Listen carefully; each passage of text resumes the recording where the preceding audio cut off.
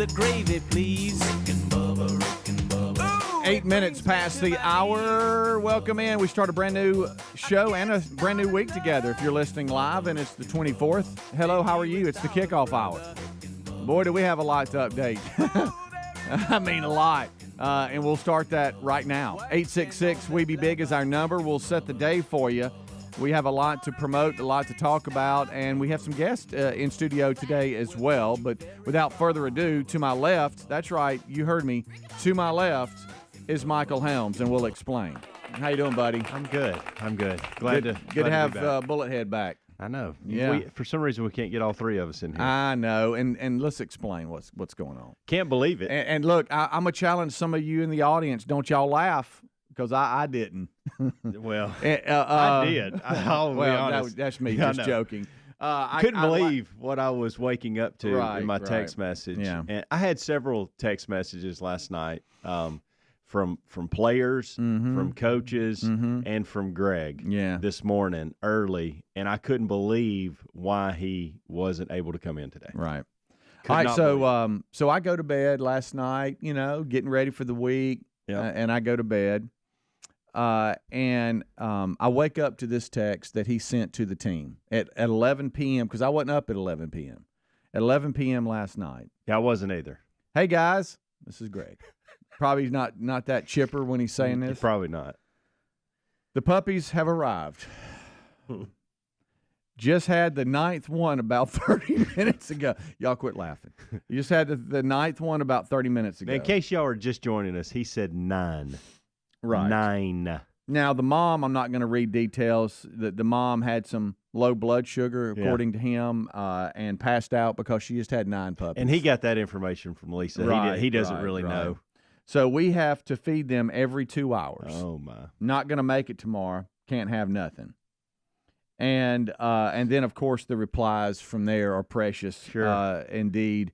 So Puppy Watch 2023, it is here, and Greg and Lisa have had 9 puppies.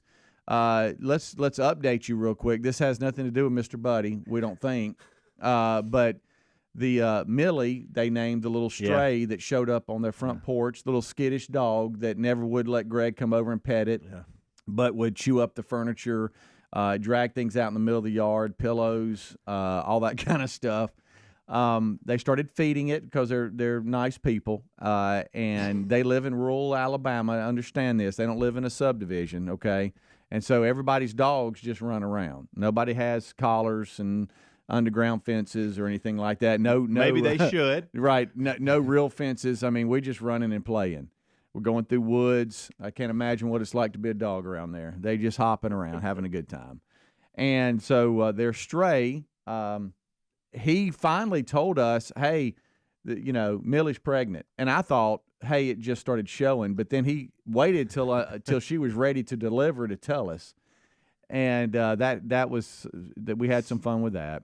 And so last night, she finally had the puppies. Yeah. And we were wondering, how many puppies will she have?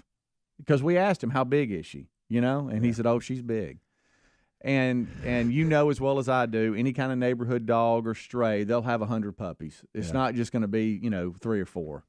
And so 9 puppies, 9. Have you seen a picture? 9 puppies. No. He has not sent me one. Has he sent you one? No. Okay. But I think I've asked for one, and for some reason he refused. I'm gonna ask. He said that she's a pretty little thing. Well, I mean, if we're gonna sell these puppies, we gotta know what they look like. 2x2 Rescue was the beneficiary for the charity charge last month, and they were here. And Greg actually said, "Hey, I might be bringing some puppies to you." But then we thought about putting puppies on the wheel. We cranked up the wheel last week. What if we had a little puppy on? If we could get a picture of the puppies, we could put it on the wheel. What if it landed on that and you got a free puppy from Greg? Huh? Now I love the idea, but now if somebody's looking for a prize that they don't have to take care of, it's probably a lot better. Yeah. We're look. I don't know what this says about us that we're having such a good time with it, but that's just us. It's just who we are. I know that Greg and Lisa are in a handle, and he's got to. It says here, feed. We have to feed them every 2 hours. All right, so that was at 11. That's a all right. So at a little after 3, when I got up, he was still up, and he said, "Well, I won't say what he said." He said, "I'll say this. This one I can read." He said, "This is like a bad movie." Well, yeah, it is. It's a real bad movie. So that's why there's no Greg today. Everything's okay. Everything's fine. He's just dealing with 9 puppies. Have you ever had to deal? Puppies. Have you ever had to deal with a dog having? I haven't either. Never have. That's something I've never. Not with my mom and dad. Amanda and I have never gone through this. Mm-hmm. I've never had to deal with a litter of puppies. Now I think they have though. Yeah, I think so. But I asked him. I was like, "Hey, what's your plan? Do y'all have a plan? Do you have a place?" He goes, "Well, she'll just have them." What does that even mean? I don't know, but I guess she'll just have them. And she did. That's the most Greg Burgess response ever. I know. All right, another update. So that's there for you. Golly. Main show. We'll have a good. If it was me, and I know he's been up every 2 hours, but if it's me, if I had anything to say about this by the end of the show, we're going to talk to him because I need to hear that disgusted voice. But Rick will know best with baby brother. It might be best not to talk to him today. That's just wait till tomorrow. I would like a picture though. The least he can do is give us a picture, and I did just request that for a text message, and hopefully in the next 2 hours when he's feeding them, he'll be able to do that. Lots of updates. Can't wait to talk to you about your trip with UAB men's tennis. Rick and Sherri had a very successal marriage conference they went to down in Florida. Can't wait to hear about that. That was Tampa area? Yeah. Okay. And matter of fact, Adler had attended that church when he was younger. That's right. And so I cannot wait to hear about that. But from the things I've seen on social media, I can tell you it looks like it was very successful. Today is a charity charge today at participating Buffalo Wild Wings benefiting Kevin Dareberry Ministries. We've talked a lot about Kevin Dareberry. This is past Thursday. Yeah. Last week he had his annual golf tournament, and today 10% of food sales at participating Buffalo Wild Wings will go to the charity charge beneficiary, which is Kevin Dareberry Ministries. KevinDareberry.com, and that's Derry, D-E-R-R-Y, Berry, B-E-R-R-Y.com. So that's there for you as well. And then good friend of the show, Gene Hallman, mover and shaker. He will be here today. I know we had the Talladega Super Speedway this past weekend, and wow, what a finish. Kyle Busch ended up winning that one. That was crazy. It went into, I guess the last, maybe 10, 15 laps, I think. There were a couple of wrecks. Yeah. It was insane. That's Talladega for you. But this coming week, April 28th through 30th, is the Children's of Alabama Indy Grand Prix. And we will auction off 2 tickets to the event and a ride in the 2-seater race car around the track before races start on Sunday. And so that's a pretty big deal. Gene Hallman will be in to talk about that, and we'll open up bidding. And if you're the highest bidder, then you can enjoy a pretty cool event this coming weekend, Children's of Alabama Indy Grand Prix, Friday the 28th through Sunday the 30th. IndyAlabama.com is the website. So there you go. The table is set, and we are ready to go. We'll come to break. We'll get back, get an update from Helms, and get this puppy started. No pun intended here. 9 puppies. 9. Count them. 9. What do you? I just wish I would. There was video. As Millie continued to have puppies and Greg's reaction. I know. Yeah. That's a lot, guys. Rick and Bubba. Junk science, that's what the doctors call many of those fruit and vegetable supplements. Junk science because they use extracts of common produce department fruits and vegetables with very few health benefits. I take Field of Greens because it's the whole organic fruit and vegetable, not a watered-down supplement, and it's backed by a better health promise. Feel better with more energy by taking Field of Greens. And folks, we got you a 15% discount off your purchase at fieldofgreens.com with the promo code BUBBA. That's fieldofgreens.com for 15% off, or go to rickandbubba.com. Oh, look, honey, the ants are back.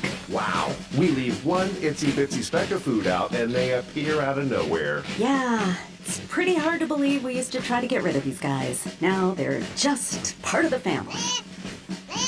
To be honest, I liked our family the way it was before they came. I guess it's time to call Cooks. You don't have to live with pests. Get proven protection from Cook's Pest Control. Call or go online for a free quote. Cook's Pest Control.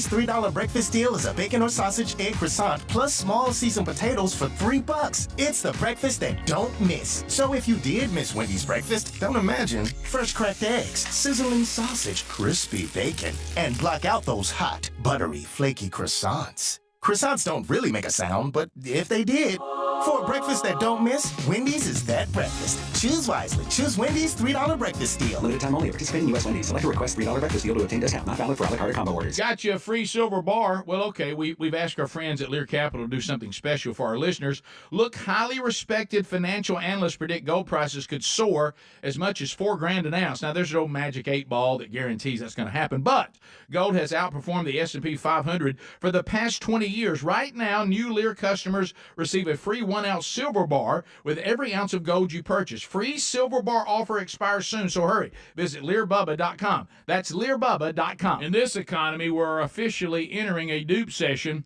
where we're looking for products that do the same thing at a better price. Our favorite dupe? Raycon wireless earbuds. With Raycon, you don't have to pay an arm and a leg for quality sound and essential smart tech listening features. Raycon also offers buy now, pay later options and an easy and free return guarantee. Right now, get 15% off your order at buyraycon.com/Bubba. That's 15% off at buyraycon.com/Bubba. Once again, buyraycon.com/Bubba. Our friends at TheraBreath have some good news if you have bad breath. Try TheraBreath Fresh Breath Oral Rinse. TheraBreath is dentist formulated by Dr. Katz himself. TheraBreath doesn't mask bad breath like those burning alcohol mouthwashes that can actually irritate sensitive mouths. It's alcohol-free and free of gluten with no added dyes or colors. Find TheraBreath in all your favorite retail and drug stores. Look for the bright orange cap or online at TheraBreath.com. You can find a direct link at rickandbubba.com under the sponsors. TheraBreath, confidence in every capful. All right, folks, you've heard us talking about what Relief Factor can do for your pain for several years now. If you struggle with occasional aches and pains due to aging, exercise, everyday living, consider this. Relief Factor is 100% drug-free.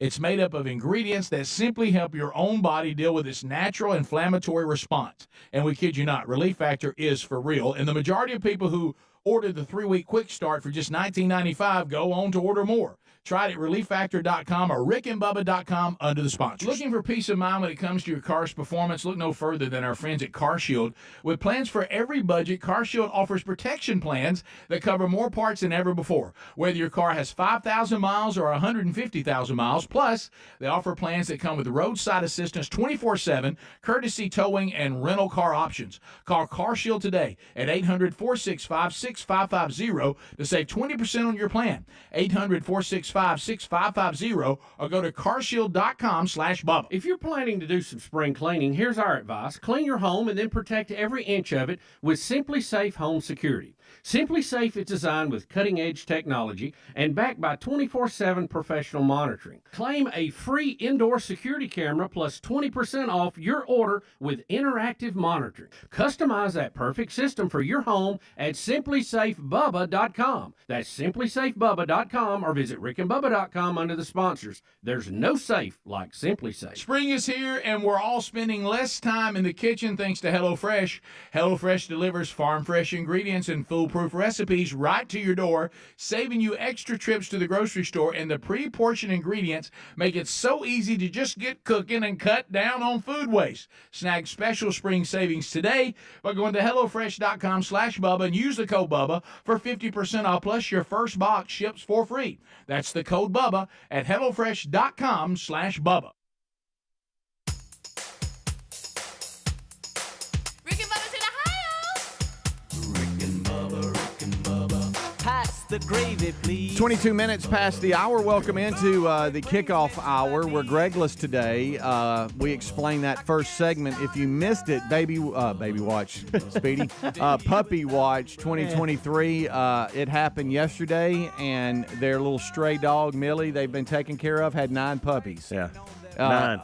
He said 9. Yeah, on into late last night. And so he's having to feed them every 2 hours, y'all. The stories. That's what gets me. Good night, alive. You think he's setting an alarm, or you think he's waiting on the puppies to wake him up? Lisa is in charge, and Lisa's got the schedule. So he's doing whatever Lisa says. And there you go. That's it. And so he is off today dealing with 9 puppies. Count them, 9.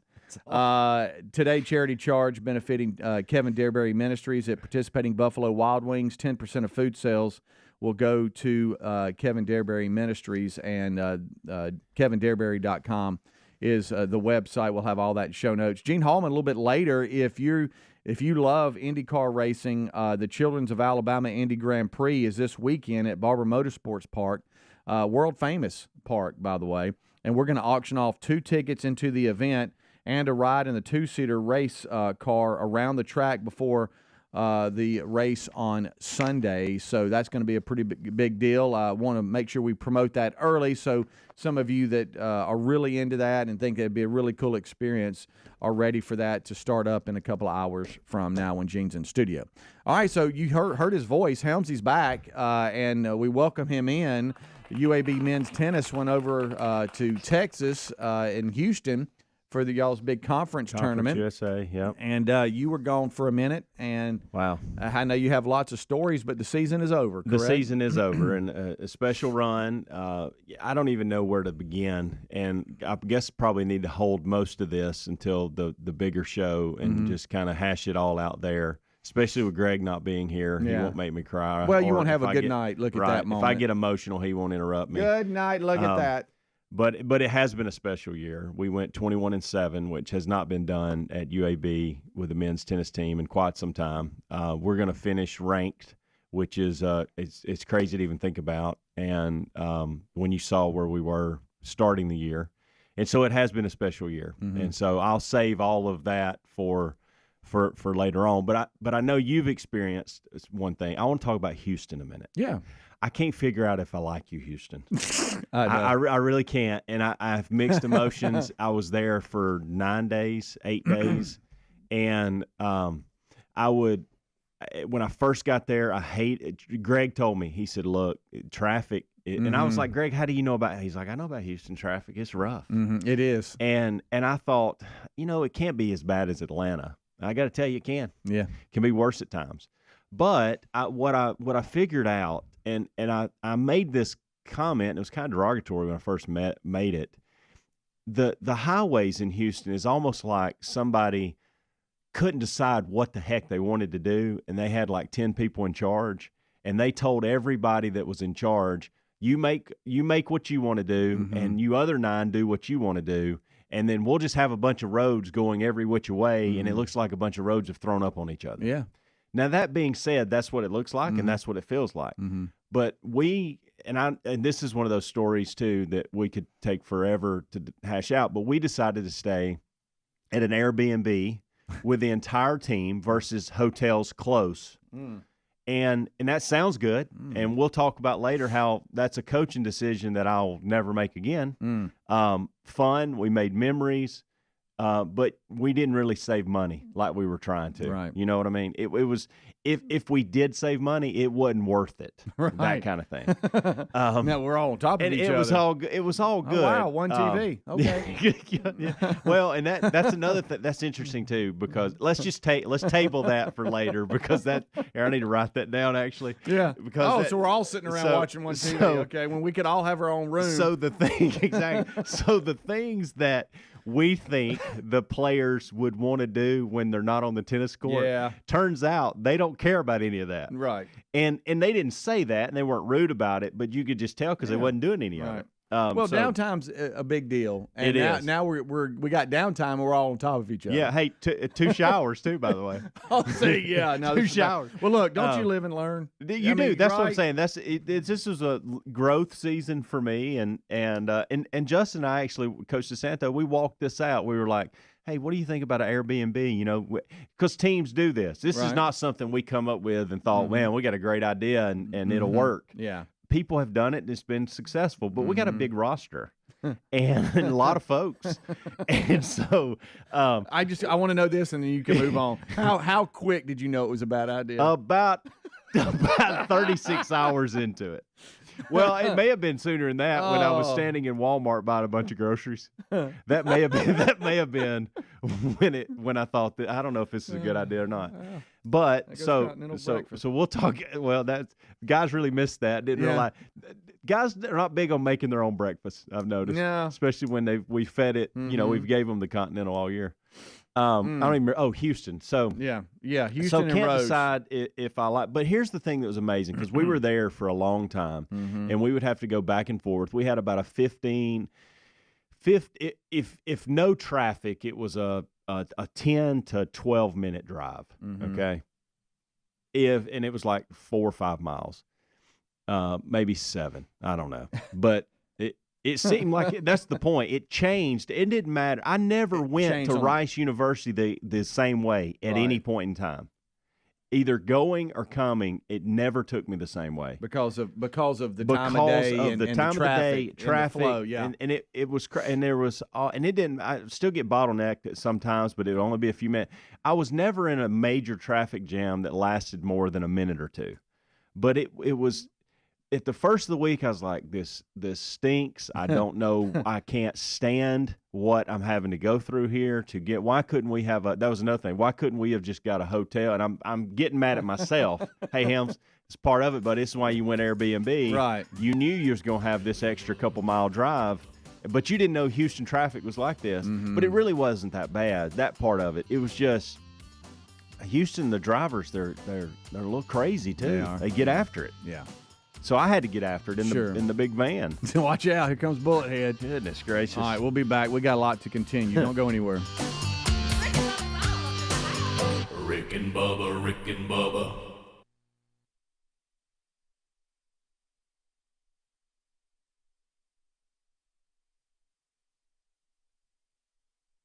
Oh, look, honey, the ants are back. Wow. We leave one itsy-bitsy speck of food out, and they appear out of nowhere. Yeah, it's pretty hard to believe we used to try to get rid of these guys. Now they're just part of the family. To be honest, I liked our family the way it was before they came. I guess it's time to call Cooks. You don't have to live with pests. Get proven protection from Cook's Pest Control. Call or go online for a free quote.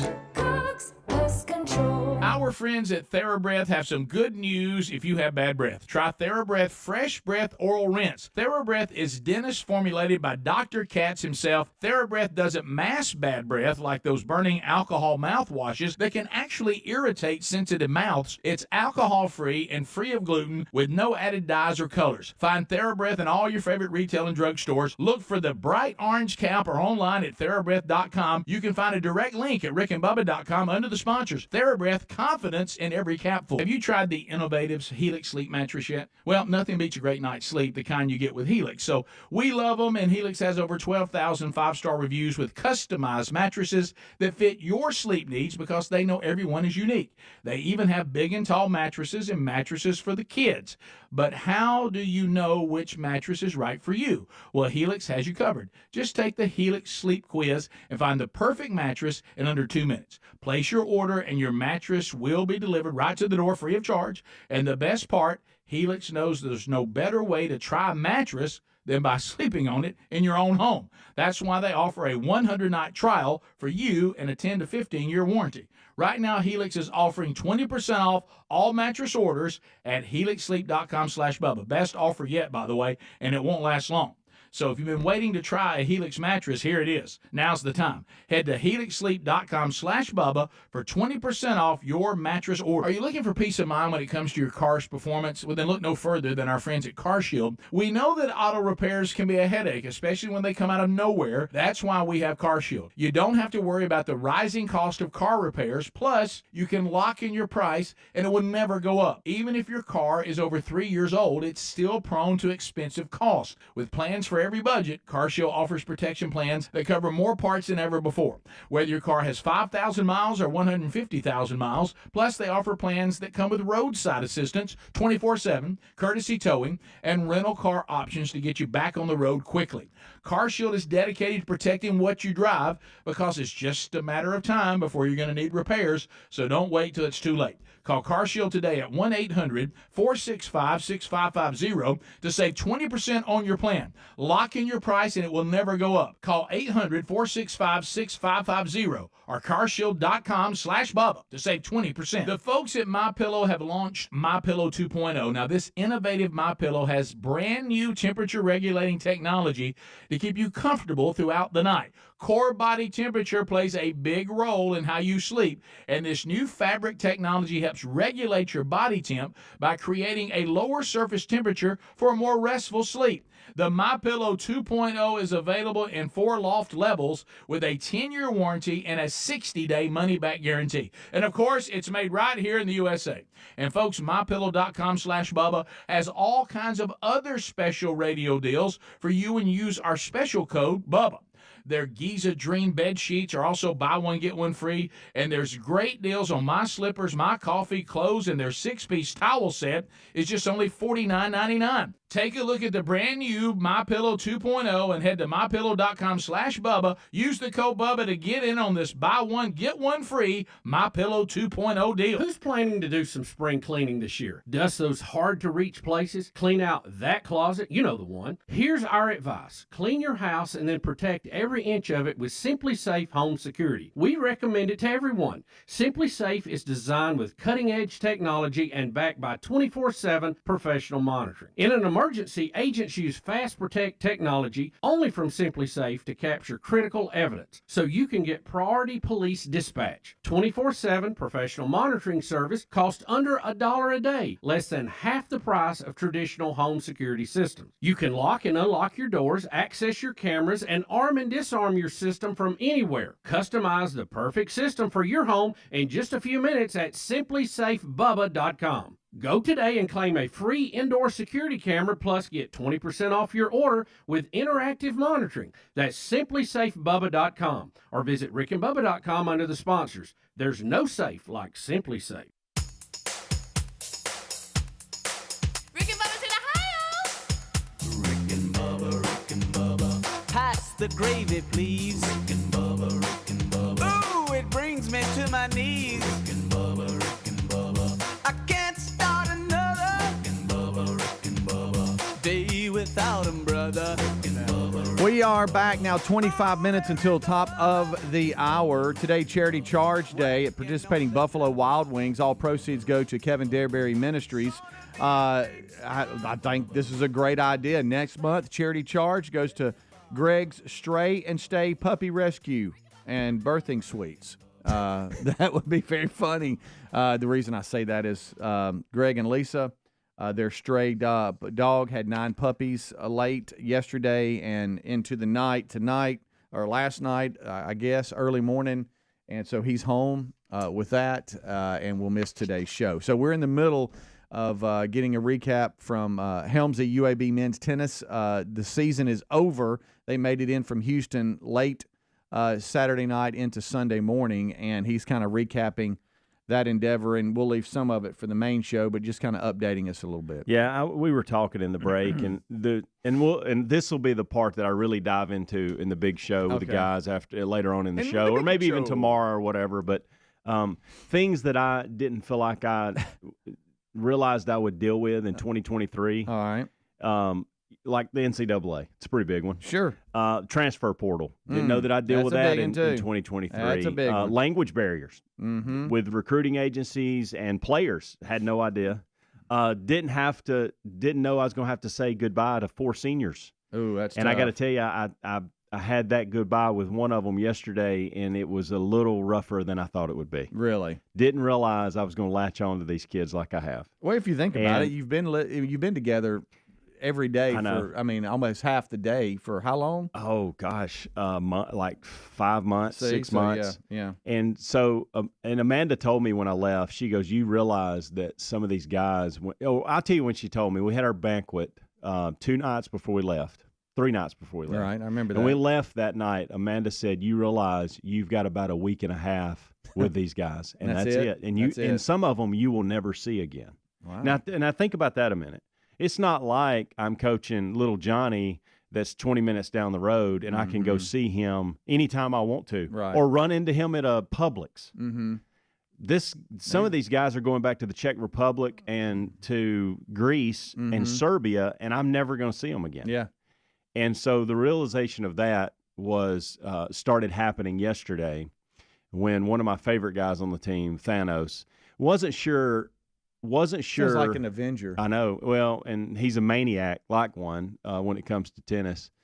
I really do think he should be in coaching on the college stage at some point. Okay. And I have told him if I ever get a head coaching job, he's gonna be my first call as an assistant. He will, by the way. He will be that guy. Okay. So we exchanged a hug and a goodbye, and then we text yesterday. And that's another thing. So we use this. I didn't even know really about this app until, and people are going to go, Helms, that app's been out for years, and I get that. But it never came into my world because I've never dealt with international people, but that WhatsApp. Oh, yeah. And so that's how we communicate because all these guys have foreign phone numbers. Mm-hmm. And so it's a good way for us to communicate as a team and as individuals. And so, but Thanos is getting on a plane today. He's leaving to go home. He's from Greece. He'll do that. But then he's coming back to the States, and you think, well, okay, Helms, you can see him then. No, he's coming back to New York. Oh. And he's going to be coaching and teaching this summer with his girlfriend, who is from Colombia. Okay. She's coming to the States. She also is a tennis player. And so they're going to do that together, and then I think they've got to kind of figure out what on earth they're going to do as a couple because he's going to go back to Greece, she's going to go back to Colombia, and so we're near each other. Exactly. I don't know how that works, but just little things like this that are entering my world that I had no idea that I would be dealing with. We're moving conferences, so this is our last year in Conference USA.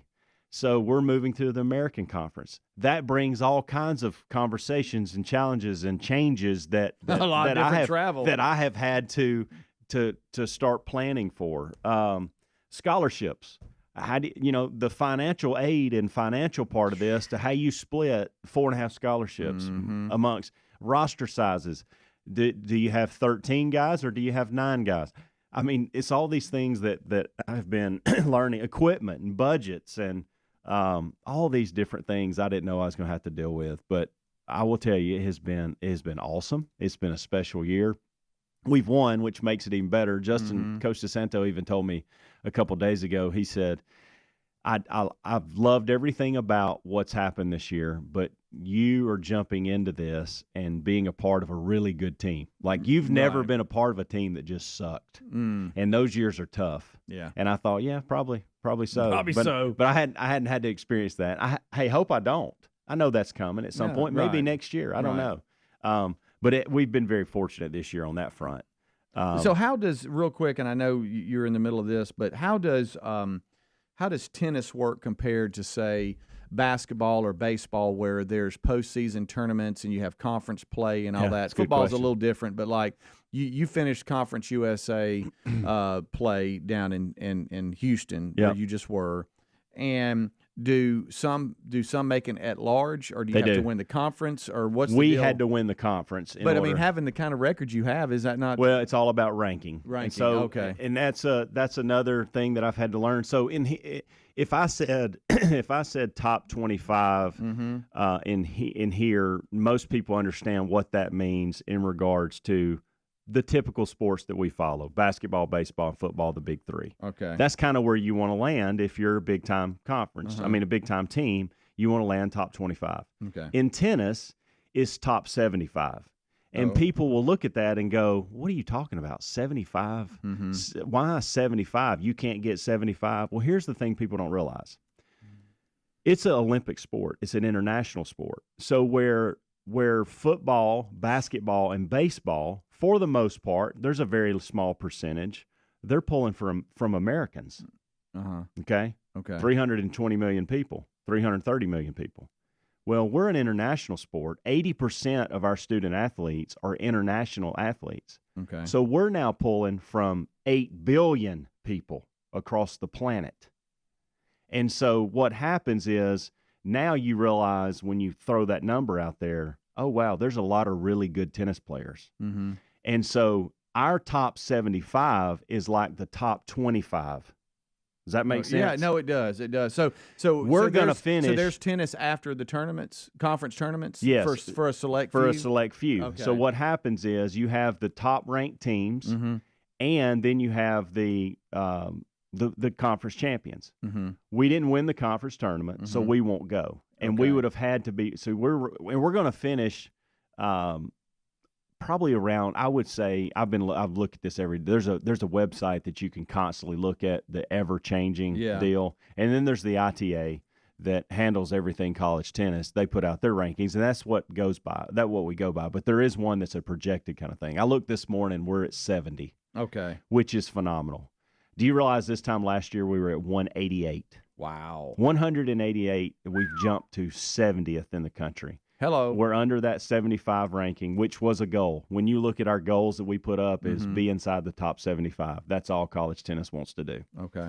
And so, but because we've had this, now we could continue to win next year and move into that area where we could get an at-large bid to go to the national tournament, the NCAAs. Yeah. But we're not there yet. But it's special nonetheless, and to finish in the top 75, which we will likely do. There will be some things that will change, and to look at some of the schools that are outside the 75 and we're in is remarkable. It really is. Big time names that you would see and go, wow. So UAB finished ahead of them in 2023. How about and that? It has everything to do with we've got 4 seniors. 3 will continue to go to answer your question. Yeah. 3 will go on to play. One of them's going to go on to try to coach and teach and kind of just use his degree that he got. They're all smart. They're so intelligent. They're all straight A students. I really think one in particular will have an opportunity that you see these things. It's so hard, just like anything else. And it's even harder with tennis because there are so many people that play it across the globe. You've got one guy in particular, maybe 2, that I really think has a chance. They call it futures, and there's different tournaments depending on what country you're in. And they'll go. They want to continue on and try to play pro tennis. And so they will play. There'll be 3 of them that will play in tournaments like would be the equivalent of the Birmingham Barons baseball. Those guys are trying to make it to the big leagues. So we have 3 guys that will do that over the summer, into the fall, and then next year. I really and truly think one of the 4 probably has an opportunity that we will see him on TV one day. Okay. Now, that being said, that's just an opportunity, and a lot's got to happen health-wise. Does he continue to have that same drive and desire that he has now? You never know. They may go home and meet a girl and get married and have a family, and that's over. I mean, it's just and use their degree. It's just like anything else. But so they'll do that. Now, the off-season guys that are coming back, they're all going home. So my off-season is going to be a lot of recruiting, a lot of office time. I will probably get back into teaching and coaching, just on the side, just to kind of stay out of the house because Amanda's working from home, and she's going to be done with me being there for about 2 weeks, I think. And I'll spend a lot of time with Braden, Caroline, and Maddie on the courts too as they continue to play. But it'll be a nice little downtime for me over the next 3 or 4 months, and then we'll start back in the fall. Fall's not nearly as busy. It'll be a lot of development. There's not a lot of tournaments. There'll be a couple of times where we go on the weekends to places. But most of our guys, if not all, I think all of them, are going home for the summer or either going to countries like Germany or whatever and playing for the summer and coming back, just like you would travel ball. Like Tyler went to Alaska that year. We got guys going to Germany for the summer to play. All right, cool. So, yeah. How about that? Yep. That's inside men's tennis. I didn't know a lot of that. We'll be right back. Bubba, Rick and Bubba. Paid for by Christian Care Ministry. Let's see, if something costs less, but people are happier with it, that sounds like something to look into, and that's MediShare. Maybe you've heard switching to MediShare to pay for healthcare can save the typical family $500 a month. And that's huge, but it's also true that people are way more satisfied after making the switch, too. The customer satisfaction rate for MediShare is double that of the typical health insurance plan. MediShare works. It's been around for more than a quarter century, and members have shared more than $3 billion of each other's bills. People love having telehealth and a huge nationwide PPO network. So, yeah, you can save a ton and like it better. Imagine being happy with how you're taking care of your health care. So if you're self-employed or part of the gig economy, or you just want a plan you're happy with, you can call right now and get a price within 2 minutes. A very, very smart use of 2 minutes. Here's the number you need. 855-51-BIBLE. That's 855-51-BIBLE. 855-51-BIBLE. Wendy's $3 breakfast deal is a bacon or sausage egg croissant plus small seasoned potatoes for $3. It's the breakfast that don't miss. So if you did miss Wendy's breakfast, don't imagine. Fresh cracked eggs, sizzling sausage, crispy bacon, and block out those hot, buttery, flaky croissants. Croissants don't really make a sound, but if they did, for a breakfast that don't miss, Wendy's is that breakfast. Choose wisely. Choose Wendy's $3 breakfast deal. Limited time only. Participating U.S. Wendy's. Select a request $3 breakfast deal to obtain discount. Not valid for a la carte or combo orders. When you're an innovative business, every blinking cursor, every blank page is an opportunity. What will you do with it? Will you make something better or create something new? Our Dell Technologies advisors provide you with tools and expertise to do incredible things. Because we believe there's an innovator in all of us. For advice on smart PCs powered by Intel V Pro that's built for business, call a Dell Technologies advisor at 877-ASK-DELL. You've never knowingly feed your dog sawdust, but it's one of the most common fillers found in dog food today. Even the ones labeled healthy can contain powdered cellulose, otherwise known as wood pulp. I'm veterinarian Dr. Marty Goldstein. Your dog needs a biologically appropriate diet. That's why I developed Nature's Blend, a freeze-dried raw food, premium cuts of meat, omega-3 rich seeds, and superfood veggies and fruit. This is my dog Cleo. She's a 10-year-old Chihuahua. Before we started Dr. Marty's food, she was really not spunky, a lot of digestion problems, joint pain. Nature's Blend is made in North America and is pantry safe. Now she acts like a little puppy. She's running around. For a limited time, save 54% off Nature's Blend and receive a free pack of premium dog treats. Go to drmartypets.com/free treats or text free treats to 511-511. I guarantee it with a 100% 90-day return of your purchase price. Message and data rates may apply. You may receive up to one additional text off to opt out. Paid for by Dr. Marty's Pets. Folks, we got you a free silver bar. Well, technically, we asked the folks at Lear Capital to do something special for our listeners, and they came through with a free silver bar. Look, highly respected financial analysts predict gold prices could soar as high as $4,000 an ounce. $4,000. Granted, no magic 8-ball or anyone else can guarantee that, but if you bought gold today at Lear Capital's favorable prices, the cost of gold jumps anywhere near these predictions. That could be some life-changing profits. Listen, gold has outperformed the S&P 500 for the past 20 years, and gold is a brilliant strategy for protecting your savings and retirement with a risk-free purchase guarantee, 25 years of experience, and thousands of 5-star reviews. Check out Lear Capital right now. New Lear customers receive a free 1-ounce silver bar for every ounce of gold that you purchase. Your free silver bar offer expires soon, so you need to hurry. Go to LearBubba.com. That's LearBubba.com. Let's face it. Prices are up, our bank accounts are down. We're officially entering a dupe session. We know most products do the same thing but are priced differently solely based on the brand name. So we're here to tell you about a duplicate or dupe. You don't want to sleep on this one. Raycon wireless earbuds. Raycon's mission is to prove to you don't have to pay an arm and a leg for quality sound. You also get essential smart tech listening features like noise isolation, water resistance, and 3 customizable sound profiles. In this economy, every purchase needs to be perfect. So Raycon offers buy now, pay later options and an easy and free return guarantee. And check out their website. They have over 50,000 5-star reviews. Plus, you can get a pair of Raycons and a spare and still pay less than you would with some of those other big-name tech brands out there. Right now, you can get an additional 15% off your order at buyraycon.com/Bubba. That's 15% off at buyraycon.com/Bubba.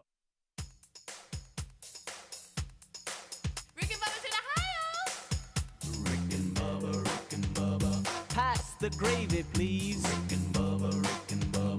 Ooh, it brings me to my knees. Rick and Bubba.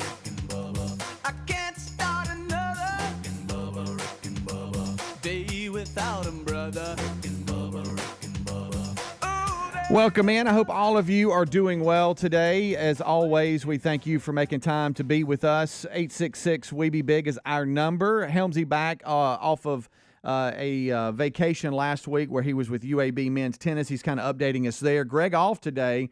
Puppy Watch 2023 became real yesterday, and I understand that Mama has dropped 9. Their stray big number. Their stray dog that became pregnant has dropped 9 puppies, and he dealt with that. I know the text he sent to the team was around 11 p.m. last night, and then he was texting with us in the 3 o'clock hour. So he has been up most of the night. That is the one thing, the number is what keeps standing out to me, because I knew we were going to get this text. I knew we were going to get an update at some point. Yeah. And I just was assuming that it was going to be 4. Right. Or 5. Yeah, I didn't think it'd be 9. Or I mean, and that's a lot. 9's a big number. That's a huge. That's a big number. A big family of dogs. Yes, it is. Hey, this portion of the show, we just want to take a second and remind you, if you are maybe a business manager, person in charge of advertising for your company. I just want to remind you that this show and another popular program that the national sponsorship team at SSI Sales wants to remind you that we can really help get the word out on trying to accomplish your goals, reaching loyal viewers and listeners ready to successfully impact your business. You can email us.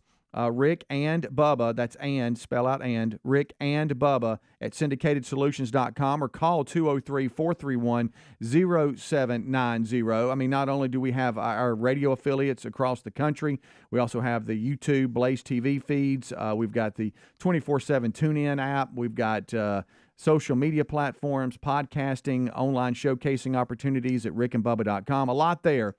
And so just want to make sure that you know about that. And even if you just say, hey, look, I just need a local market to get my word out, then still contact us, because we can get you in touch with the local sales teams for our different affiliates. They do just a fabulous job. And so that's there for you, making sure that you know that. It's Charity Charge Day, benefiting Kevin Dareberry Ministries at participating Buffalo Wild Wings. All right, so a lot happening. Helmsy's in the middle of telling us all about what happened to wrap up men's tennis for UAB. And as a coaching staff, when y'all went to Houston, you decided Airbnb over hotel room. And it was because of the number of guys you had, not kids, but the number of men you had. And you just thought, hey, it's going to be better off this way. Well, we a couple things. One, we saw our budget number. Yeah, right. We're coming up on it. Okay. And we thought if we go our natural route, where we get hotels, and we added a match late we went to Houston a lot earlier than most people do. Mm-hmm. We left early and played a match there, and then played the tournament. Okay. We had somebody cancel on us. Okay. And we never could reschedule it, so we had an open date. You only have so many You only have so many dates. We had one available, so we thought, well, we'll just go to Texas early, because we've got these 2 schools around that area that actually want to play us. Okay. And so we'll go do that, and we'll stay an extra couple days. Well, because of that, you now have a home match that's now being turned into a road match that is a long way, and so it's like to play a home match, you got refs and you got balls, but you're not having to worry about lunch and overnight stay and stuff like that. And so the budget then gets tight. So we thought, well, in order to stay around the budget number, why don't we do an Airbnb, try to save some money? Right. We'll stay kind of on the outskirts of town, won't be as expensive. We'll go buy a bunch of stuff at Walmart. We'll cook. We'll have the players cook. Hey, here we go. Yeah, this will be fun. On paper, it's a great idea. Sounded good, looked good. Hey, the budget was screaming in the green, going, yes, I love it. Bring it on. And then reality hit. And so we did that. We got there. Everybody's excited, and we had this little bitty, it's a big house, but it had like a little lake back there with some canoes and kayaks and paddle boats, and we thought, the guys will enjoy that. There was like a volleyball court kind of thing, sand volleyball. You're thinking downtime, this will be great. There's a fire pit, and I'm thinking downtime, the guys are going to love this. They'll be able to go out there and kind of spread out and get away from each other. Well, it turns out bunch of international kids, they don't care anything about any of that. Not one thing. How many times did y'all tell them that's available? About 5 or 6. Did you finally stop? There were certain dares that took place, like, hey, if we beat Rice, we're going to actually get in the kayaks. Oh, and I'm thinking, what is that even like? It shouldn't take beating Rice for you to get in a kayak. Like, that doesn't make any sense. It's right there. It's available. Right there. It's available. If you want to get in a kayak, go get it. You don't have to pass a test. But to do they this. don't. They were That's like funny. concerned about the lake. Is the water clean? Are there gators in there? Oh, those type things that they were just. They didn't want to come near the lake. Oh, they skied. So the fact that they got in, finally 4 of them got in a paddle boat and kayak was only because they lost a dare or won the dare with us beating Rice. That was it. Okay. That's the reason they were even out there. That's funny. But the whole Airbnb experience, the concept's great for a family of 4 or 5, sure. But when you try to stack 11 people with 2 showers, 3 half bath. Well, 3. It was 2.5. So you had 2 full baths and a half commode that we really needed. Thank goodness it was there. But rotating 11 guys when you factor in the coaches with the showers, that was interesting. Sleeping arrangements sounds good. Got a bunch of bunk beds. Sure. Now I slept on an air mattress, in case y'all are wondering. I gave one of the players a bedroom. Are you serious? And wasn't about to let Coach DeSanto sleep on an air mattress. So I told, he was like, "You just take that room." I said, "No, I'm not." You said, "I got it. I got this." Now I will say bullet this. head. I got it. It was a nice air mattress. Yeah. It was a sure enough good one. But I was done about day 4 of sleeping on an air mattress. I bet you know what I mean? And I bet you and were. We were there for 8-9 days. So that was interesting. Hey, spent so much at Walmart. There's no way we saved money on the food budget. No way. Really? No way. And of course, the guys don't want to cook their But own hey, meals. you know what? Now you know, though. A lot of cereal being eaten. Yeah. A lot of cereal. Boxes of cereal. Rick and Bubba, Rick and Bubba.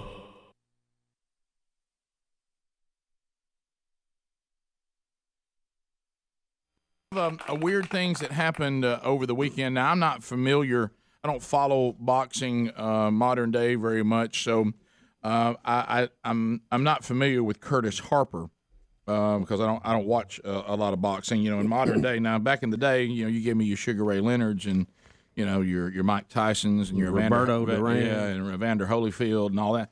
And marvelous Marvin Hagler. I knew all that. And then boxing kind of got to where I didn't really know who was who and just kind of lost interest in it when it all just became kind of a pay-per-view kind of thing. So Curtis Harper was supposed to be boxing on a televised bout on the Premier Boxing Champions card on Fox Sports 1, and he was supposed to be fighting somebody that I no way I can pronounce that name. Yeah. This is a Nigerian Olympian. Right. Mm-hmm. And so his title is up against this contender. Curtis Harper's he's fighting a contender. And Bubba, he is protesting what he was getting paid. Yeah, it says he was protesting money, but what's weird is that he goes through everything, the introductions, everything, comes out of the corner right after the bell rings, and then as he's approaching the competitor, he stops and turns around and leaves. And here's the audio and video of how that very odd how scene. that went This down. is how he gives his title up. It's very interesting. All right, so. It is a heavyweight matchup. I'm going to let you know when that man fights Efe Ajagba, do not blink. Of his 5 professional bouts, 4 of them have been done in the first round. That's the contender. So he likes to bring an end to opponents in quick fashion. And Curtis Harper has walked out of the ring. Wait, what? I cannot believe I this. have never seen this before. He walked out of the ring. Out of the ring. He's not fighting this guy. He walked out of the ring. I've never seen this before in my life. Wow. Curtis Harper has and walked the fans here in out of the Minnesota ring. are really upset right now. He's just gone. He just walks out, and he's gone. He's the champion, but he's unhappy with what he's getting paid. In the story, I mean, he signed a contract. I tell you what, I saw that contender who has knocked everybody out in the first few minutes. that might have been something. That 4 out of 5 in the first round may have something. They say he's 6-0, and 4 out of 5 he knocked out in the very first round. Boy, he looked like the real deal. Right. He looked like the real deal. Now he may talk about he's protesting money. He might just said, I'm not going to get pounded here today. Right. I'm out. Because I'm telling you, the mad Nigerian looked like he was ready to go. Yes, Look at him. You think he's not ready to go? Now Harper, I mean, he's 13-6 and got 9 KOs. Right. I cannot believe I never seen this before. He walked out of the ring. He's not fighting this guy. He walked out of the ring. I've never seen this before in my life. Wow. Curtis Harper has and walked the fans here in out of the Minnesota ring. are really upset right now. So how much was he supposed to get paid? It doesn't say. It just says in the story. It says he was protesting the pay, and it doesn't really go much further than that. At least what I read. So, well, they're saying he won't get anything. He'll be suspended by the boxing, ruling bodies and all that kind of stuff, and he'll have a long way back probably. How about that exit though? So, there you go. And he said he's not. He walked out because he's not getting paid enough to fight, and he wants respect. Okay, buddy. But the problem they're saying is, well, but you signed a contract for the bout for the set amount of money. You signed it. Why did you? Right at that point's when you say that's not enough, right? Right. I mean, if y'all want this, and they said that they. Did you think he said he was in his mind? He was thinking, "I'm not getting paid enough for this whooping I'm about to get." Because his competitor, that Nigerian. If you're a boxer, you know you're going to fight. I mean, that's kind of what you do. Well, let me tell you what some of the folks inside the field are saying. Now, he's saying he left for money, but then they're starting to talk about his opponent. Mm-hmm. And they're saying, we really want to see this. Says, we have waited a long time to have another heavyweight who I guess he does get the belt now, who instills fear in his opponents by just being in the ring and looking at them.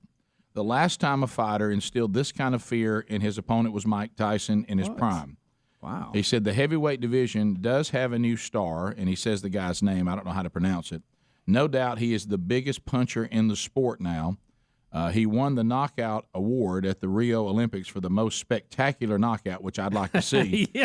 They said is a must-see TV, and all of us are excited to follow his journey into the heavyweight division, which undoubtedly will lead him to the heavyweight championship of the world. Now, is he not that now because this guy walked up? You know how they have the different divisions? Maybe he just won this guy's division, but he's working his way to go after who's big guy that is the heavyweight champion. Which I'm the like one, you. I'm out the of the one loop we on would say, boxing the one now. we'd care about, who we consider to be the heavyweight champion of the world. I don't know what federation that is, but That's about, yeah. it's what we would recognize. Come on, Wilder. Yeah, Dante Wilder. Yeah. And he's in the division like I would say, well, that's the heavyweight champion. Yeah. And so they're saying he's now on the journey to face Dante Wilder.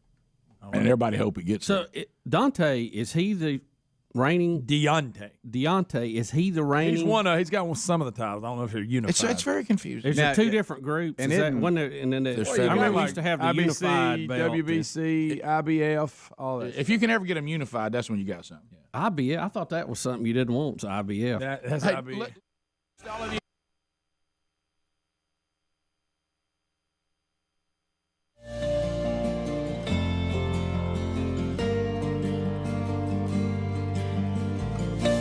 Join us and take food.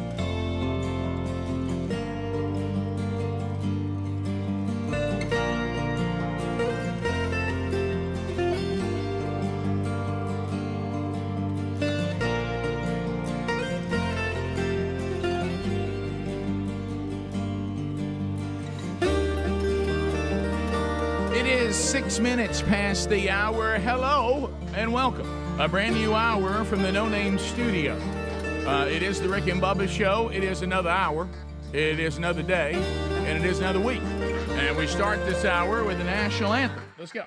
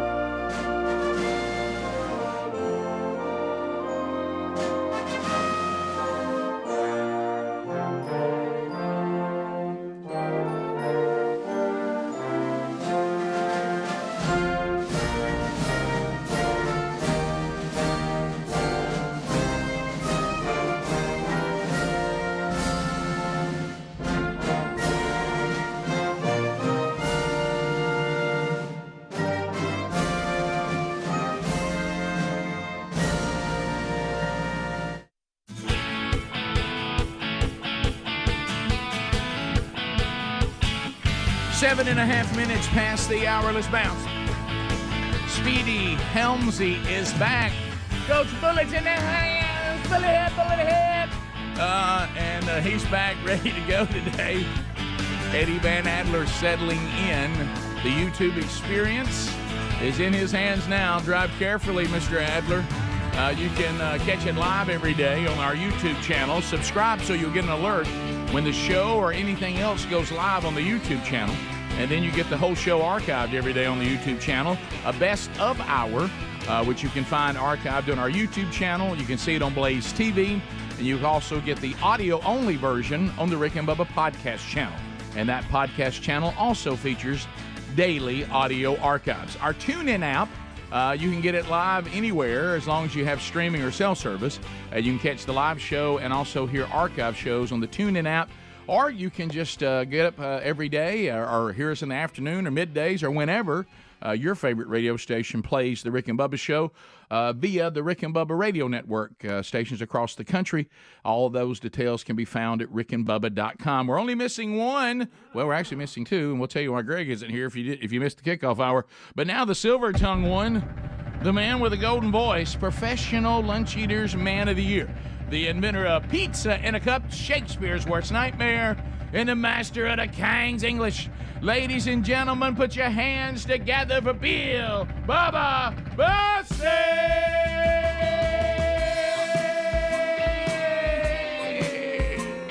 Howdy, Bubba. It's hard to even talk over there, Rick. I know, Bubba. Good morning, Rick Burgess. Friends, neighbors, associates everywhere. Welcome to the Rick and Bubba Experience. Your two fat buddies on the radio in a world that has gone crazy. Oh, yes. Yes.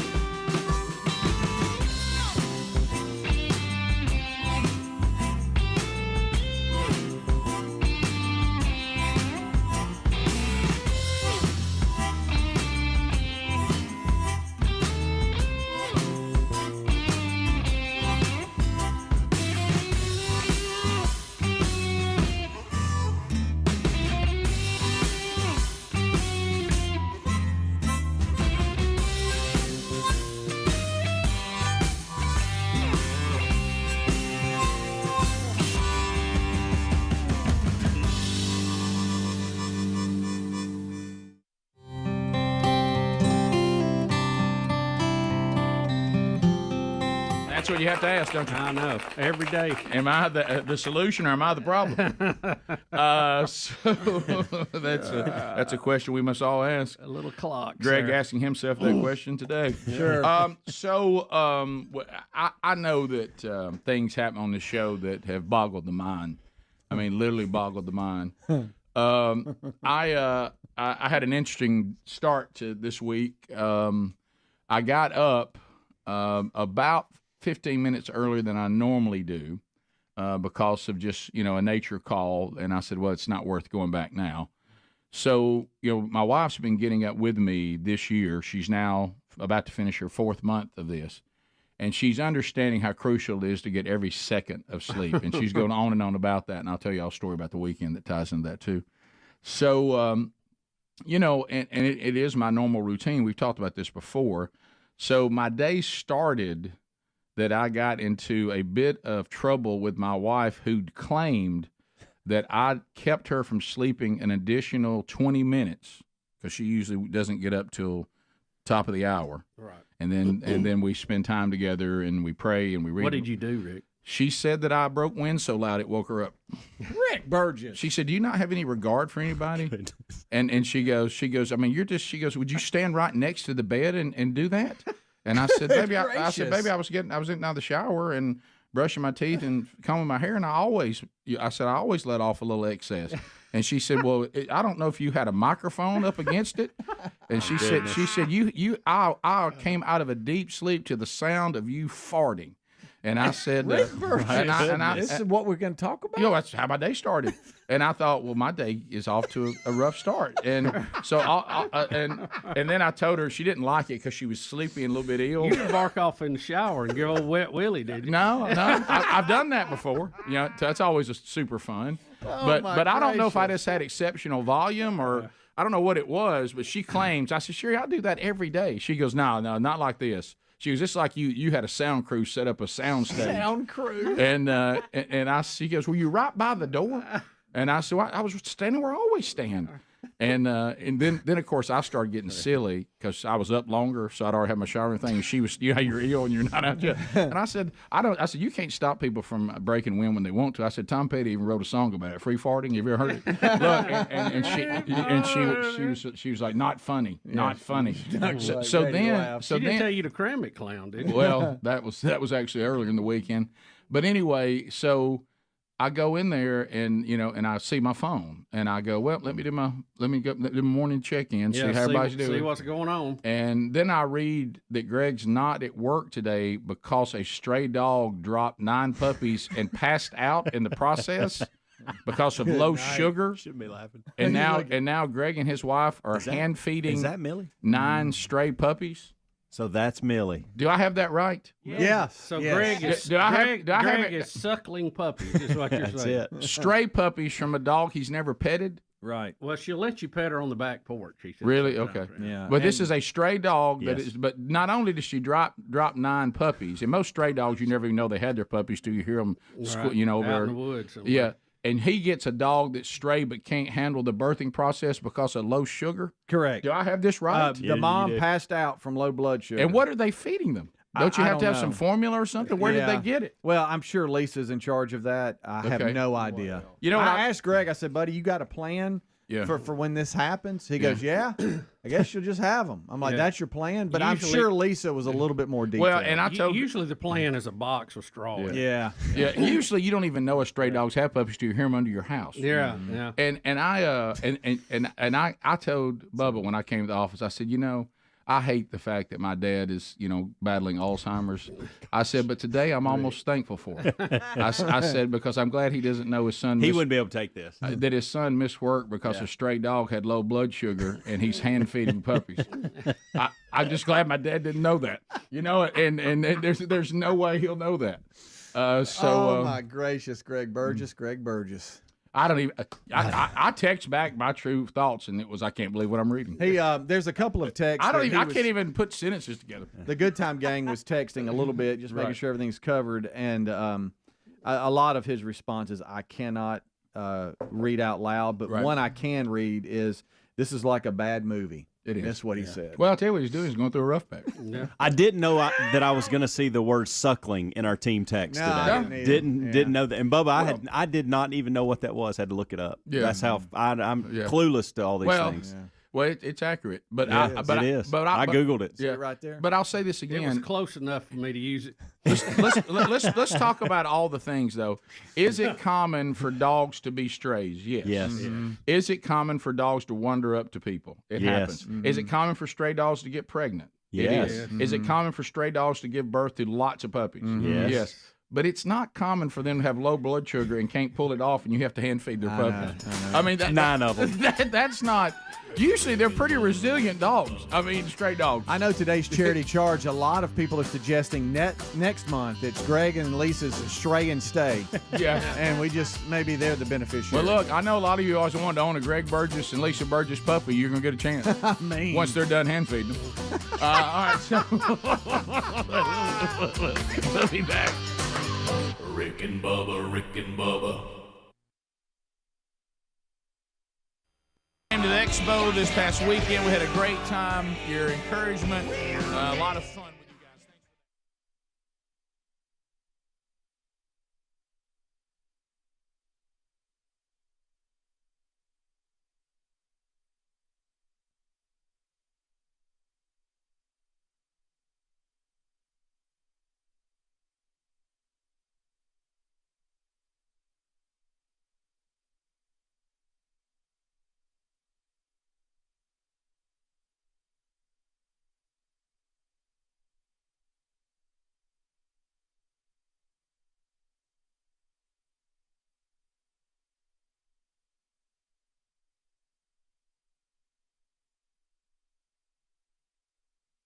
got, but I keep looking. They keep showing pictures of this guy before this even happened, and he don't look right. I mean, he don't look right in the eyes. I mean, he's great. I didn't check his ears, but as far as him kind of having a, hey, I'm not completely there look, it looks like he certainly has that. Are you surprised that they have these gaming tournaments that are at this level with Madden? Not at one time I would have been, but I realized. Did you know that those kind of things went on? I did at this level. Mm-hmm. So well, not at that. I knew there were things like this. Yes. Well, I mean, Bubba, when we have somebody tell us their kid got a scholarship as a gamer, that let me know that for the gamer team at the college. Okay. Mm-hmm. Well, David Katz, 24, he was unhappy after being put out of the tournament or losing a game, and ended up opening fire. And killing 2, injuring 11, and then turning the gun on himself. This see right here. This capture of it is, I mean, come on. I mean that's not even the day this happens. I mean, no, that was long ago, wasn't it? I mean, something. It's weird too to hear the announcer describe David Katz. We have about 20 seconds of that, but this is before it ever happened. You are not going to see much emotion from our guy Brett. This dude is a man. David Katz keeps to himself. He's a man of business. He's not here for the experience and to go out, this, that, and the third. He's not here to make friends. He's all business. He's focused, and to even get him to open up to talk to you about anything, it's like pulling teeth, man. He was heading back to his. Did you hear that? So, I mean, is that not a description of him to a T? Yeah. By the way, that's a play-by-play guy who's doing play-by-play of a fake football game that a kid's playing. We're going to watch people play a video game. Oh, yeah. And do play-by-play of it. Yep. And so somebody go fishing, man. Somebody learn to hunt. Somebody go get in the outdoors, man. Get some sun on you a little bit. Do something. Yeah. But anyway, all right. So in the story it says that he lost Saturday, whatever. Anyway, in the elimination round on Sunday, after he got beat, he left the venue to, I guess now we're thinking, retrieve the gun from the car and came back in and started shooting. And back to the announcing part, they were live streaming a lot of the action, and this is from the live stream when it broke out. And it's watch this. I got to warn you. You see the dot on one of the players' shoulders, the laser dot. Got a lot of good games going on. It's a lot. It's going to be hard to get them on stream. It's a lot. It's not a tough out today. Excuse me, not an easy out. Just going. Wow. Controller's disconnected here. I bet. So you hear somebody shot, son. What do you shoot me with? Wow. And then it goes away. Wow. But it goes from. Did you hear that guy say, "What did he scene- shoot me with"? Yeah. You hear more shots. Yeah. And then, as Bubba's talking about, there was a shot of, or a still shot of one of the gamers that actually got was killed with, and he doesn't even know it. He's sitting there, and the red laser's on his chest because he had a laser sight. Yeah, I on see the gun. picture. They've caught it in a still shot where you can really see it, and and that laser is the sight, and he is shot right after they show that. I mean, that's and then he killed himself. See, Right? really not. Yes, yeah. He shot 2. Or killed 2, then turned after injuring, I think 11 more. I think 9 were shot, and then 2 were hurt trying to leave the venue, and then so it's a total of 11 injured, 2 killed, and then he turned the gun on himself and killed himself. And so now we're saying he obviously is evil and has certainly under some sort of demonic force, but there's no doubt about that. But I mean, what were they saying? This was his response to?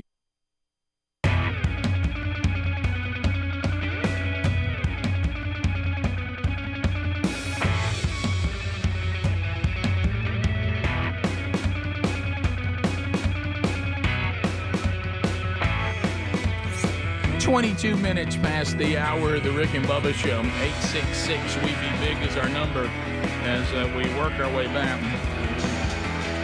Still to come on the program, a couple of things you need to know about today that are important for today. First of all, the Rick and Bubba Buffalo Wild Wings charity charge is underway today, and it'll be Kevin Derryberry Ministries at all the participating Buffalo Wild Wings. All of them are in Sweet Home, Alabama. That's in Alabaster, Birmingham on 280, Gardendale, Tuscaloosa, Hoover, downtown Birmingham, Trussville, Pell City, Oxford, and Chelsea. Those are all Alabama places, and those are the participating Buffalo Wild Wings. Kevin Derryberry Ministries will benefit. We told you all about them last week. We had the golf tournament. Bubba and I were there on Thursday. That's their big fundraiser, but this will be a nice supplement to that fundraiser as you guys go out and eat delicious food. And if you live and listen to us on 104.7 WZZK and live in the Alabaster area, or you work in that area where that Buffalo Wild Wings is located, which is a participating Buffalo Wild Wings, Kevin Derryberry will be playing out on the porch today. Is that tonight or something? But anyway, so that's tonight at the Alabaster location. You're right. Yeah, so you can go hear Kevin actually play and sing for you a little bit while you're enjoying the food and helping out their ministry. So do that today, and then later, coming up next hour, Gene Hallman, everyone's favorite sports event guru, will come in here promoting the Children's of Alabama Indy Grand Prix this coming weekend at the world-famous Barber Motorsports Park. If you love the Indy Series and you'd like to ride in their little two-seater and get tickets and have a little VIP package to the Indy Grand Prix coming up this weekend, be listening for your chance to bid. Whoever bids the most money for Children's of Alabama, you will get that VIP package for the weekend. Speaking of barbers, I was talking to a friend of mine this weekend that goes out to their Porsche school that they have out there. Okay. He goes every year, he said. He said it is so much fun. Yeah, it is a very impressive facility, and those kind of schools that they have out there, and then of course that motorcycle museum is unbelievable. Yeah. I mean, yeah. So, and then the Indy Series, I mean, they seem to love the track floors of motorcycles. Yeah. And they all run. That's what's crazy. Yeah. So if you're going this weekend, and I mean that's a huge, successful event. People come from all over the country, even around the world, for the Indy Series. And then, of course, last weekend Alabama hosted the NASCAR Series at Talladega. So it's been it's back an incredible facility. It really is. So enjoy that this weekend if you're coming in town for that. And if you'd like to have a VIP package, stick around. You donate the most money to Children's of Alabama, you'll get to do that.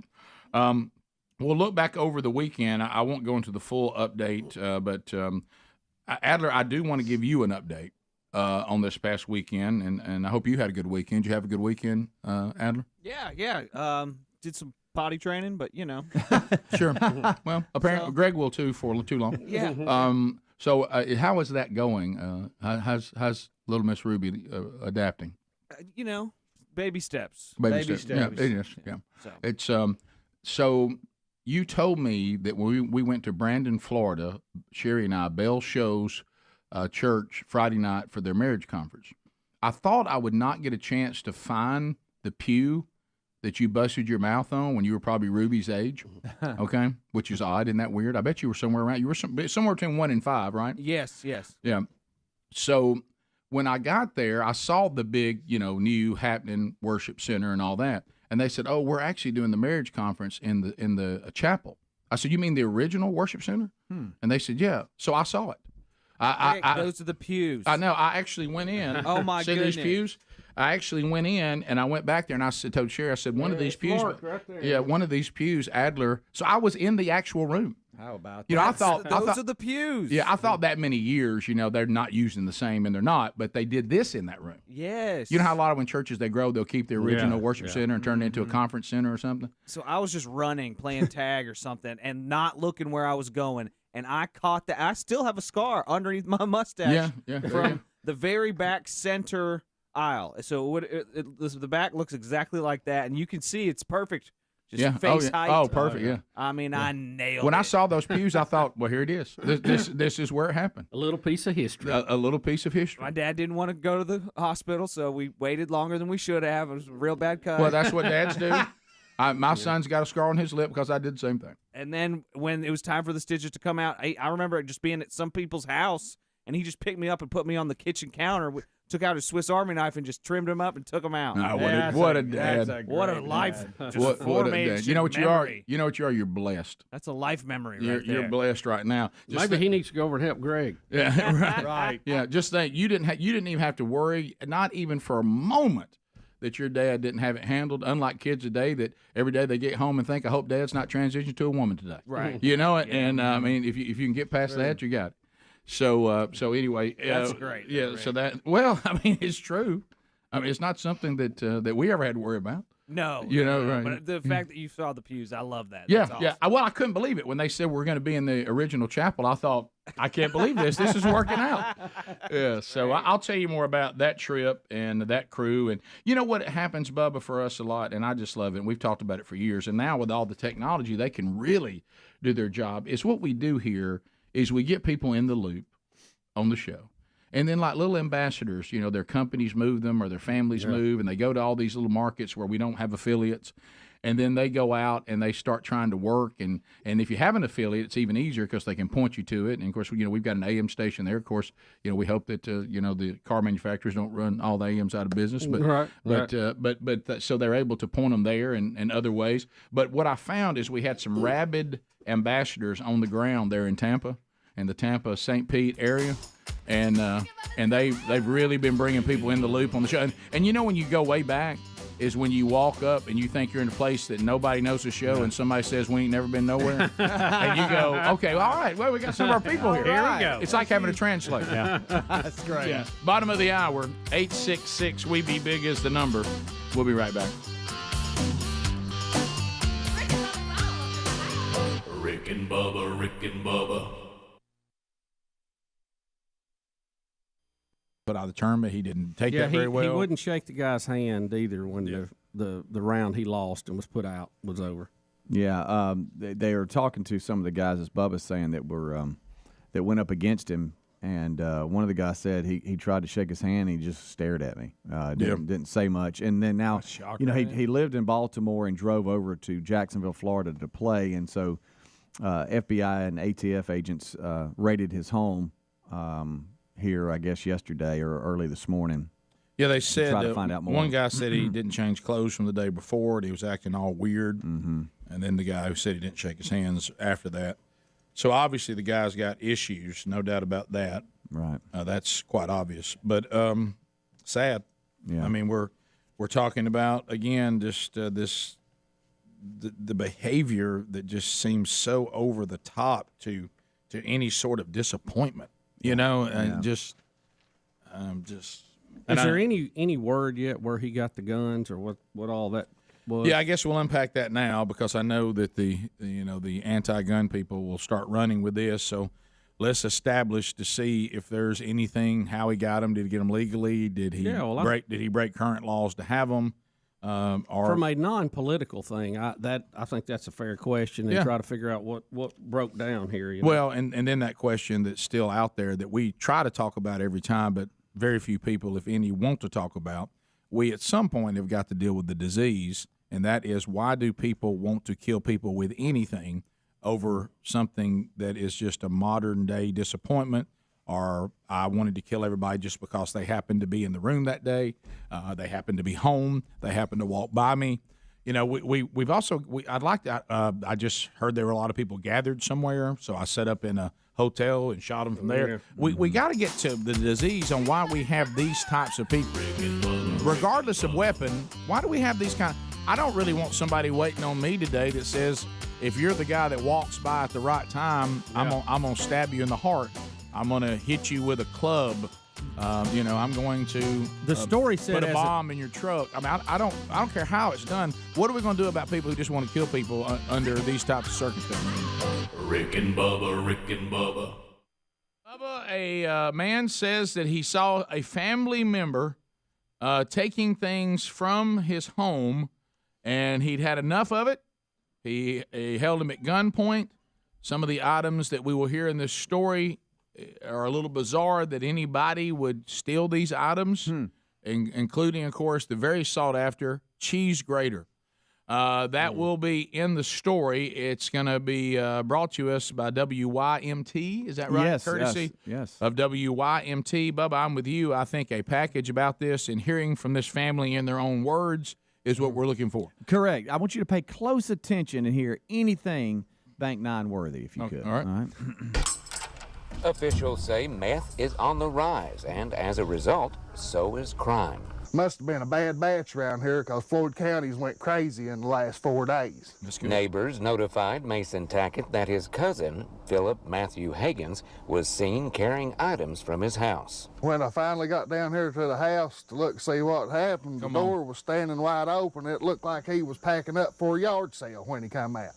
And that is when he confronted Higgins. Yes. He was lying, throwing his hands and saying stuff like, I didn't do it, you know how rogues do, and blaming on everybody else. The confrontation took a dangerous turn once Tackett found items belonging to him.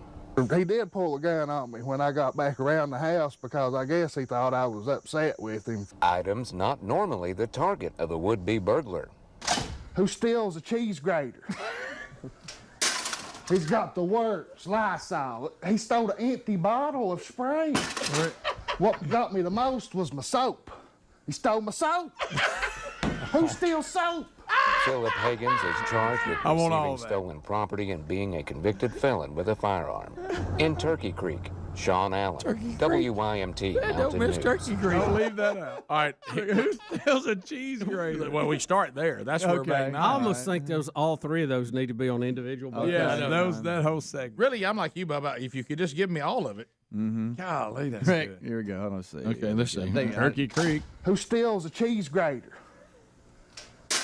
He's got the works, Lysol. He stole an empty bottle of spray. What got me the most was my soap. He stole my soap. Who steals soap? Philip Higgins is charged with receiving stolen property and being a convicted felon with a firearm.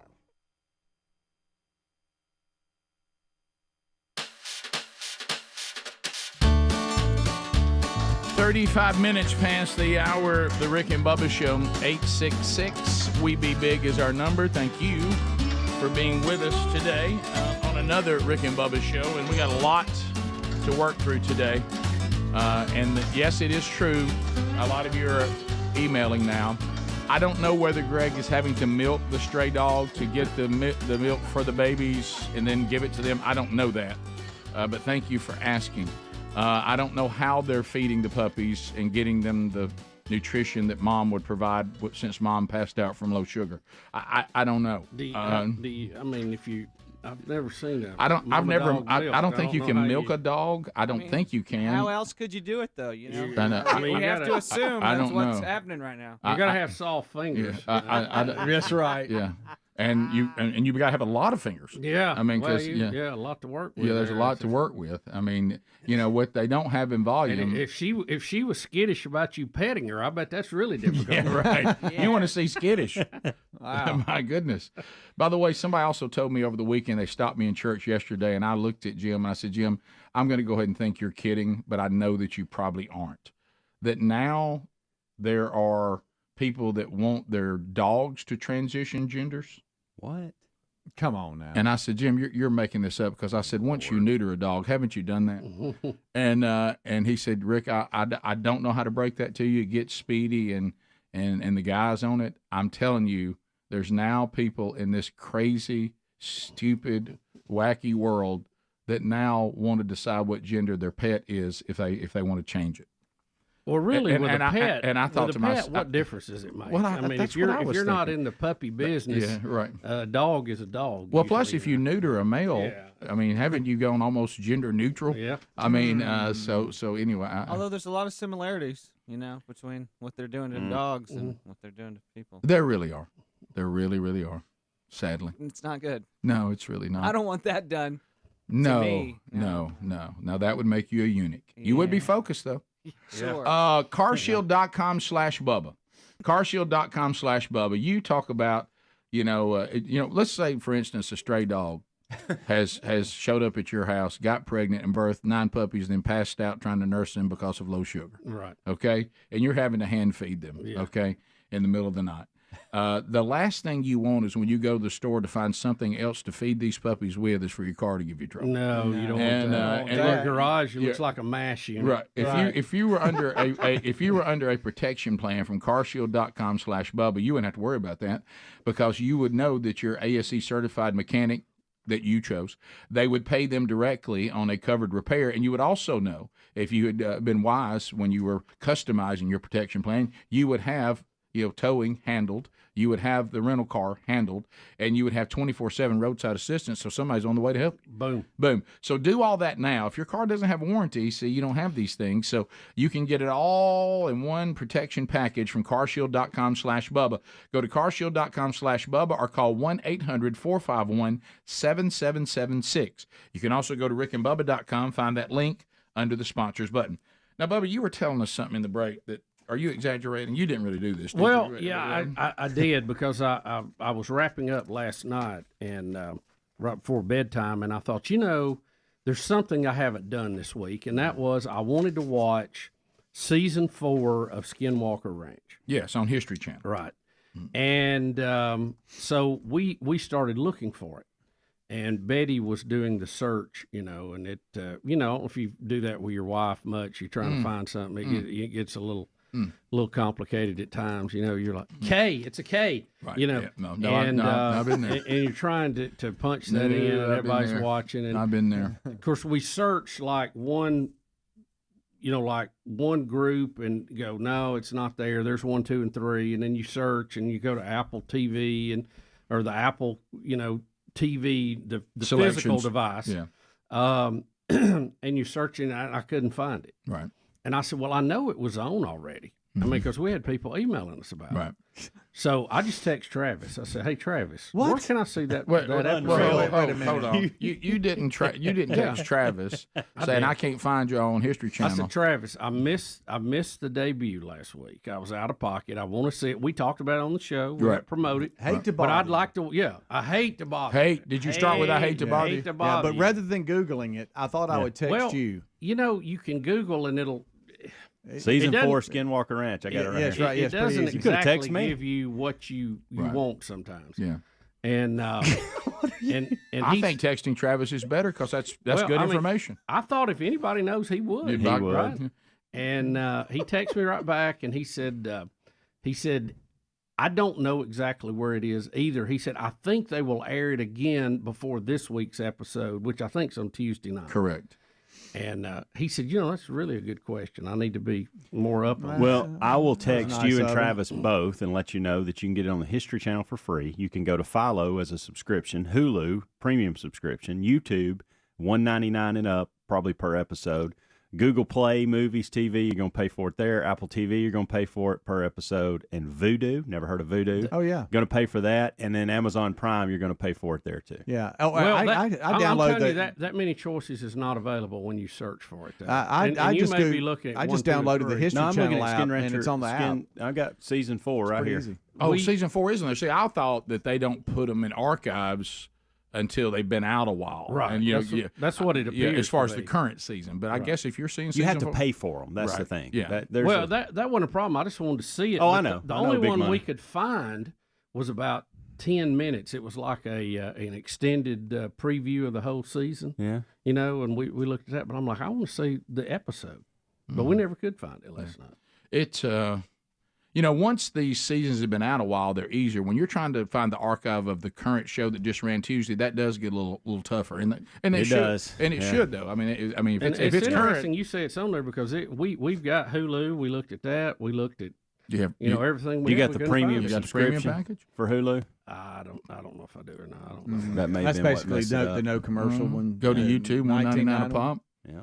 Yeah, well, it wasn't on there. Couldn't find it. YouTube TV or just YouTube? We went to YouTube. YouTube. Yep. I love this is what we're saying. Not YouTube TV. Yeah, not a lot. Took me forever to figure out the difference in that, by the way. I wanted it to be a little easier to find because I would have paid for the episode. I just wanted to see it. Well, History Channel wants it to be hard to find, so you'll watch it on History Channel when it airs. So I think you have the latest Apple TV. The bigger one, I guess. You got the thin one, and then you got the thick one. The latest Apple TV. The latest one that has a on and off button on it. Where you can go to the App Store and add apps onto it. Right. We just downloaded the History Channel app and sign in through your provider, and it should be on that. But we couldn't find it. This is like on the History sending Channel app. This is like sending LeBron James a text and asking him when they play. Well, I would if I had his text. I know. If I had his cell, Hey, where y'all at when tonight? y'all on tonight? Yeah. Instead of Googling the schedule, I would text LeBron and I would say, "Where are y'all tonight?" Well, between me and Betty and Hunter, we couldn't find it last Right. night. So I was kind of down about that. Yeah. Because I wanted to see it. I know. I mean, people are saying season 4 is really rolling too. Yeah. That's what I know. yeah. We've They heard turned we it up got a a lot little of good, bit. You know, good feedback. I'm just what night does it air? Tuesday night. Yeah. I'm a little I need skittish to on set- Skinwalker Ranch. I am too. I'm staying away for some reason. I'm just a little skittish. Your liver incidents has put me over the edge. That Well, you know, gallbladder. I can't say that my affiliation with Skinwalker Ranch has been positive. So No, far. no. See, I'm a little skittish. Little skittish. Look what's done to Greg. Another good point. I just feel like right now. I'd rather be adding puppies than taking away liver, though. I can tell you that. No question. Yeah. Hey, look, like you said, you'll even take tornado damage over there. Oh, yeah. All day long. Sure. That creeps me out a little bit. I don't want any part of that. Hey, there's something going on now. I know. Rick, skittish. I mean, several people emailed that saw it and was talking about how good it was. First episode. I bet you wish you could have seen it. I know, I did. That or the Northern Lights. We had overcast this morning. We were supposed to have a show. We couldn't even see it. No, at our house, you were talking about this, about the searching. For some reason, I don't know why, Sherri thinks she must be the one to search. I don't know why. Yeah. And I love her with all my heart and soul, but it usually is just, I literally, when this happens and she gets the controller and starts to boop, boop, boop, boop, I just get up and leave, and I go get me something to drink, and I'll go to the restroom. I'll wander the house, go outside, do some chores, because I know that this is going to be a process that's not going to be quick. And it also, when there's two people, the person not doing the buttons are always we coach helping too you much. out. Yeah, we coach too much, and that is annoying. Space. There's a space. How about this? And I know that is annoying. Don't capitalize it.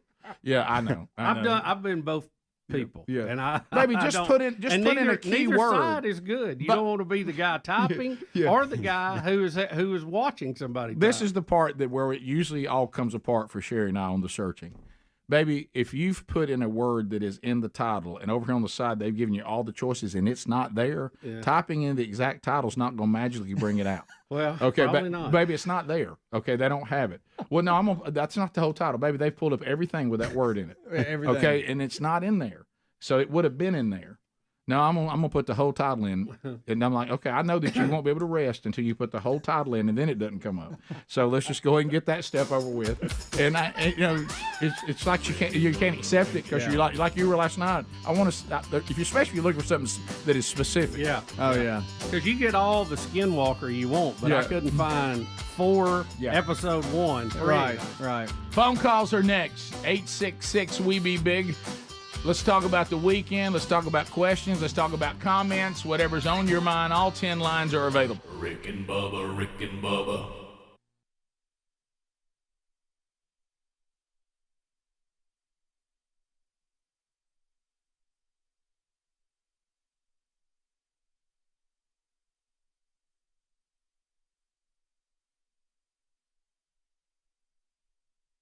Move along. I'm looking for a good time. Commodores, when they went country, was Ceylon. Do you remember when they came out with the cowboy hats on when they did it? Oh, yeah, I remember it live. We saw it live. And that was a great concert. That was the Commodores dipping their toe in country a little bit. It was always tough for me to get past slippery when wet. Well, that's a dandy. Ain't no doubt about that. It was a dandy. And for those of you that go way, mirror breastplates. Oh, you can't get past that. And for those of you that went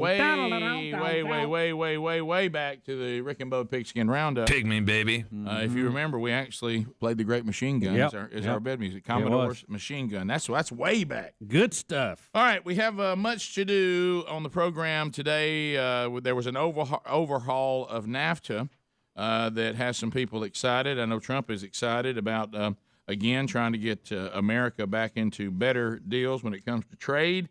And you know, Rick, people had asked me a couple of questions about some of the tariffs, and I really didn't know what they were, so I went and looked them up yesterday. This was prior to this agreement, and the agreement's long, and it's got a lot of points, and unless you follow that kind of stuff, it won't make a lot of sense. But I do want to just try to share with everybody just a little bit about why Donald Trump looks like he's creating trade wars. and why it's good for us that he's doing it. Okay, we'll talk about that a little bit on the program today. We do have an update. If you missed the kickoff hour, you don't know it yet, on the Dine and Dash guy. He has been taken into custody. Did not know that people get in as much trouble as they do for Dine and Dash. They ain't happy. I didn't realize. Wow, that people we don't. I wouldn't worry about the police as much as I would those women out there that got stuck with a bill. I have to agree with you on that, sir. You may want to be put in jail. Yep, for protective custody. The Jamel Hill thing keeps it's still in the in the news, as ESPN says. They're trying to be non-political now because it's killing them. They're not having an easy time with that. No, not if you listen to well, it's some hard commentary on that some of the hosts had about Tiger Woods. Yeah, yesterday. somebody crying about Tiger Woods who doesn't hate Trump. Well, it's tough when the whole lot of them are liberals, and they've got rid of all the conservatives that were there.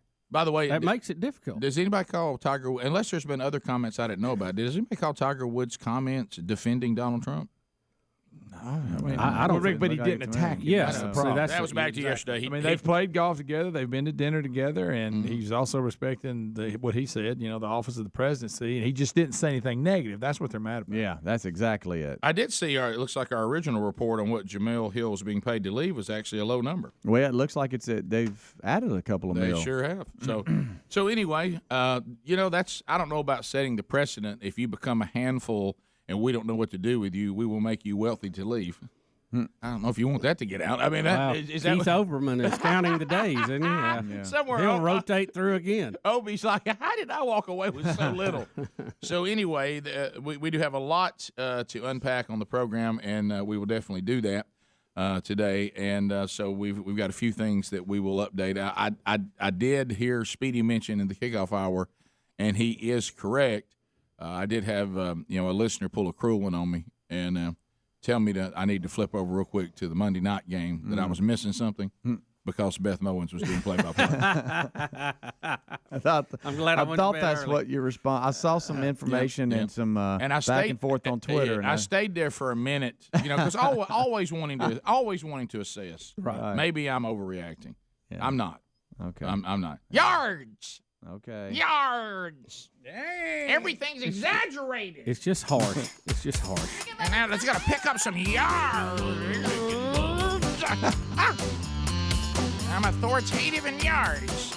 I'm authoritative in yards. I tell you, we need to get a timeout.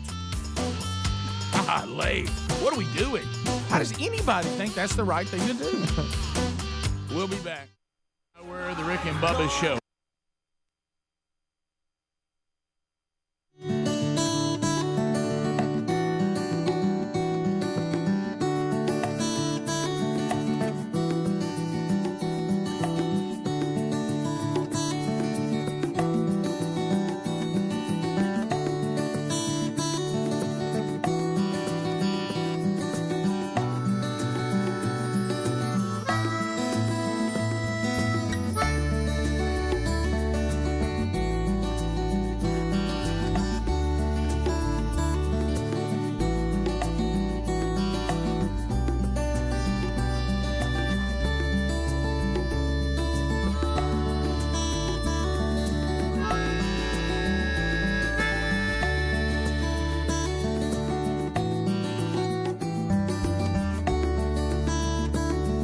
Different, doesn't it? I hate to say I like the other version better. Well, apparently American did too. Yeah. 9 minutes to the top. And we sing the calliope crash to the ground.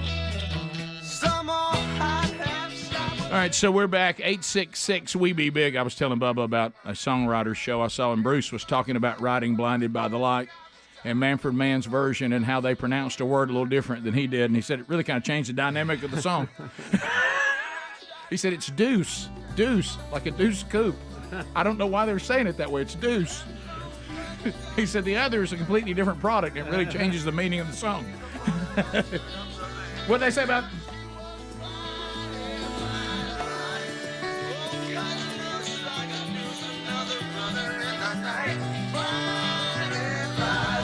Take it home, Bruce. But she got down, but she never got touched. It gonna make it. 866 We Be Big. He said it's still to this day his only number one song. That none of his other stuff. They got some of it ranked pretty good, especially off Born in the USA, but none of it has never got to number one. He said Blinded by the Lights. I wouldn't have guessed that. Yeah, and Manfred Mann's Earth Band took it all the way to number one, and their pronunciation of Deuce was a little different. Did they have anything else? I'm sure if you and I were more, savvy to the hip groove of the Manfred Mann, we'd know, but not that I know of. But I liked their version of it. I thought it was pretty good. Yeah, well, it was a big hit. Yep. I had the 45. That was the single version. You had the long version, you had the short version. 866 We Be Big is the number. Let's go to Nick Coleman, listening to 104.7 WZZK. Nick, how you doing, buddy? I'm good. How are y'all? Fantastic. All right, so I'm a veterinarian, so I know a little bit about puppies. If the mama's still passed out, make sure you throw some Tums down her throat for some calcium, and then make sure she's eating puppy food so she got enough energy to nurse. Yeah, I guess I should put you, but Greg has a really good vet where they live, and I'm sure they're getting that information, but I'll pass that on to him to make sure. But how are they feeding the puppies? What would you feed the puppies? They make puppy milk replacer. Yeah, they do. Did Greg have to make a run to Walmart and get that? Please tell me he did. Probably. Okay. You can give them milk for a short term, but it's not real good for them. That's what I thought. They'll get some pretty bad diarrhea from it. Thank you. For but sharing. usually puppy milk replacer. Yeah. So could he milk the mother? As much as he wants to try, he can't milk them all. Okay. Well, she's passed out right now. Well, that's what he said. He said, "Is she still passed out?" So anyway, you know what Ben Stiller said. So I just right. Well, Nick, thank you, and I will pass that along. But trust me, with Greg and Lisa, these puppies couldn't be in better hands. Thanks, and he does have a vet there that he's, he does. Yeah, because Greg's got a never-ending saga with dogs. He does. So the vet knows him very well. do you think the dogs tell other dogs? I tell you where I need to go. Yeah. There's this place, and you won't believe the hospitality. Right. Yeah. Every dog he has right now was a stray. Every one of them. Correct. Mr. Buddy was too. Yeah, that's what I'm saying. Every one of them. Yeah. And this dog ran. What was the other dog's name? Marty. Marty won't come back. He won't come back. Did this dog run Marty off? I don't think Marty liked Millie. Okay. Millie's the new dog. Somebody did, because there's 9 puppies. Yeah. Right. Yeah, they got Somebody was very impressed. They got past it, didn't they? For all we know, it might be Marty's. He may be an irresponsible dad. Right. May hit the road. Half the families in America right now, the dads run out on everybody. That's true. So I'm sure in the dog community it's rampant. We continue. Let's go to Thomas in Dothan, News Talk 103.9. Thomas, go ahead. Hey guys, how are you? Good. We're great. I'm good. I saw all kind of pictures and articles about the giant hammerhead shark that washed up in Mobile, and it's tragic. But she was pregnant with 40 shark pups, and I haven't seen any kind of figure from anybody about how many, if any, of the babies could survive. And I was just wondering if you had a number. I think Greg and Lisa took 25 of them, and they're currently raising them in their bathtub. But I honestly have no idea. No, I don't. Yeah, I haven't seen that. Yeah, I know what Bubba's comment will be on that, but won't you just hold it? Yeah. Here we go. I see it now. Let's go to Brandon in Ohatchee. Brandon, welcome to Rick and Bubba. Hey guys, what's going on? Over the weekend, I watched a movie on Prime. It's called On a Wing and a Prayer. Yeah, I saw that. And have you seen that? Okay, good. I saw it this week. As I was watching, I got to remember, and I was like, hey, I've seen this before. I've heard this. I remember y'all's bit a couple years back. Yep. It made a best of CD. That we and my wife's like, sorry, go ahead. No, and I said, that was what was funny when I was watching the movie. I think I had the same experience you did, Brandon. I'm like, is this the guy that we did the story on? It was 2009, somewhere in there, and it is. You're right. It's the same story. Yeah, I was telling my wife. She goes, "Do you get all your information from Rick and Bubba?" I was like, "I do." Well, she's blessed. Of course. I mean, that makes a wife sleep well at night to know her husband gets her information, his information from Rick and Bubba. Great wisdom. Yeah, but I remember that. And the movie, you're probably with me. I thought the movie was okay. I didn't think it was great, but I thought it was okay. You're not talking about there's a 2023 movie on A Wing and a Prayer with Dennis Quaid. That's it, but it's based on the 2009 actual event. Okay. Yeah, and we covered the actual event. Oh. When it was a breaking story. Gotcha. And you remember the guy? He's from Louisiana, and he basically sounded a little bit like Nadmeyer. Yeah. And I see in this movie you see him actually get up talking at the very end. It's funny to hear him because he's from Louisiana. He's a good old boy. Yeah. And you remember him.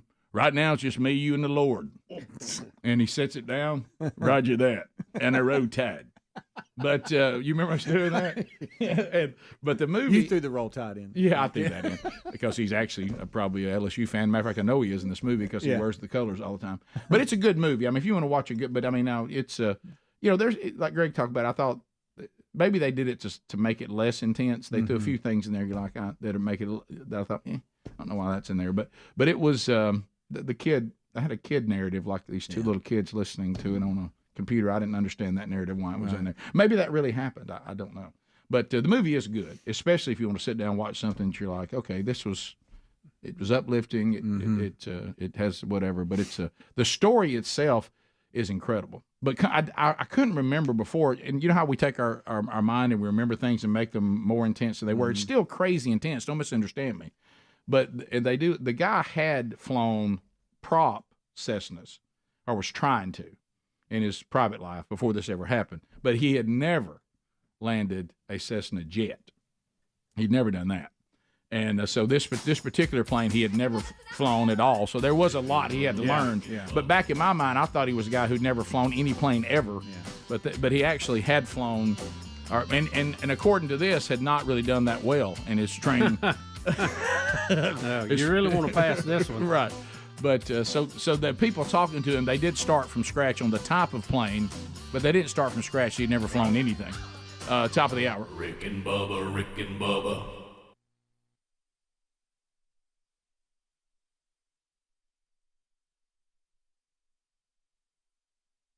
All right, so let's talk about, it is something that we don't like to talk about, but it is something that's extremely important. Hey, I pass away before my spouse, and what's going to happen to them financially if you are the provider for them financially. Well, the good news is ladderlife.com/Bubba has taken life insurance, and boy, have they simplified it. This is what we want to know. I mean, don't hit me with all these, hold this and let me try this, and hey, you can do a fund here, you can get it if you need it, and you put your equity over. Look, here, when if I die, how much money do my family get? Bottom line. Did you know that Ladder is 100% digital? No doctors, no needles, no paperwork if you apply for $3 million or less? So even at $3 million, $2 million, you're still not dealing with doctors, needles, paperwork. Ladder's customers rate them 4.8 out of 5 stars on Trustpilot. They made Forbes' best life insurance list. All you need is a few minutes and a phone or a laptop to apply, and then their algorithms work in real time, and they'll say, boom, you're approved, boom. Here's what it costs you per month, and here's how much coverage you got. No hidden fees. Cancel anytime you want to. Get a full refund if you change your mind in the first 30 days. So insurance costs, trust Rick and Bubba, your friends here. Insurance costs on life insurance will go up as you age. It will go up. So go ahead and get this done now. Ladderlife.com/Bubba and see if you're instantly approved. That's LADDER life.com/Bubba. Ladderlife.com/Bubba. Get this done and have peace of mind.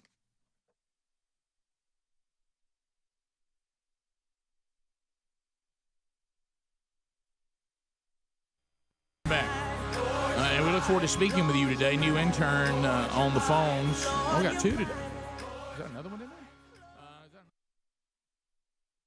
In a sales meeting, when we were asked, talk to me about Relief Factor, and I said, I can just tell you that as I've gotten a little older and the old joints get to hurting, or I go out and do something and I don't recover like I once did, the aging process can be brutal. But Relief Factor was formulated by, doctors that were trying to work on this as we get older and the body and the aches and the pains.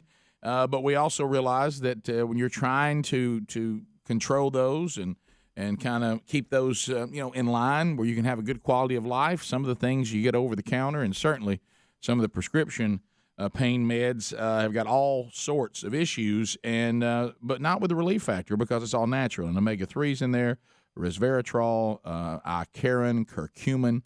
They all work together, and if your pain that you're struggling with, and when you get emails from somebody who says, this did it for me, my quality of life is back, I mean, that's just fantastic. Don't you love to be the person who says, hey, let me tell you about something that might help you.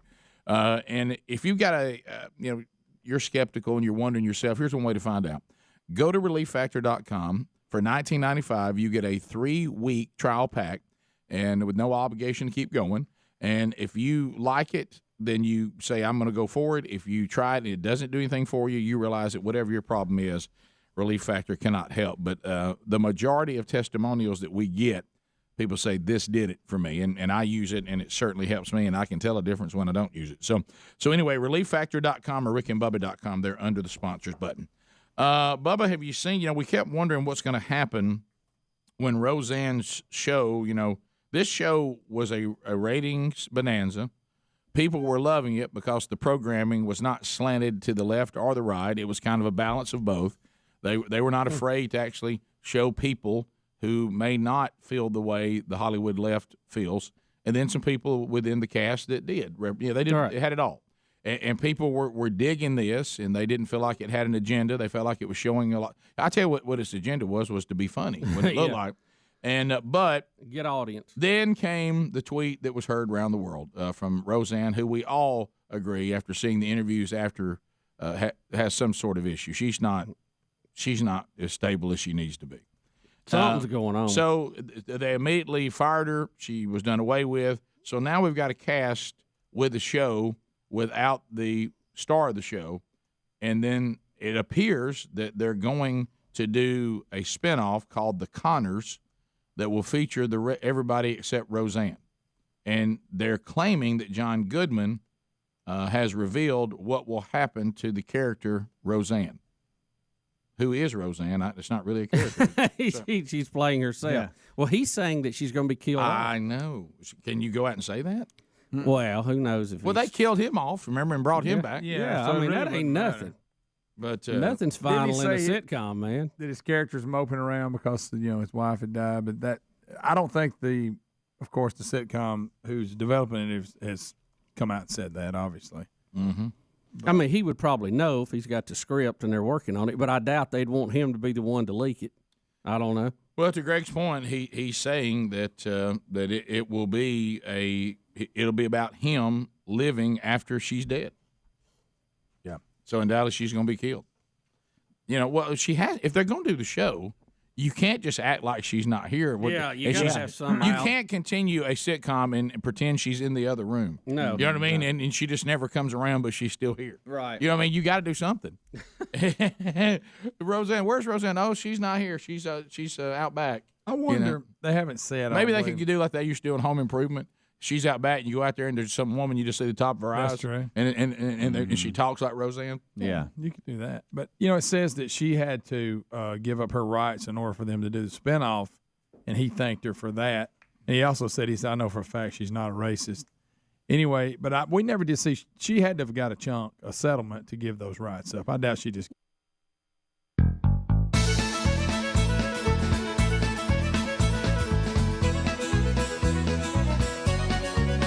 It is 6 minutes past the hour from the No Name Studio on the bleeding edge of technology. Here we go. Speedy Helmsy here today. Adler is here. The real Greg Burgess out.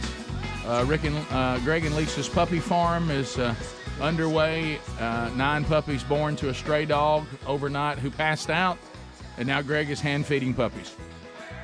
Can't make this stuff Rick, up. I like for you to use the term suckling. Greg is making sure that the puppies are suckling on something nutritious.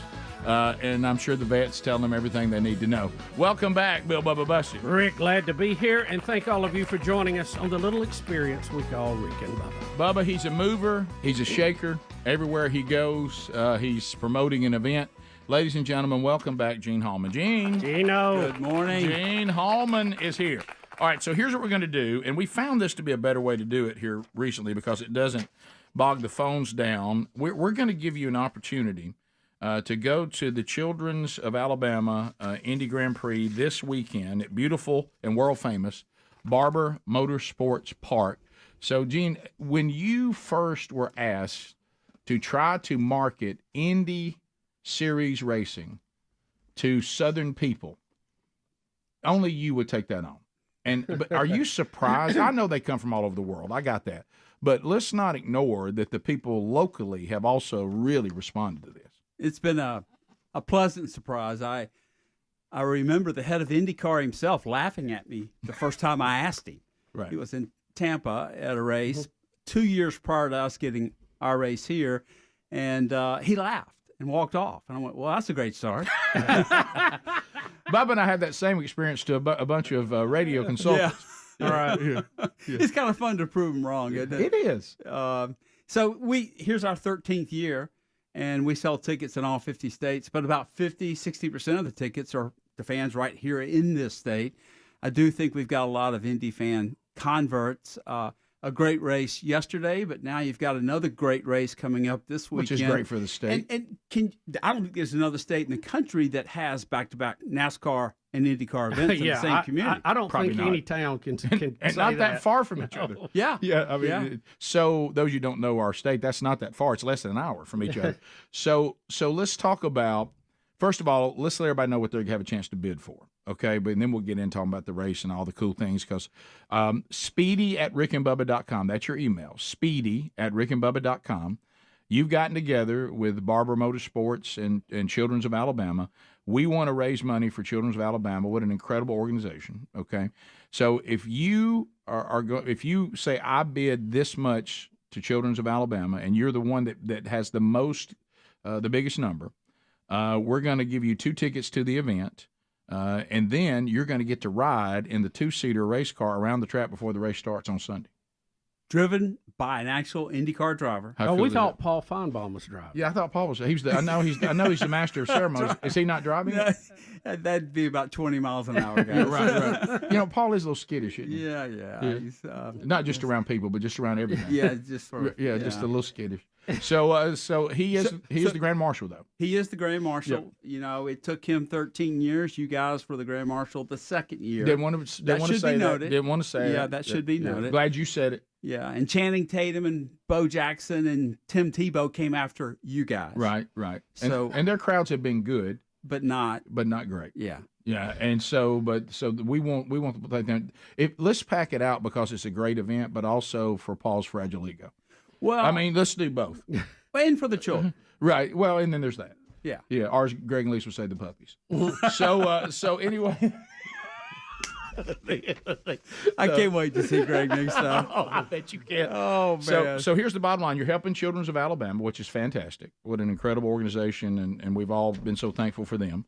You're getting to go to an outstanding event, and you're going to get to ride with an actual Indy driver in a 2-seater before the race on Sunday. So you put on the suit, put on the helmet, you sign a waiver. Yes, you do. Several waivers. You can't be a big one. You can't be more than 250. Right. And Tim and Bo were right there on the line.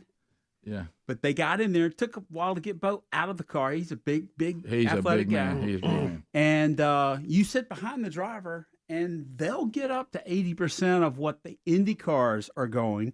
So this is an actual Indy car. So they'll sling you back and forth. So there's some G-forces being slung around there, but it is a once-in-a-lifetime experience. You can't buy this other than bidding here to benefit Children's of Alabama. Absolutely.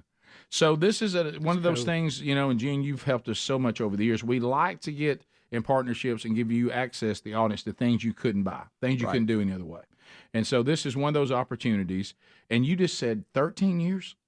13 years. Yeah. Would you have ever? Never, really.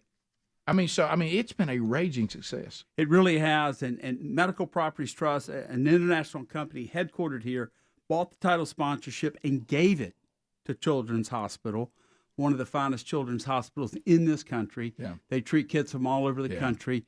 It's just phenomenal. So Medical Properties Trust wanted to elevate Children's of Alabama on NBC Network television this weekend to showcase, much like the St. Jude's Classic on the PGA Tour. Exactly. Yeah. Same model. Yeah. And so it's going to be a great event. A lot of kids who have been in Children's, but of course are out now, are going to be out there having fun, be a part of pit crews, be a part of the introductory ceremony. But here's the chance. It's a bucket list. I've done it. Now, I'm not going to do it again. Okay. All right. So it's on that list. Maybe a little bit of Dramamine. It's on that that and list. rafting. That and rafting. Yes. Oh, that's a good one. Yeah. I bet you're done with rafting. Oh, yes. That's right. Yeah, I have a hard time getting in the shower now.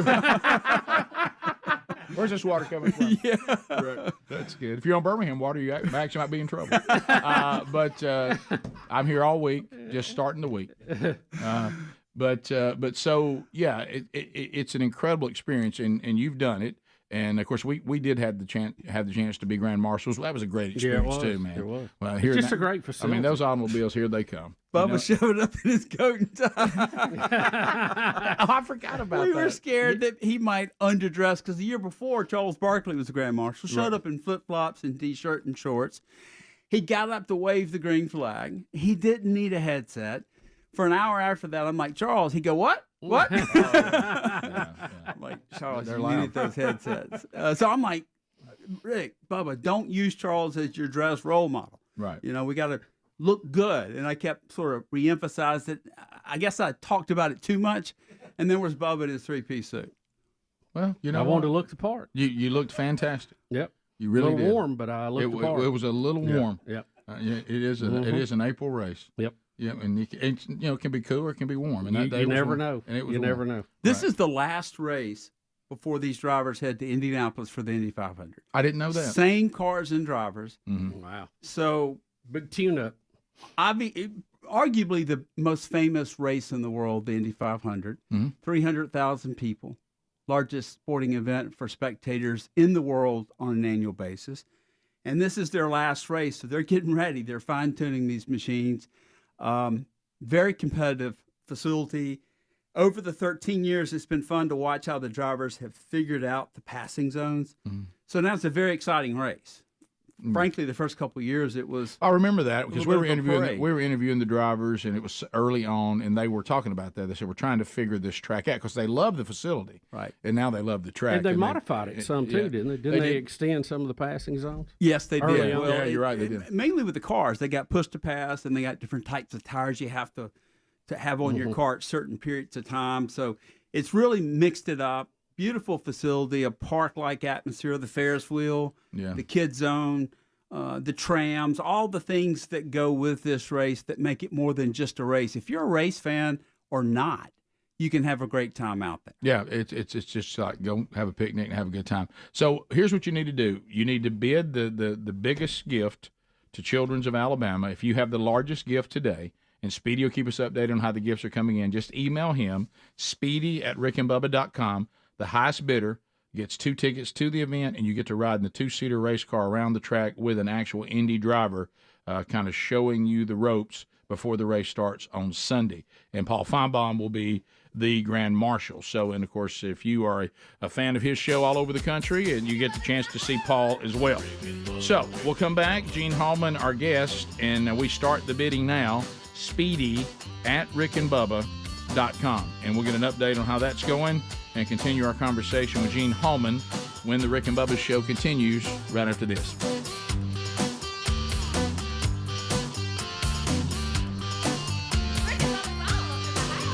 Rick and Bubba, Rick and Bubba. Helix. Well, if Jamel Hill can get one, surely Roseanne can. Yeah, says she had a paper that she relinquished all her rights to the show because she developed it originally. So I bet she got a pretty good check. Don't you think they go to Or the she's person still getting one or on something? some level. She worked out a deal. There's no way that Roseanne said, "Yeah, hey, I'm out. Here's the ball. It was mine. Y'all can have it." No way. No. For me, there's several lawyers in between those two points, Rick. Hey, I will leave, but I promise y'all, I'm leaving with something. Yeah.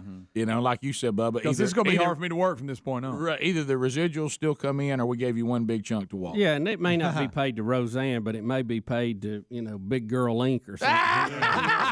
Big Girl Inc. I don't know what you call it.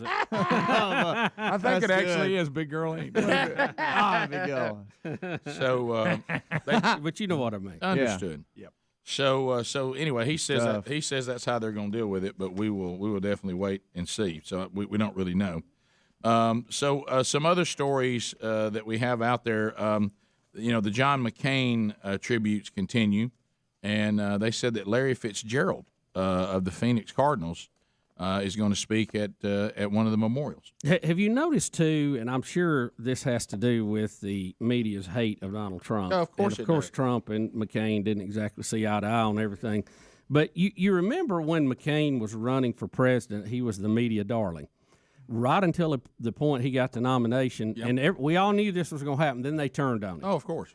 And now it seems like he is not only getting the usual treatment, but maybe a little more because they're really cuddling up to his memory now because it's kind of a slap to Trump. No, I will say if you are someone who obviously your family or whatever it may be, the best thing for your family member and their memorial is for him to have, when his life ended here on earth as a Republican, and there were things he did that I didn't think were very conservative, but he is a Republican, and for the best thing for it to happen so that he's not vilified by the evil left when your loved one is being laid to rest is that he became an enemy of Donald Trump, and so now you're going to get the memorial of all memorials. Yeah.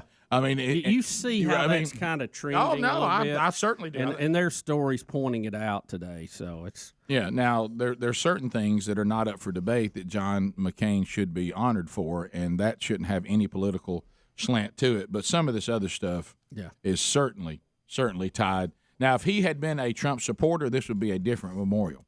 Oh, absolutely. That's the point. Yeah, you're that's right. The point. If he'd been a if that upsets you, it's just going to have to upset you. But that's just true. Yeah. It'd be totally different.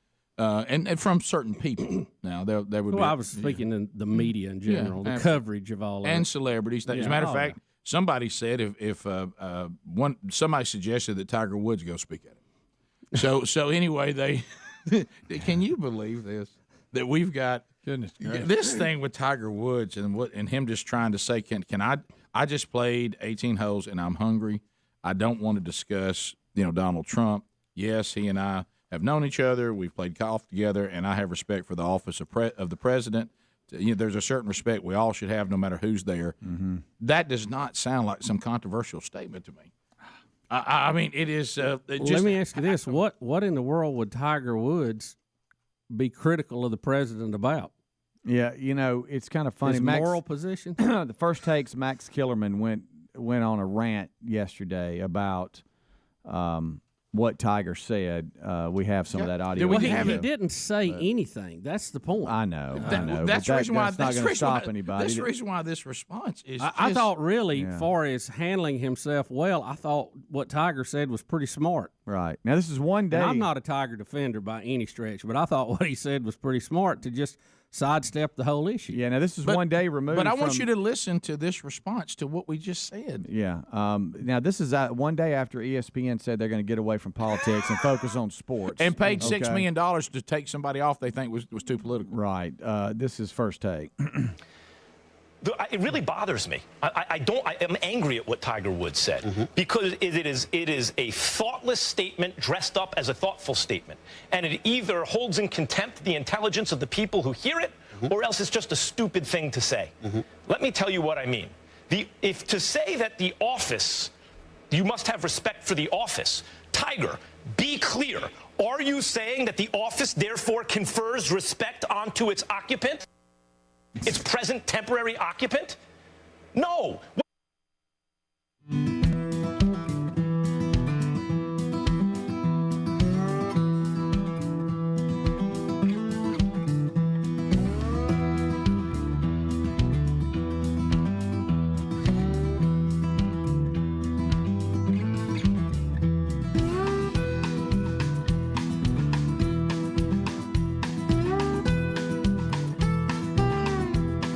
21 minutes now, past the hour. Rick and Bubba. 29 years and 4 months we've been at it.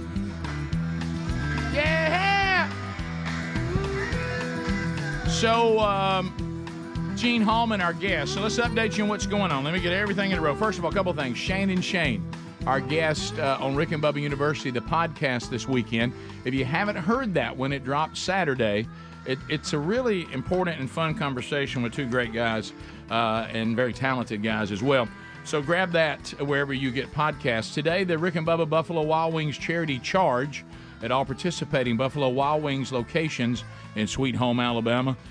Kevin Derryberry Ministries benefit today, and if you go to Alabaster, Alabama, where we're heard on the mighty 104.7 WZZK, you can actually hear Kevin Derryberry in concert tonight out on the porch as you are eating delicious food, helping support their ministry. So, and also an update, Gene Hallman is here with us, Children's of Alabama. Brother Gene. Indy Grand Prix this weekend at Barber Motorsports, people coming from all over the country. And I assume since it's Indy, probably from around the world. Yeah, I mean 7 countries so far. Yeah, 7 countries as well.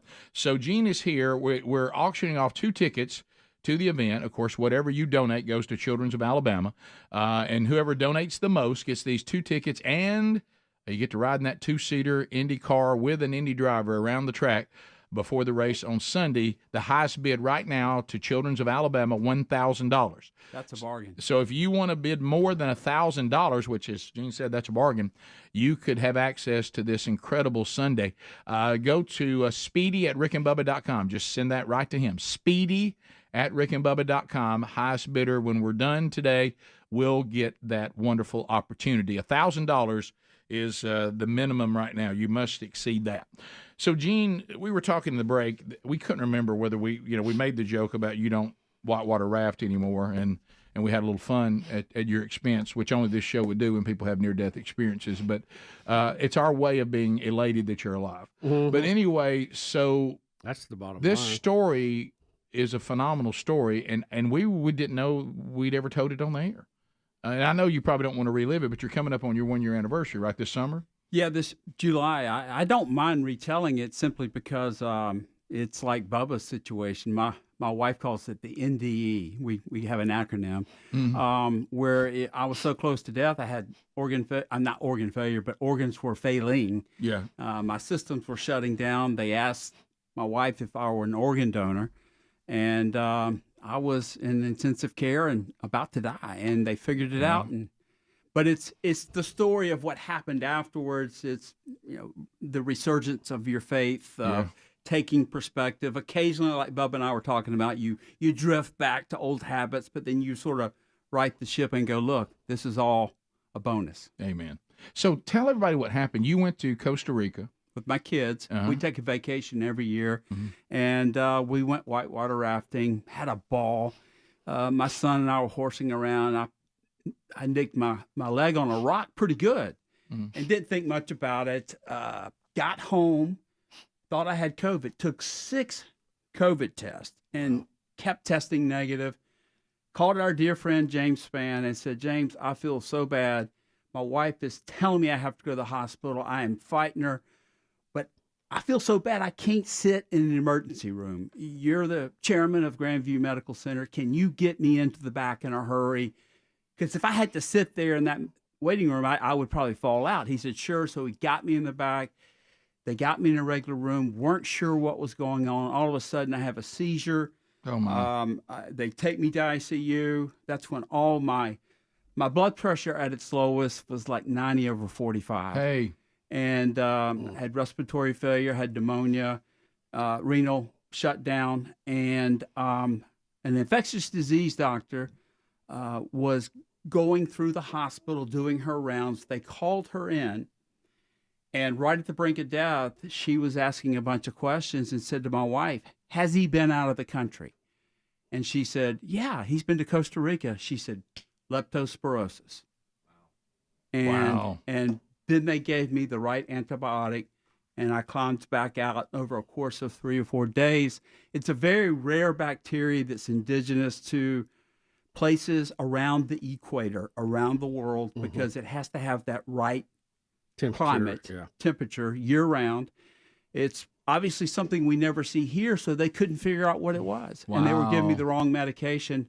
They were doing their best, but she, Lily Colpitts, saved my life. And I sing her praise. I call her Dr. House. I mean, I'm like, she figured out the puzzle. Well, as you were getting sick, we knew you were getting sick, and I think maybe we even text, and you were going to the hospital, and then your wife was responding to the text, and then she said, look, this is really going bad. And we were like, wow, we couldn't believe how quick things had gone downhill for you. Yeah, that's the thing is it happens so quickly, and you think there's going to be this long runway to prepare yourself for death, and usually that's not the case. Right.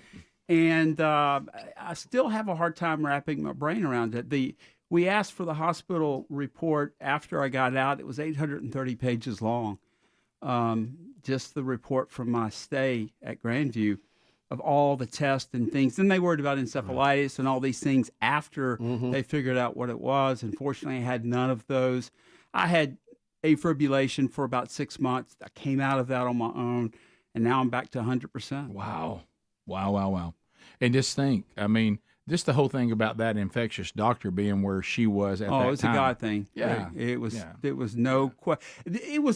I won't bore you with all the sequence of things that were coincidental on one hand, but they really weren't. Sure, nothing's a that had to happen in order for me to be in. I mean, James being one of them. If he'd have said, no, I can't mess with this, I don't think I would have gone, because I'm like, I can't fathom. I'm just going to gut this out here at home. That's guys. We're always like, to get a man to the hospital, unless it's JT, is, I mean, it's a lot of work, because we always think, if I'll just go to bed one more time, I'll get up tomorrow. I'll just shake it off. Yeah. And so that in of itself is, so you have been given an opportunity, my friend. You really have. So, Gene, this year, instead of that, how about Alabama Adventure? Maybe Costa Rica off the list. No more countries around the equator. A small message here is this: a lot of American tourists are going there now, and to bring awareness to this happens. No, you're right. We may be living in the promised land, so to speak. Yeah, we have a lot of advantages here, don't we? Man. Well, Gene, thanks, and we'll keep on pushing this. Always thanks for letting us be part of it. And we're glad you're still here, Gene. Yes, I am too. That's right. We'll talk about the golf tournament next time I'm on. Yes. The Regions Tradition. Oh, that's right. Regions Tradition coming up. 31st one. You know, Bubba's not playing this time. I don't believe that. I think he'll make a cut. He's always right there, and then he commits.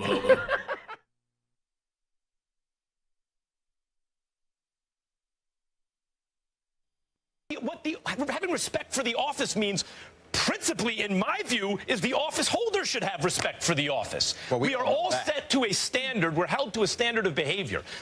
We at our jobs, right? People in their daily lives. The president, if anything, is held to a higher standard of behavior. It is not such that we have such great respect for the office that no matter what the behavior of its occupant, we must therefore respect its occupant because of the office. No, Tiger Woods you said being slick. Here he's being slick.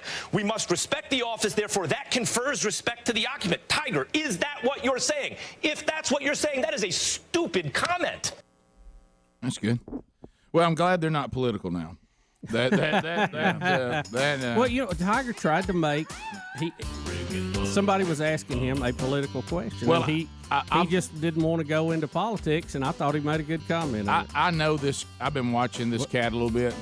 This guy, he is so afraid, terrified that somebody's going to think that he doesn't agree. He's so afraid to be called a racist that he falls all over himself every time on any topic about race. Rick and Bubba. Do you remember, better known as the Dine and Dash Dater? I do. It was a funny story. I guess not if he'd left you holding the check, so to speak. But Paul Guadalupe Gonzalez. But now he let me see if I remember this correct. He would invite these women out on dates, go out at some very nice restaurants. Yep. The bill would come. He would excuse himself to go to the restroom and then never come back. One woman says he did use restroom. You're right, but she said with him, and he left her with about $130 worth of food. She said he ordered a salad with shrimp, a filet mignon. He went all out, and all of a sudden he said, "Oh, my phone is dying. I'm waiting on a call from my mom about my aunt. I'm going to go to the car to get my charger." And then my first comment to him was when we got up and said, "Oh, what, you're not coming back," and made a joke about it, and he really did not come back. Since it was her first date, she was joking, meaning, "Is this your way out?" And it actually was. She said, "I was embarrassed. I felt stupid, and my pride was so crushed, I didn't even mention to the restaurant. I just paid the bill." Now, Bubba, I knew, and I heard Greg talk about this in the kickoff hour, and he's right. My understanding was I knew that it is against the law because you're stealing to go in and eat in what we call the hog and jog. Right, and make your way out without paying. Now we all understand that. I came in and I basically stole food. Right. Okay. Yeah. But did you know it was a felony to do what he did as well, to stick somebody with the bill? Speedy. I started to say we need to look at the fine print on this thing because it could be Rick. It could be really, really bad. By the way, just some of y'all out there. But anyway, so now he said there were 8 women that got stuck on this, and now they all believe that he would pay them back. And said in some cases when they got stuck, the restaurant actually picked up the check and said, look, they believed their story, I guess. And you remember he got spotted by a restaurant one time. They said, hey, you're the Dine and Dash dater. We ain't serving you. Do you remember that? Yeah. But, Bubba, 10 felony counts of a felony?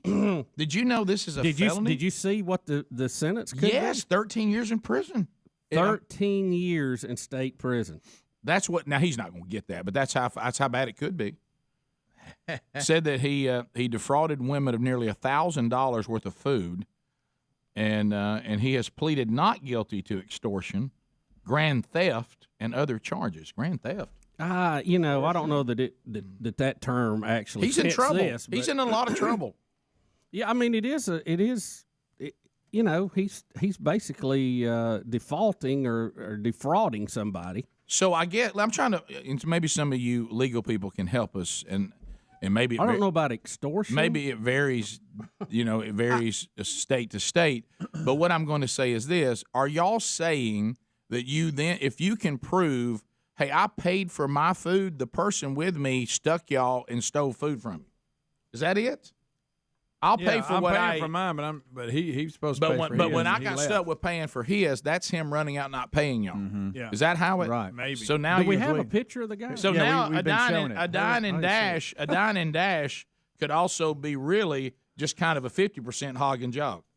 Yeah. Right. Is that what we got? A half hog and jog? Right. But if they came separate, if they met there, then is that how they treat it? He is responsible for his portion of the meal. That's how they treat. I would guess. I would think. Well, now I'll tell you about the extortion thing. I guess what they're saying is this: he brought them there under false pretense and really extorted a meal.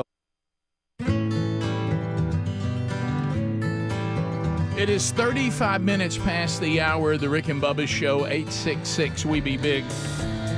Relief Factor and the Rick and Bubba Show been together for a while. What a tremendous product. How about out of Hattiesburg, Mississippi? Meg sent us an email about Relief Factor. Thank you, Meg. Here's what she says. My right hip had been giving me so much pain that I was losing a lot of sleep, which caused me to be grumpy. Well, the past 2 weeks, I've actually slept through the night without pain waking me up. But wow, thank you, Relief Factor.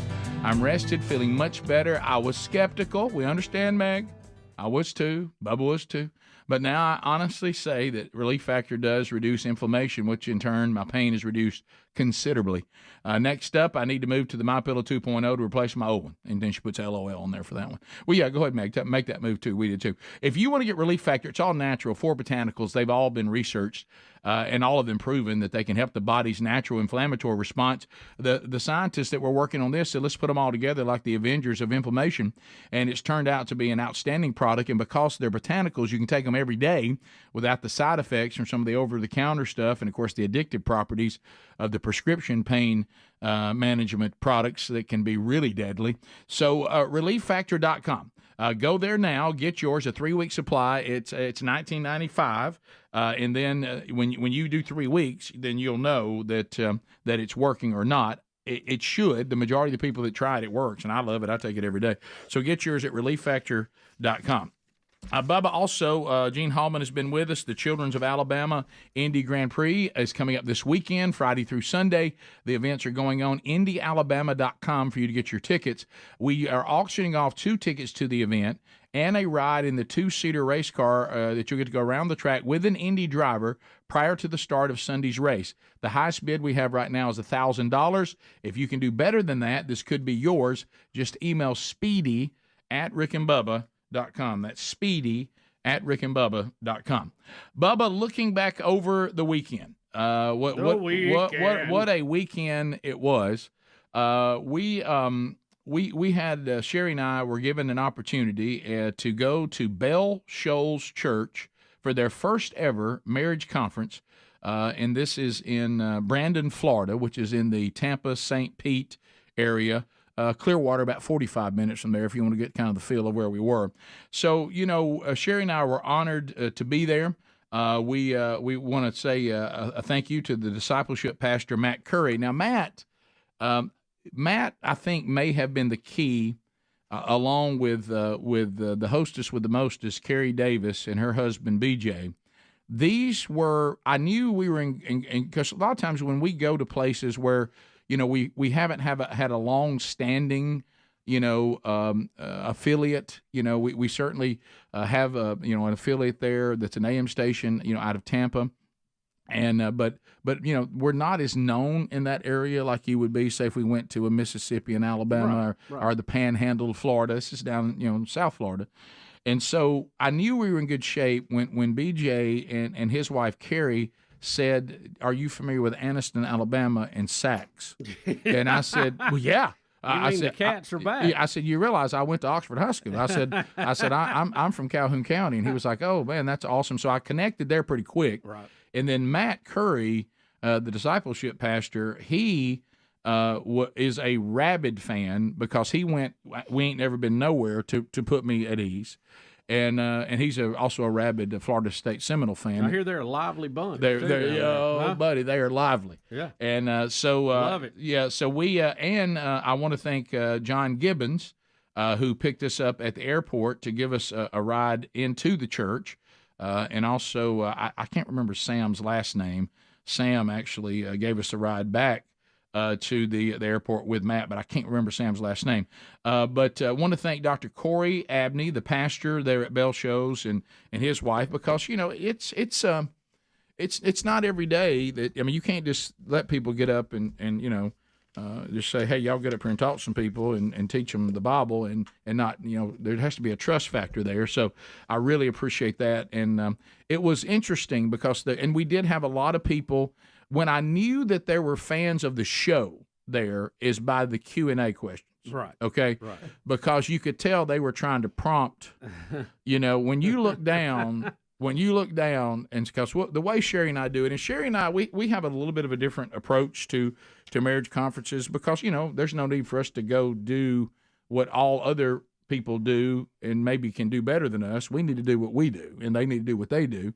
And we're not, as the pastor said to everyone after we were done, Sherri and I don't really come in and address symptoms. We come in and address the disease. And so we're going to really go after, if you look at marriage, and you go back, and Sherri and I spent most of the time in the book of Genesis because that's where it began. And she talks about, from an Eve standpoint, what took place and what's the call on women, and then I talk about what's the call on men, and we talk about Adam and Eve and how how this fall took place in the beginning. And so what you have to understand, you can talk to people all day long about communication skills and you don't ever stop dating. All that's important, but at the heart of that marriage, if this is not a marriage that has been redeemed by Jesus, well, you might as well go over and just bang your head against the wall. And so what we try to do is go in, well, because of the fall, marriage fell. So the husband is not in his proper role, and the wife is not in her proper role, equal in value, but distinct roles. And so it fell, and that's why you see marriages that are not performing the way God intended it to operate. So what Sherri and I try to take on is, let's go back to the original design. And we certainly are flawed, and we've made our mistakes and all that. But we've never had any marriage problems. But our marriage has been through a lot of hard things, and so we can talk about that. If you'll do it the way God said to do it, when these things come along, it doesn't mean they're not difficult. But honestly, marriages do not crumble under adversity that are strong. Adversity just reveals the state of the marriage. That was the first thing people told us, when and it's not the only thing that we've been through that was difficult, but when we went through, the toughest thing, and that's the earthly death of a child, how many people said, "Hey, y'all be careful, most marriages don't make it through this." Well, Sherri did some research and found out that's really not true. I don't even know who says that. I think some psychiatrist said that somewhere. It really isn't true at all. It just reveals the state of the marriage. So our marriage through adversity actually got stronger because at the center of it is not Rick or Sherri. At the center of it's Jesus. And then Jesus says, this is how you do the wife. This is how you do the husband. And y'all have to be redeemed by me and transformed, or you'll never be able to do it. This union of husband and wife fell and became a version. And then, of course, because it failed, now it's all it's corrupt. And we always think that we as individuals need to be transformed, and that's true. But marriage has fallen as well, and it also needs to be redeemed. So we kind of come from the standpoint of, is there anybody in this marriage that's just lost? And, a lot of times we're just afraid, especially in the Bible Belt, to ask the question, is the reason I am the way I am is for no other reason as I'm just lost? Mm-hmm. Took me forever. That was my problem. It took me years to justifying. I just couldn't come to the conclusion that the reason why you're this way, Rick, is you're just lost. The reason why you don't look transformed is because you're not. You don't have the power to be transformed. You may believe the right things, just like demons do, but you look at your life. Look at the fruit that's flowing from it. So we kind of come from that angle, and sometimes that can be a tough transition if you go from playing, Family Feud, right, to and it was funny because I was like, well, there'll be a praise and worship song here, to kind of get us into whatever, and we came right out of Family Feud, which was a lot of fun, to Sherri. And so I remember sitting there on the front row, and I was going, well, this is going to be a transition they're not expecting right here, and it was wonderful and wonderful people, but I was like, okay, this thing's about the turn that's about to happen right here. I don't think they're ready for. Right. And Sherri's funny like after grabbing the emergency brake. And after it's over, Sherri's like, I know that we usually let me go first, and then you go, then we come out together. In this particular setting, you probably should have gone first because your whole world is using humor and serious and kind of combining it all together. Yeah. She said, me transitioning us out of the fun zone humor into this probably was a little different, but she did wonderful as she always does, and she's a blessing. But so we get to the Q&A. So at the end we come out because I want them to see kind of I love Q&A. Yeah, the lighter side of our marriage and all that. Sherri, that's usually when she tells them, "Why do y'all think I don't have a sense of humor? I married this guy." Okay, I may come across as serious, but I can't be too serious. Look at him, and I'll give you an example of that next. Looking at the weekend. So anyway, I look down. And I start seeing the questions from people that are familiar with the show, and and they stand out. I look down. What's the status of Camp House? Okay. Look, and I just took that one and put it over here. Who's more competitive, Rick or Sherri? And I was like, they're trying to get Sherri to tell that story about me knocking her down. Well, I witnessed that. Yeah, Rick. so I was avoiding some of those. Did y'all talk about working your problems out by screaming cram it clown? You know what? I told Sherri that. I said, Sherri, why did we give them the antidote, cram it clown? Yeah. And she goes, you know what? I didn't think about that. We should have done that in the Q&A. I said, well, we've done instead, so we don't get in arguments. We'll just simply say, cram it, clown. And if the other one's still mad, we'll go, no, you cram it, clown. and then I wish we had video. Look, and then we'll warm it. We'll do a warning now. Hey, easy right now. Somebody's about to get a cram it, clown. Careful. Right. Whoa. So yeah, we did talk about some of that in the Q&A, but outstanding time, and I just can't thank the folks at Bell Shoals enough. We did have some storms on the ride home. Went out to the pilot, and he says, we're going to have to take a longer route home. And I said, really? It's kind of late. He said, well, I can get you home quicker, but you wouldn't like it. Yeah. And I said, no, let's just roll on down to Mississippi. Sounds good to me. And I'll tell you something else happened over the weekend when we come back. Rick and Bubba. A lot of them. Yeah. I guess so. Right. I'm just trying to follow it. I guess in my mind, I would say defraud would be the term I would be familiar with on that because you did defraud somebody. Extortion to me is like you bribing somebody to keep something down or whatever. I mean, we see a lot of that going on nowadays. Which, by the way, apparently an NDA just doesn't matter anymore. A non-disclosure agreement. Right. Yeah. Well, and you're right.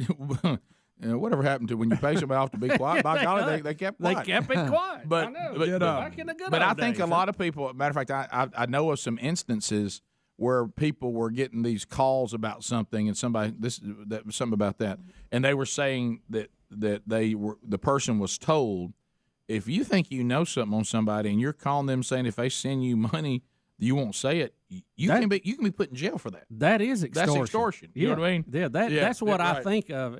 I'm gonna get you on something if you don't pay me. That's against the law.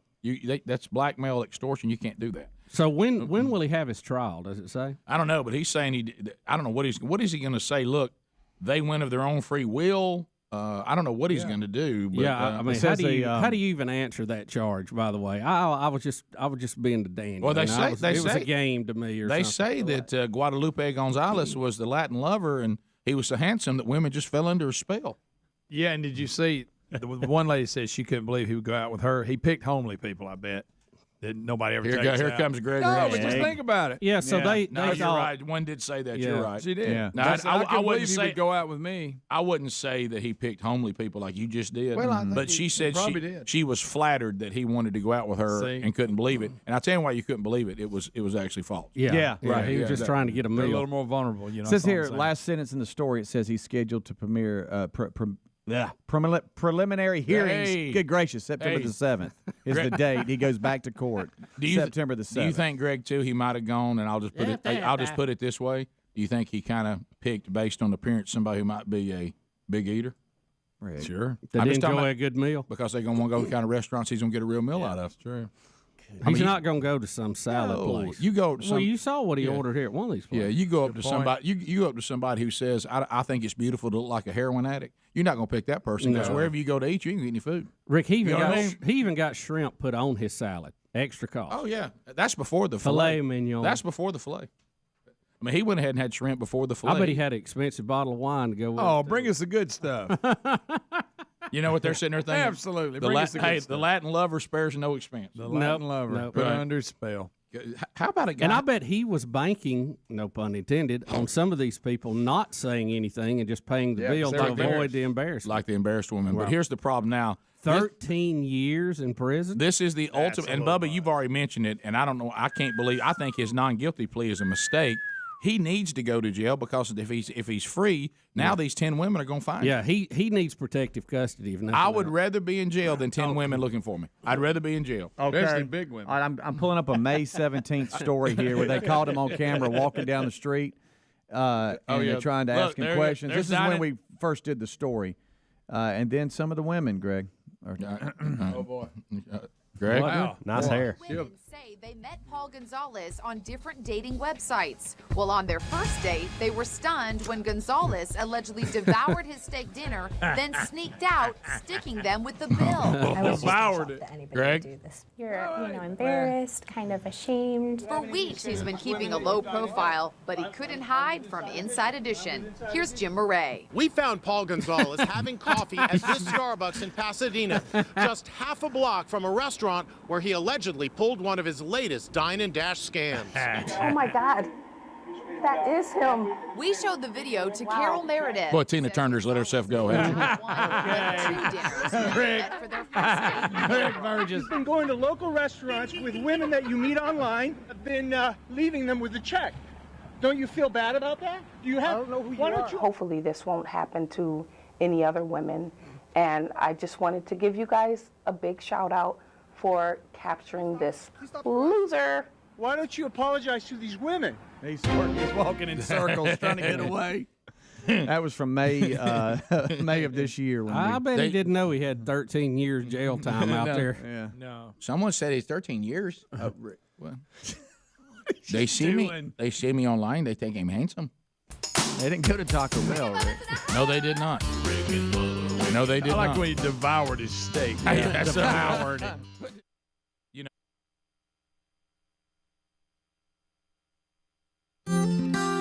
9 minutes to the top of the hour, the Rick and Bubba show. All right, so $1,000 is still the most. That's the highest bid for Children's of Alabama.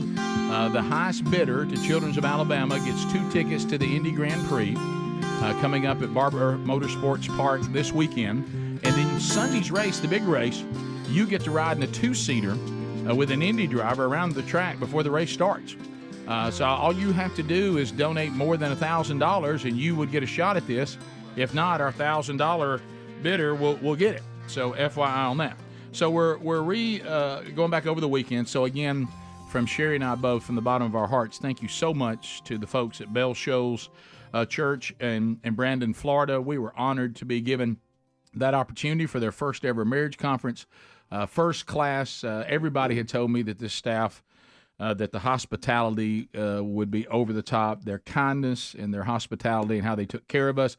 And we try to prep everybody that if Rick and Sherri are coming, our team there with Burgess Ministries and themanchurch.com always tries to prepare.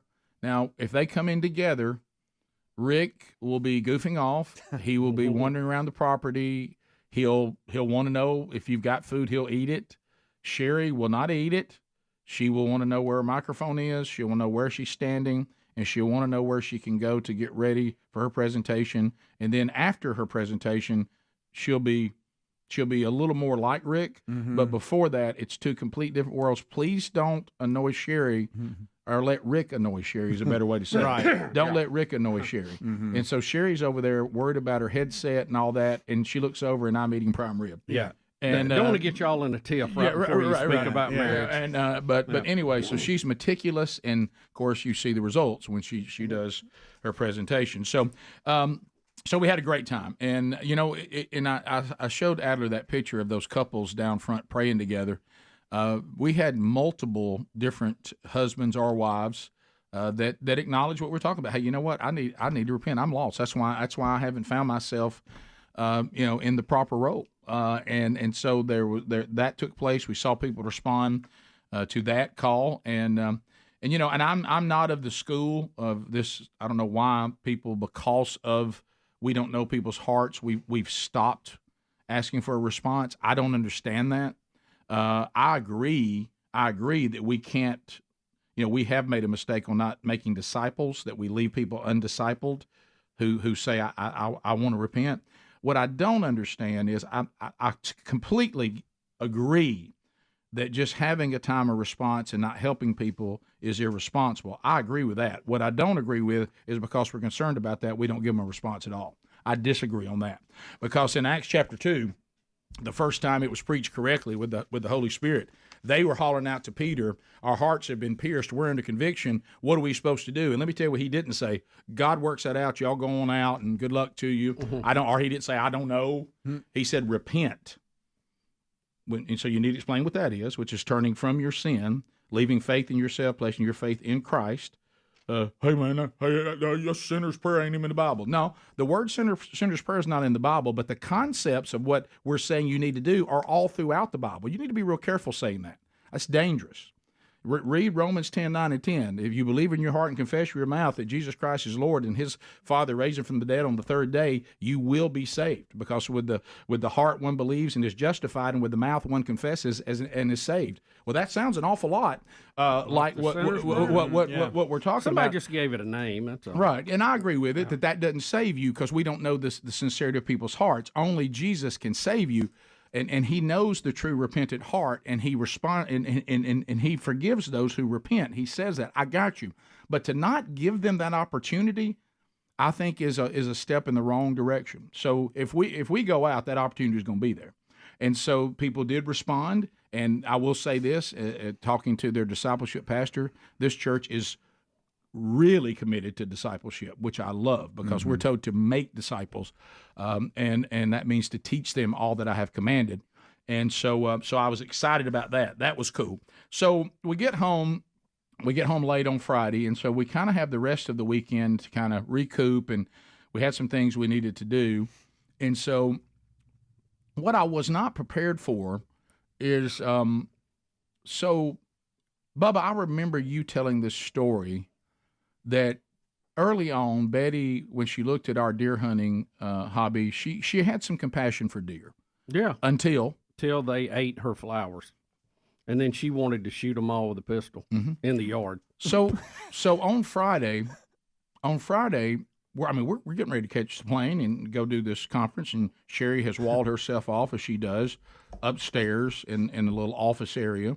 And connected to that office area is what used to be Big Love's bedroom, okay? Yeah. So there's a window that looks out into the front yard, and those windows can open up, okay? So it's upstairs on the second floor, okay? Crank them out. And I expect to go upstairs and see my wife preparing, for the later that night. We're catching the plane about 3:45, and I walk up. The windows are open. Sherri is sitting on the window, in front of the windows, with a pellet gun. What? And she is still hunting our front yard. And I said, "What are you doing?" She goes, "I'm shooting chipmunks." I'm shooting chipmunks. And I said, "Baby, have you turned this bedroom into a shooting house? What a great idea. Are you hunting?" She goes, "Yeah, I'm hunting. I've had enough of them." She goes, "They keep every time I put a plant outside, my plants are doing great. They get into pots, they throw dirt everywhere, and they're destroying everything. And they've got tunnels everywhere. And they keep running off. So I've decided they don't know I'm up here." I said, "You realize you're hunting like we hunt. You've turned this into a shooting house." Right. I look. She's chipmunk hunting. She's got her pellets. She got her pellets laid out. She's got her BBs in case she wants to go that route, and she's got the gun. And I said, "Will she mount them when she's done?" I said, "Hey, are you being successful?" She goes, well, I've been shooting a lot." And I said, "Yeah. Are there any out there dead?" She's like, "Well, I thought I hit a couple of them. They ran back in the hole."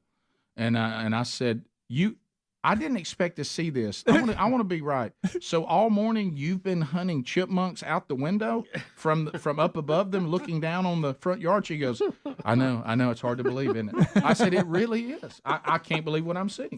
And I said, "But Can I tell her we got a few I'd like her to tell?" I said, "But I find myself kind of digging it." Yeah. And would you mind if I joined in? And she said, "Yeah." But she goes, "See if this gun's on. I've been shooting all around them, and I think I hit a couple of them." And I said, "Well, you got to pump it enough, baby, for it to have enough power to actually kill them." And so I did not expect to see my wife turn, one of the How our many kids, pumps was she using? She was using about 5, and I said, we got to take it up to a little higher than that. We need a little more velocity. Mm-hmm. And you ever shot any of those that have the gas can in them? Oh, yeah. Well, not gas can, but I have one of that those. Compressed CO2. I don't know that she's ready for that yet. But I said, "Show me what you do, and I may give you a little more firepower." But she turned it into a shooting house. That's so She was funny. sitting up there hunting. I didn't expect to see that. You see, her marrying me makes more sense now. doesn't it? Yeah. Top of the hour. Rick and Bubba, Rick and Bubba.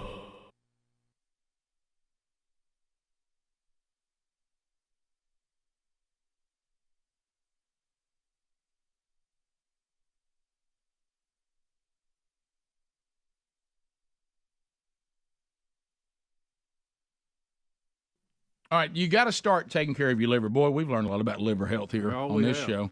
And I'll tell you why.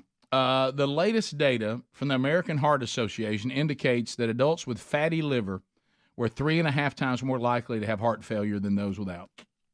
The liver, hey, our livers take abuse too, man. I mean, we throw all kinds of things at our livers. We let our cholesterol get too high. That's not good for the liver.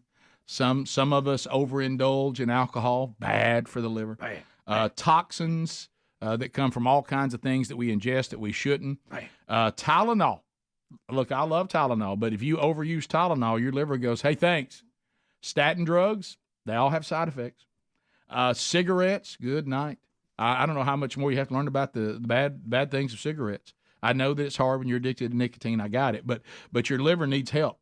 A lot of us have sluggish, fatty livers that make us gain weight and make us lose energy.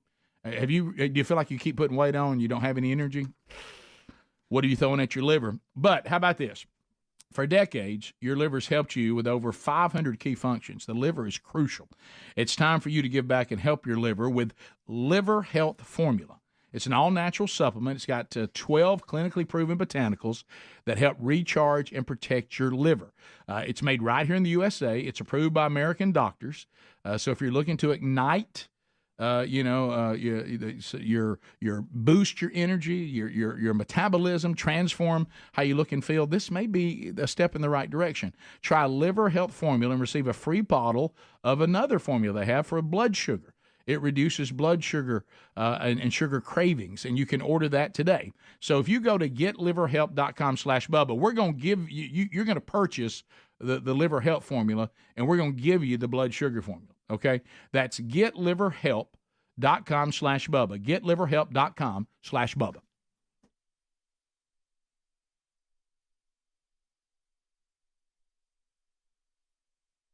I always talk about if we can just get certain groups fired up about something, they'll go out and go after it. Oh, yeah, go nuts. And I think today's the day that we may actually make a step forward on somebody being resolved to do something about what's happening in our country concerning drug abuse and addiction to drugs, because people get desperate. We just heard this. I mean, who steals a cheese grater? Right. I mean that. Who steals a cheese grater? Well, that was a drug. That was a drug addict trying to get drug money. Stole my soap.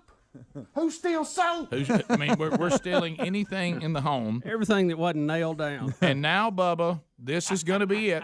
This is a turn. Like it. No, hey, bad news for druggies today. Good news for those of us that want us all to be resolved to fight this battle. Some people, desperate for drugs, injure their own pets. Oh, see, now some of you thought I was going to say children and you were losing interest. No, this is animals. So this ought to fire some of y'all up. Rick, are we talking about animal Munchausen? Right, Greg. We remember if in this country now you can go after human beings all you want to, but you go after animals. This is causing uproar, and you'll get an uproar. Like I said, if only they had been more pets in the buildings on 9/11, we'd still be fighting that war. You know what I mean? But anyway, with a resolve to do whatever we had to do to end it. Some people, it is horrible to get narcotics from a veterinarian, are actually injuring their dogs on purpose, bringing them in and taking the drugs themselves. Rick, one of these cases garnered international attention. A Kentucky woman used her husband's disposable razor blades to cut her mixed breed retriever, Alice, on multiple occasions to get an opioid painkiller. Unbelievable. I remember my initial feelings of disbelief. This can't be real, said an Elizabethtown police officer, John Thomas, or better known as E-Town locally. Right, not the pastor John Thomas from South Africa. Right. Well, I mean, look, guys, I don't think you do understand. It was kind of funny to hear about a guy saying who steals soap, who steals a cheese grater. When these people get addicted to these opioids, it's desperation, and the things they will go to. And just when you thought, well, maybe Rick and Bubba's exaggerating, they're injuring their pets to come in to get prescriptions and then taking it themselves. The good news is a lot of these owners are not going to have heartworms now. Now, Greg, that's true. That's well said. Medicine. Well said, Greg. That's right. Some of them may think they're popping something. That's worm medicine. That's worm medicine. Not going to do much from you. But how about that? Parasite's done. But that's about all. Done. There's no high with that. So can you believe that's actually happened, Rick? I just every day I just sit here bumfuzzled is the best word I can come up with at what some of these people are doing. Some of the tricks we've heard from addicts come up with, I'm surprised it didn't happen sooner. Yeah. Because some of the stuff we've heard has been extremely creative. Well, yeah, and I'll tell you some of the things, and the thing that you say to most of these creative things they come up with. This one, of course, is something that makes you sick. But some of the things they do that is still horrible because it affects other people. Some of the things they do to get money, it's unbelievable. How much thought that went into. If you'd go, why don't you let's go get you some help. Let's get you off these drugs, and then use that same creativity to go into the legitimate private sector and make a living. You're actually pretty talented. Yeah. Code Bubba.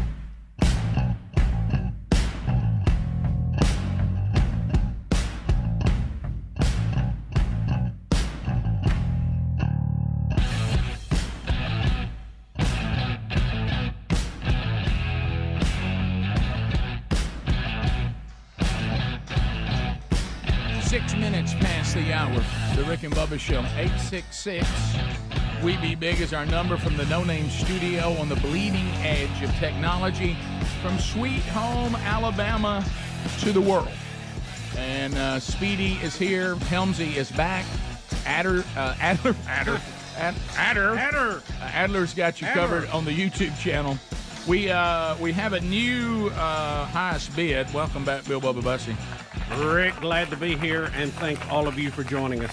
So we're doing a fundraiser for Children's of Alabama. The person who donates the most gets to go to the Indy Grand Prix this weekend, and they also get to ride in a two-seater with an Indy driver around the track prior to Sunday's main event. And now the new number is 1150? 1250. 1250. 1250 is the leading bid. All right, 1250. Still a deal right there. The leading bid. If you can bid more than that, then you'll get yourself in the game. If you can't, then you're out of the game. You can find out, just simply send your bid to Speedy at rickandbubba.com. We're not taking calls on it because we don't want to bog the phone lines down with that. We've kind of learned over the years this is probably a better way to do it. So Speedy at rickandbubba.com if you can bid more. If not, $12.50 is the walking dog right now. And can I say, go all in. Don't mess around, because we're going to cut this off here before long, and I don't want you to be out thinking, man, I would have done more. Yeah. So go all in with your bid, so we'll know. Yeah. That strategy usually leaves somebody disappointed. So don't do that. Holding the old proverbial bag. That's right. Go if you've got it to give. I mean, look, it ain't gonna do you any good anyway. There's nothing. If you don't believe that, don't pretend that that's all you could give when you could have given more. Just ask Ananias and Sapphira in Acts chapter 5. Sure. But anyway, so let's talk about, Bubba. You said there's been some rule changes. Yeah. This move to speed everything up, which, I'm beginning to wonder, are we too obsessed with speeding everything up? For real. I am. 3 changes coming to college football this year. No consecutive timeouts, no untimed down at the end of the first or the third quarter. We've seen that before. Yeah. Clock runs after first downs except inside of 2 minutes each half. So, in college football, they would stop the clock for a first down. Now it's not going to. Clock's going to keep running, except for the 2 minutes before half and 2 minutes before the end of the game. That's really the big news there. These consecutive timeouts to freeze a kicker, can't do that. Yeah, I'm glad that's one. And no untimed down at the end of the first or third quarter. In other words, when they have a penalty play, and the clock runs out, a lot of times they'll award another play, and then you have the actual end of the quarter. That will not happen. They'll move that over to the next quarter. So the only one I disagree with is, and this you probably have done the best job of pointing to they don't think some of these things all the way through. So what the goal of all of this is to try to make the game more exciting. Okay. Well, they say speed it up. Speed it up, but also make it more exciting and whatever. But here's the problem. Is there anything more exciting than a team trying to drive to win the game who's out of timeouts? And if they make a first down, they at least get a minute to get lined up without losing time, and this keeps the drive alive. And then and then they wind it again once they. Well, they'll still get that. Yeah, inside 2 minutes. Yeah, but what about? I mean, what if there's 4 minutes left? Well, you won't get it till 2 minutes. That's what I think. That's going to actually take away some exciting moments in football. Well, it's again. Yeah. Why are we? I understand the baseball thing to some degree. Yeah. There's one side of me that goes, I really don't get it, because if you go to the ballpark, you stay all afternoon anyway. Right. If you're trying to go to a baseball game and get back for a meeting at 4, probably not a good plan on your part. With college football, these are Saturday events.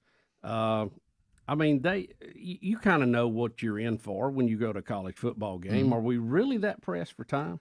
Well, I mean, what is everybody hurrying back so they can get home and look at their phone? I mean, it's a well. Yeah, I think I'll go to another game. Yeah, it's somebody. Is somebody saying let's shorten them so we can all be in church Sunday morning? I wish that was some motivation. But really, TV timeouts what stalls the game mostly. Well, I started to say that slows another it commercials. Up more hold on. Yeah, than anything, because the game's going along. All of a sudden, you got the guy out there with the counter, and they're stopped. So.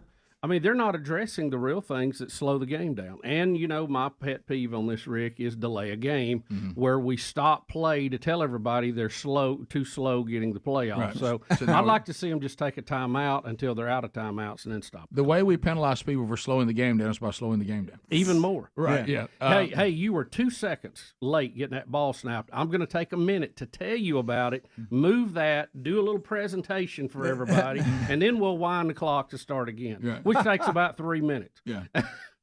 Yeah, I don't know. I mean, I guess I don't see myself as a purist, but I just, I mean, the problem is, like, when you look at baseball right now, I understand what they're trying to do, and even don't have a problem with what we're trying to do, but it seems to be all so short-sighted. It's led to all these weird moments that people are like, "What? That's how it ended." Well, and baseball doesn't. It's like you're taking what baseball is, and I know it sounds weird me saying this. No, but you're right, though. You're taking the strategy of baseball and the way it operates, and you're changing it so much it's ceasing to be the game it was originally.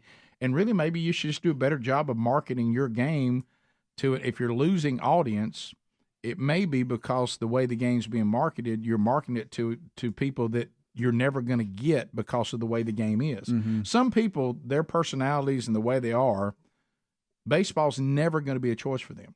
But then there's people that this would be an incredible choice that would really love it. Mm-hmm. And I wonder if you won't end up in no man's land where the people you're chasing are never going to like it anyway, and the people who loved you lose. Yeah. Well, to me, baseball's always going to have a certain amount of scratching and spitting and stepping out. That's what makes it baseball. You know, they've tried to do. I mean, if they're going to do anything, I want them to get the balls and strikes right. I mean, I've long been for letting the computer help the umpire. But see, I think that though is what makes. I know this is going to sound crazy because me and umpires, we don't get along. I know, well. I know. But human error and the human aspect of the game, I think, is what makes baseball. I think if you start putting robots out there, then it really loses what baseball is. Back to what you just said, Rick. I think having umpires and a real person out there, even though when I'm on the receiving end of a bad call, I don't like it, but still that human aspect is something, in my opinion, you don't need to take away, because then what do you got? A bunch of robots out there?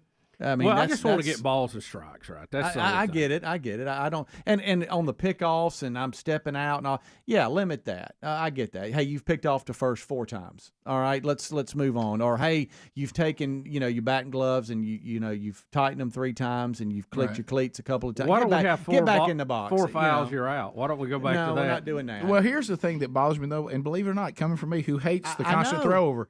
But here's the thing about baseball though, and I know Helmsley, you played and probably would. I would have taken. I wouldn't. Nobody ever asked me to steal because you usually don't let the 4-hitter with 150 batting average and 14 home runs steal. But anyway, but if I'm at first now, okay, so his throwovers are over. So I know now I can go. I know he can't throw over anymore.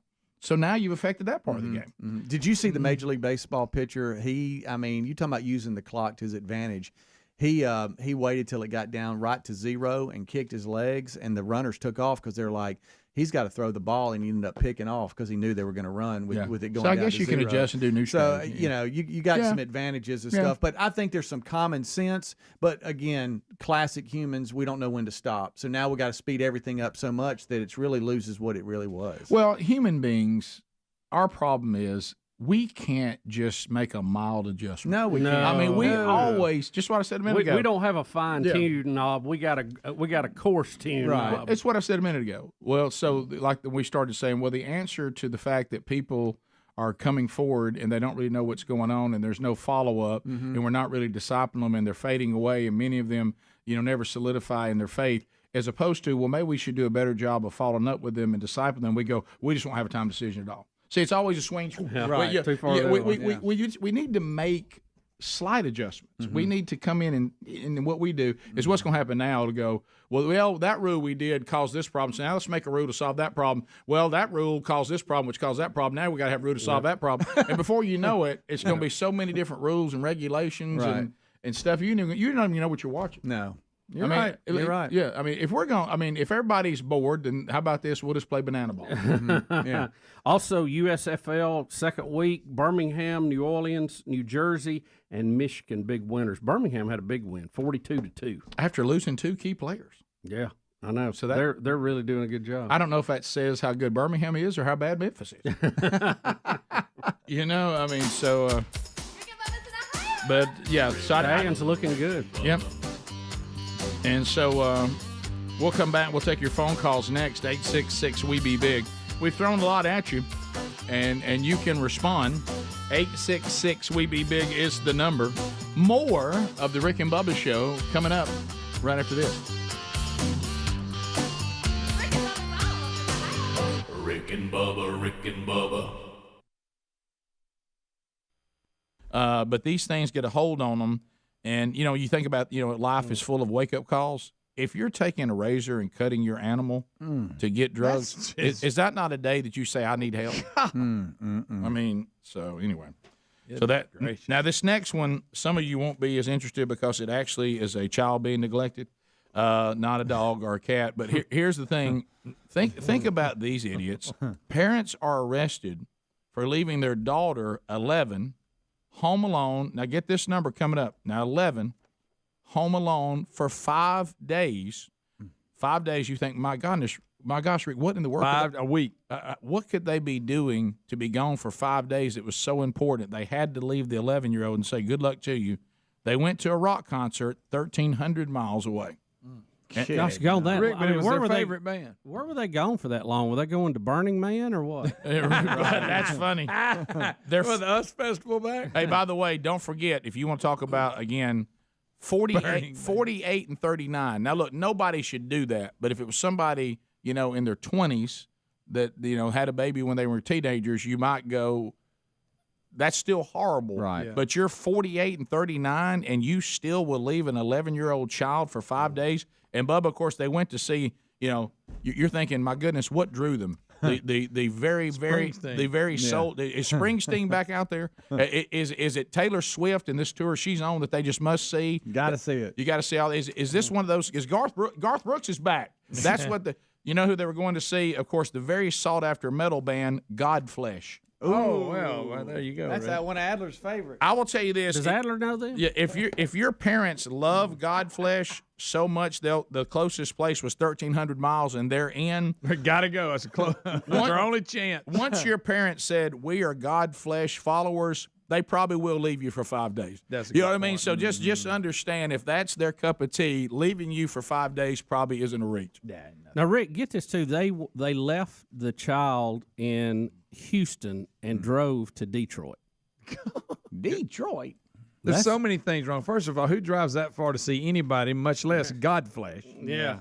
You're leaving your child. Greg, this falls under Ron. I wouldn't drive that far to see the Beatles reunited. Absolutely not. I wouldn't. No, this and falls. that would be hard to do. It would And I really still be a wouldn't trick go. right now. I still wouldn't. There's no band, none, zero.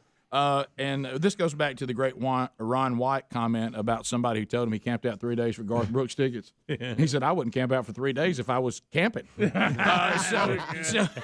Bubba said he would do it to see Ronnie Millsap. Right.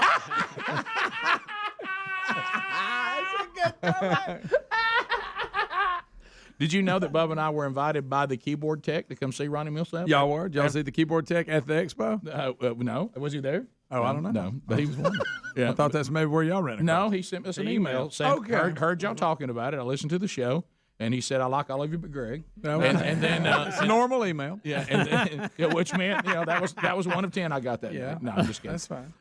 But anyway, Adler, I know you're trying to distance yourself, and rightfully so, from the concert you went to. Do you know who Godflesh is?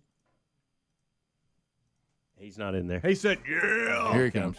Okay. Guys, come on. I mean, you're into these English metal rock bands. Guys, please Is this thrash metal? don't put me in the same category as the people Slayer. that left their 11-year-old alone. No, Do we're you just know asking. Godflesh? Do you know this the band? I've actually never even heard of this band. Okay. They don't sound That's good. not a stretch, knowing what you went and That's saw. right. I thought you might go, It's a guys. Let me valid tell you, question. this is. Now you can't really say this isn't good because the concert you went to wasn't good. It was not good. Yeah, from a spiritual standpoint. But what I'm saying is, Rick, now he'll go see Lamb of God, but not Godflesh. When I was into them, they were really political, okay? They got darker in their later years, and I didn't realize it, okay? I didn't keep up with the times, all right? I'm old. all you have is that double bass. That's all you were feeling. Thank you. I'm old like y'all, okay? I'm out of the loop on this stuff. so you don't know this band, bottom line. I don't. Okay. But these people like them so much, 1,300 miles and 11-year-old. Good luck to you. Yeah. They probably have other issues in I'm their gonna. life. I'm too. gonna. Yeah. But I was a little shocked by that age. It's not good, guys. Yeah, that they have been charged with second-degree felony child endangerment. Now, here's what I got to know.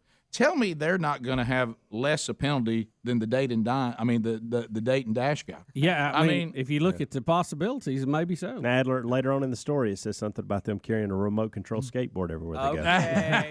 How about Just this? saying. Is this a shocker? They say, well, we asked a family member to stop by and check on them from time to time, but I guess they never showed up. Probably not. We asked some loser to come by. Right. It is 21 minutes past the hour. Rick and Bubba Show. 866-WE-BE-BIG's our number. We'll take your phone calls. Still to come. Helmsy back today. We'll hear about Helmsy's road as a tennis coach this year. And he's seen some pretty cool things out there on the road. Believe it or not, the real Greg Burgess not here today. And the reason he's not here, I don't even know what to... Because if I told you why he's not here, you wouldn't believe it. He's from what we gathered, a stray dog gave birth to 9 puppies at his house, and then the mom passed out because of low sugar, and he and his wife are now nursing and feeding the puppies every 2 hours. Does that seem accurate? Is that not what we heard? Does that seem Rick, like that? Yep. That's Okay. you. Okay. You said it. Okay, I said it. All right. Staying out of it. Also, the highest bid for Children's of Alabama. If you want to, Speedy at rickandbubba.com. We'll cut those bids off at top of this hour. So you got about 38 minutes. The highest bid at last check was $12.50 for you to get tickets to the race and also get to ride in a Indy car with a driver in their 2-seater prior to Sunday's race. Bubba, you were telling me about this, and David, I think, is going to update us. I'm getting emails, too, from this past weekend. You mentioned the USFL, and it's caused people to respond. David, go ahead. Hey, guys. How y'all doing this morning? Good. Hey, real quick on that Greg Burgess puppy thing. It takes me back to that segment where I think he was going to do lipo, and Coach Burgess called in, and I remember that laugh he had over the phone about him doing lipo. Man, it was funny. But, yeah, apparently at the end of the game there, Birmingham's up 35-2 and scored a late touchdown, and the New Orleans coach, when he went out to shake Skip Holtz's hands, like, we'll remember that. So it was an interesting ending. Skip Holtz, the coach of the Birmingham Stallions, and Todd Haley, who is the coach of the Memphis Showboats. Not New Orleans, Memphis. They're all mocked up in the USFL, so you get to hear it. Let's listen to this exchange here, Rick. All See right. what you think. Okay. I haven't screened the audio. I don't know if a person's like commenting on top of it. Sorry, hold on. All right, and so it's dangerous. Yeah. Well, I got a delay, so you two people will hear it, but that's all right. All right. So Yeah, I wouldn't use it. He cusses in it. Oh, does he? Okay. Well, he says you kicked our donkey. Okay. And said you ought to be proud or something. I'll remember it. Yeah, and he does say I'll remember. I won't forget it. Yeah, we'll remember that or something like that. So is he mad or is it? Yeah, Yeah, I think because Birmingham scored close. Oh, to I the see end him of the say it game. now. And but they interviewed Skip after it too, and he said, look, he had a lot of respect for Todd, legendary coach, coached in a lot of places, and he said, remember Birmingham's lost several key players, and he was trying to get some people some reps, and they were running the ball, and they checked out of it and threw a pass for a touchdown, kind of late in the game. It wasn't the last second. But, well, I remember. What do you consider running up? Because I've asked this question of a couple of legendary coaches in high school. At what point do you call the dogs off? And I was told 40s and below, you play like you normally play. But once the next score is going to put us into the 50s, we call the dogs off. Well, and I think also what's going on in the game. I mean, if I have the game in hand and there's no way you're gonna beat me, and there's all kinds of things that go back and forth. I remember one time being in the game and the head coach got upset with his offensive coordinator because they had scored again, and I heard him say, and there was too much time. He said, "I'm literally giving the ball to the fullback up the middle." Yeah, I mean, and he broke a run, and there's too much time left. We can't take a knee. And the fullback, and by the way, it was a third-string fullback. He said the fullback, because I was on the team, I could hear him breathing. He was looking around wanting to be tackled, right? Because he'd never ran that far before. and he, sometimes you can be so in a game where the other team is so outmanned, right, no matter what you do. So I think there's a lot of factors in that. But I do remember this, what he just said to Skip. So speaking of Dad, when Dad took over at Jacksonville State University, they had gone through a rough patch. They had not been good in a few seasons, and the program was in really bad shape. So, but in the 70s, the late 70s, they were really good. So people wanted to punish Jacksonville State for getting beat by Jacksonville State back in the prior era. Right. Okay. Right. And some of them got beat pretty good. So they had Jack State down, and they were loving it. Well, Dad inherits that, going, look, I didn't have anything to do with what happened in the 70s. And so he was playing one of their interconference rivals, and, I mean, they beat us like a drum. And they just kept on scoring and kept on scoring and kept on scoring. And the coach was a little older for this team, and I'm not going to say who it was. So Dad walks out to midfield and shakes his hand, Dad's first year, and he says, "You don't plan on retiring anytime soon, do you?" And he looked at him, he said, "Nah, not as long." He goes, "Please, I'm begging you, don't retire. Please don't retire." Basically saying, "Yeah, I want a shot back." Yeah, let me get this program the way it needs to be going, and we'll see you again. Yeah. And of course, they did come back and beat them. But I remember Dad asking, "Please don't retire. Please don't let this be the last shot we got at you." You know, and, nobody likes a drubbing. No, well, and again, it's different. You know, there's demoralizing people, and then there's just the way the game flowed. And I don't know. I didn't see this game, so I don't know how this how that works. But you know, I think when somebody's running it up on you, and when the game is just being played and they're substituting and they're running basic stuff and there's just too much time left. Yeah, I mean, you got a lot of your third teamers in there. You want them to get reps, and like I say, you can't. To me, it's more demoralizing just to start taking a knee when you're halfway through the fourth quarter. What do you know? Yeah, no, it's a juggling act. It really is. Yeah. And I think there's, in my opinion, running the score up on somebody. There are times when maybe an opponent that has already got their feelings hurt overreacts, but most of the time when somebody's running it up in a classless way, you can tell. Yeah. By the way it's being handled, and running all kinds of double reverses and throw to the end zone, and that kind of stuff. But then there's these players that are in there now, don't get to play much. Right. And they're trying to win a position. Right. So move up. At the end of it all, and I've heard some coaches say this, we can cry about running up all we want to, but at some point we have to take responsibility as the opponent that we need to do something to stop you. Yeah. Now, what you can get in trouble if you're a running up person is you've got a lot of wounded, angry people. Yeah, you could fall victim to the cheap shot. Yeah, and you saw Johnny Manziel pay a price when he kicked the field goal one time as quarterback. Yeah, I say that was a little well. weird. And what you do, see, if I was playing defensive line, I was saying, look, the game doesn't matter. But if you don't think I'm gonna hit Johnny Manziel, get the flags ready, because here I come. I'm probably headed to the shower. Right. So, bottom of the hour, we'll be back. 866 We Be Big. Coach Bullet heads back. The journeys of Helmsy. We'll hear from him when we come back. More Rick and Bubba coming up. Rick and Bubba, Rick and Bubba. By the way, when police arrived at the home, they said the child was trying to cook food on her own. That's not dangerous. Oh, my God. Y'all are so scary. I hope they need to be slapped at 5. And I want some of you out there to know that likely means the animals weren't taken care of either. Nope.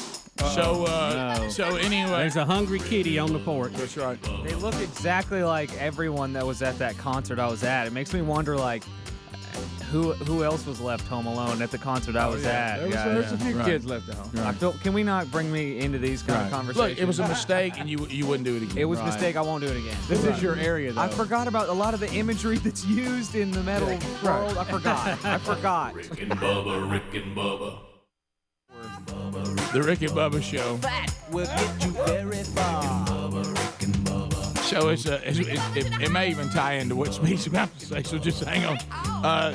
So, do you want to discuss what just happened in the break? Are you okay? Are you all right, Speedy? Are you okay? God love him. Hey, God, so innocent. Innocent in all this. And this is the price, sadly, our families pay for being tied to this show. Yeah. And I also will say this. Ain't nothing private. You know what I mean? No, not a thing. Not if it's a good one. No, he did it. Okay, so your parents and Greg and our parents, we have they both were married on the exact same day. Yeah, the exact same year. Yeah, the exact same year. So somewhere in two different places, right? Our parents are being married, and Speedy's parents are being married on the exact same day in the exact same year. Right. And that is this Friday. Correct. And I had sent my parents a text, and I just said, hey, it's anniversary week. I just want to tell you I love you. I hope you're having a special week. You remembered it. Right. And not sure you will Friday. No, I'm going to remember it. I just was saying so much like, hey, anniversary week. Have a good one, that kind of thing. Mm-hmm. Love y'all. Greg, thanks for all. Don't you dare miss this. And Greg, just hang on. And he responded, and look, I will say this: he doesn't hold the corner market on messing up text messages and meaning one thing and saying the other. But this one's precious. Autocorrect will get you. It does. You know how he's known for his case, maybe not. for his poems, right? And he actually likes for Greg to read them. Yes, he does. I'll read it. Because Greg always Greg loves poetry. Right. I do. If we can get some nice, uplifting, inspirational music behind Greg reading, it's only better. I appreciate a good word. And a lot of the poems I don't even bring to the table because they're just for the family, and I file them away and I just have them. Like they wish you would this one, but go ahead. Right. But he has written a poem apparently for my mom, and he responded to my "Hey, it's anniversary week" text, and I love the two of you and all this. He says, "Wow, thanks, son. You're absolutely right. Number 55. Hallelujah. I have written her a special porn, which I will give her." Which I will give to her at home Don't today. say that. That's what it says. He's reading it. Leave that. Tell Rick he can use it with no charge to give his dad to give to his mom. You know what? We're all family, but we ain't that close. You know what I mean? Some things don't need to be shared. Mr. Wilburn, I'm not going to pass it on to my dad. Speaking of, that's some poetry I haven't seen from your dad. No. I love you, son, and again, thanks. God and then he him. follows up with a poem, 55 years and counting. Right. And he says that I should print it, and y'all too could have it for your parents as well. And it's actually a really good poem. Gosh almighty. Dang autocorrect. Greg, guess what I got for your mama? I got a special porn. Hey, it is her anniversary. In his defense, those letters are right next to They each are. other. I know. Dang it. They really are so close. But again, why is it that when if you ever Gosh do love you, Dad. I don't know why. What we talked about this for years. If you get a website wrong, it never goes to here's the plan of salvation. You know, it always goes to some terrible, horrible thing. Yeah. And if you never do you mistype something, it's something really uplifting. It's always something bad. You probably need to screenshot that, Speedy, for the Christmas party. Most definitely. Lee, And I am that's funny. sending this to my sister right now. Yeah. Because that is and 55 and years? probably doesn't even know he has sent it yet until either now he's listening or he'll hear about it from someone else. I bet he's Good gonna get night tickled. alive. I bet he loves a good one. Oh yeah, he does. He's gonna laugh. He sure does. I've heard of Larry the Leaf, but this is over the line. Boy, he's really gone a different direction after Larry the Leaf. With children's books. Now I want you to keep in mind if you start reading the poem, it is I want to keep. it is something else. I want you to keep in mind there's been a caller on hold for 25 minutes and waiting for this precious moment to wish her parents a happy anniversary, and this is what she gets to follow. Yeah, that's tough. Okay. That's tough. Okay. Jessica, do you even want to do this anymore after that?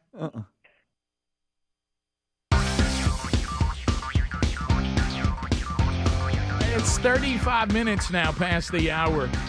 Rick and Bubba. Thanks for being with us. We just, believe it or not, and you have that a lot with the Rick and Bubba deals and endorsements that have been around for a long time. The audience begins to talk about all of them.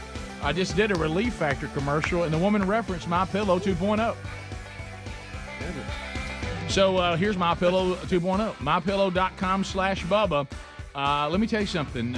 Right now, if you don't have the 2.0, I mean, this new pillow, and think about it, you know, Lindell said it, I didn't really want to do anything to the MyPillow because it was pillow perfection.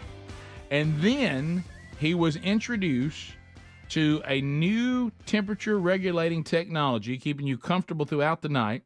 Loving ours, loving it so much that I told you Sherri took mine from me, and I've had to order me another one.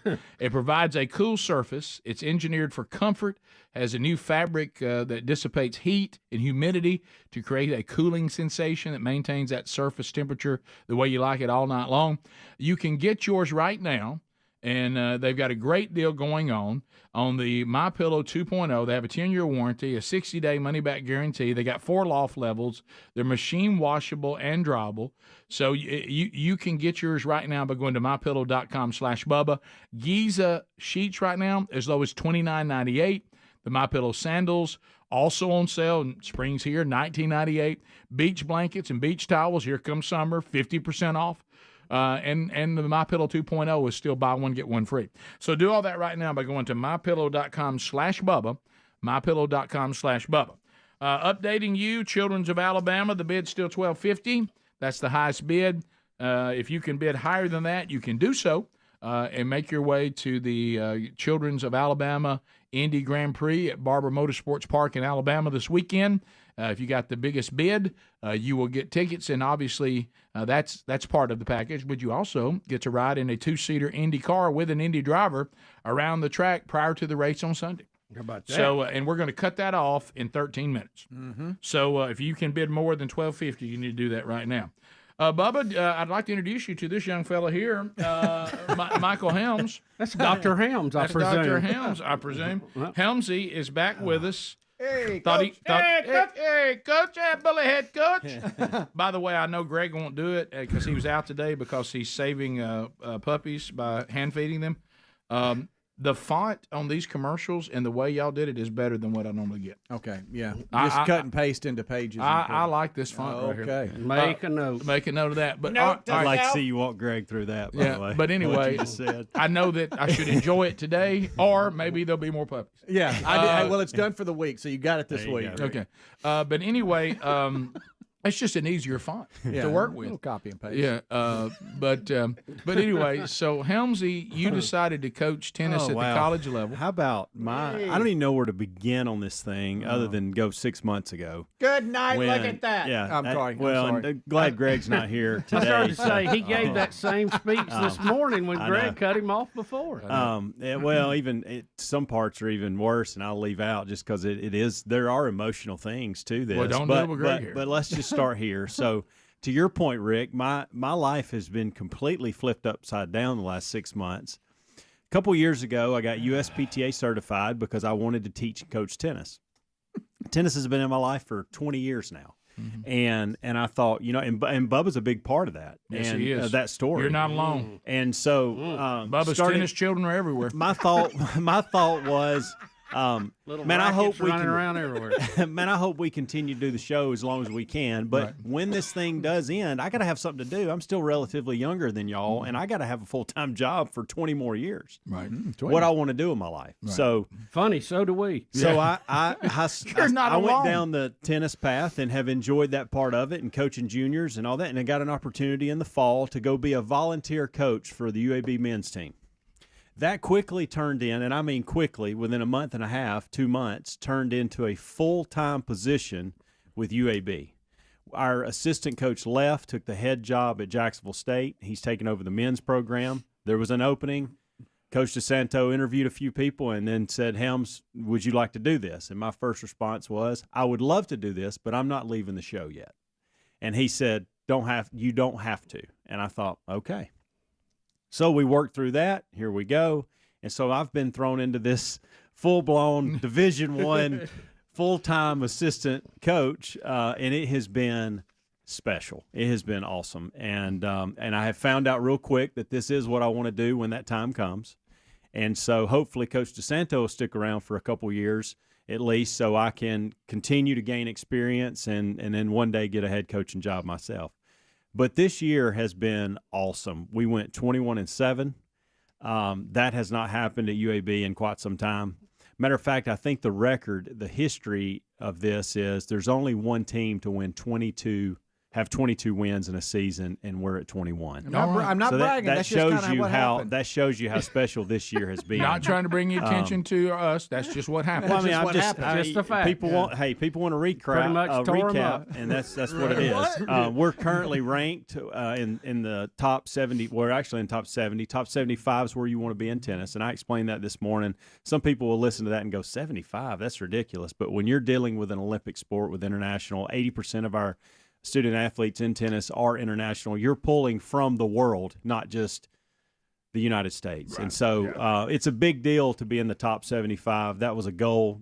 I think they started the season last year at 188. Yeah. We're at 70 now. Yeah. So it's been we've got 4 seniors that are going to be tremendously missed. They're going to go on. A couple of them are going to go on and continue to play. They'll play some futures. They got an opportunity to play professional tennis. A couple other them are going to go use their degree. One of them's going to teach and coach tennis. And then we'll do it. We'll get together and do it again in the fall, starting the fall season. So I didn't know I was going to have to worry about NCAA and transfer portals and equipment and bus driving, driving a bus. Hey, Coach. Goodness gracious, scholarships and what money we can offer here or there. And I've went through the signing process of 3 guys, one from Mexico, one from the Czech Republic, and one from the United States. So I've been able to go through all that. So your Spanish came in handy. It really did. You knew it would. Yeah, absolutely. You knew it would. Me llamo Bullethead. Scheduling. I mean, scheduling is a nightmare in tennis. I can't even know how to do it. It's crazy. These sports that play during the week, I don't know how they do it. And by the way, we're changing conferences, so I'm having to go through that. So we're currently in the Conference USA. Starting in the fall, we go to the American. So that's a whole different thing. We're also changing our brand, our apparel brand. We're Under Armour currently. That's changing. We don't know what to yet, so we're having to work through that. There's so many things that have been thrown at me this year that I am learning so much about this business, and I can't get enough of it. What about the travel when you have to drive the bus? I mean, you've seen some interesting things. I have been driving the team. We have, and Adler, you have to help me with this because I don't know whether to call it a 9-passenger or 11-passenger. It is a huge Mercedes Sprinter. And we can get 11 people in it, driver, passenger, and then 9 guys in the back. So is that considered a 9-passenger or 11? That's a really good question. 11. I guess 11, but maybe even technically 10 because you got 10 passengers and one driver. Okay. Well, that's so how. Maybe you call it a 10. I don't know. So we travel with 11 total, 2 coaches, 9 players. And I have been driving this thing, and for any of you that have ever seen, people do call it a bus. It's huge. It's long. And I've gotten used to driving it. And I spent 8-9 days in driving to Houston and back in it. We've gone to Georgia Southern, which there's no easy way to get there. We've gone to Tampa. I drove to Tampa in it, guys. Went that far. Tampa's I was at Tampa Friday, but I didn't drive it. So it's been. I enjoy driving it actually. Now what's funny You is look sleepy, I don't have a gigantic truck, but I got a pretty big truck. Yeah, but it's not. When I get out of that and get into the truck, I feel like I'm in a smart car. Yeah, it like is a go-kart. so weird to Who drive. wants to stop at Buc-ee's?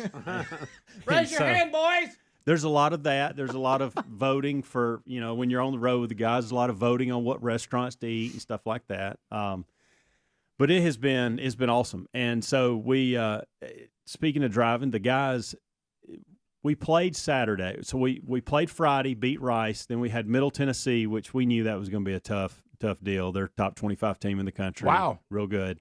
And we knew that was going to be a tall task. And so we finished up the match at, I guess, around 3 o'clock, 2:30. And I started hearing murmur campaign. Hey, we leaving today or tomorrow? We going back home today or tomorrow? Man, it'd be good to get back today or tonight. No. And so I said, guys, here's where we're at. And Coach DeSanto was actually staying in Houston. He coaches the #1 American wheelchair player in the country. Did not know that. Yeah, phenomenal. And he trains out of Birmingham, so I see him all the time. You're just full of little stories. He was actually playing in a tournament in Houston too. And he came to a couple of our matches and those type of things. But Justin said, if he makes it to the finals, I'm going to stay and fly back, and I'll just let you go on back whenever you want to. If you want to go back Saturday, you want to go back Sunday, whatever. So smart. By the way, when he got back? Missed his flight, got back this morning. Oh, wow. He just texted me a few minutes ago and said, you think your trip was bad? I've been at the airport a long time. Oh, that's what you get, Coach. Yeah. So I started hearing the guys going, hey, listen, we want to go back. Look, they're done with Houston. Thanos, one of our Greeks, is flying out on Monday. Wojciech said he had some kind of final. He's a Czech Republic. He had a final that he needed to study for. He wanted to get back. Roman's had to move out of his apartment. Now, who's Roman? He's a Czech Republic guy. But it's like you're coaching the ride. It's a small listen, world.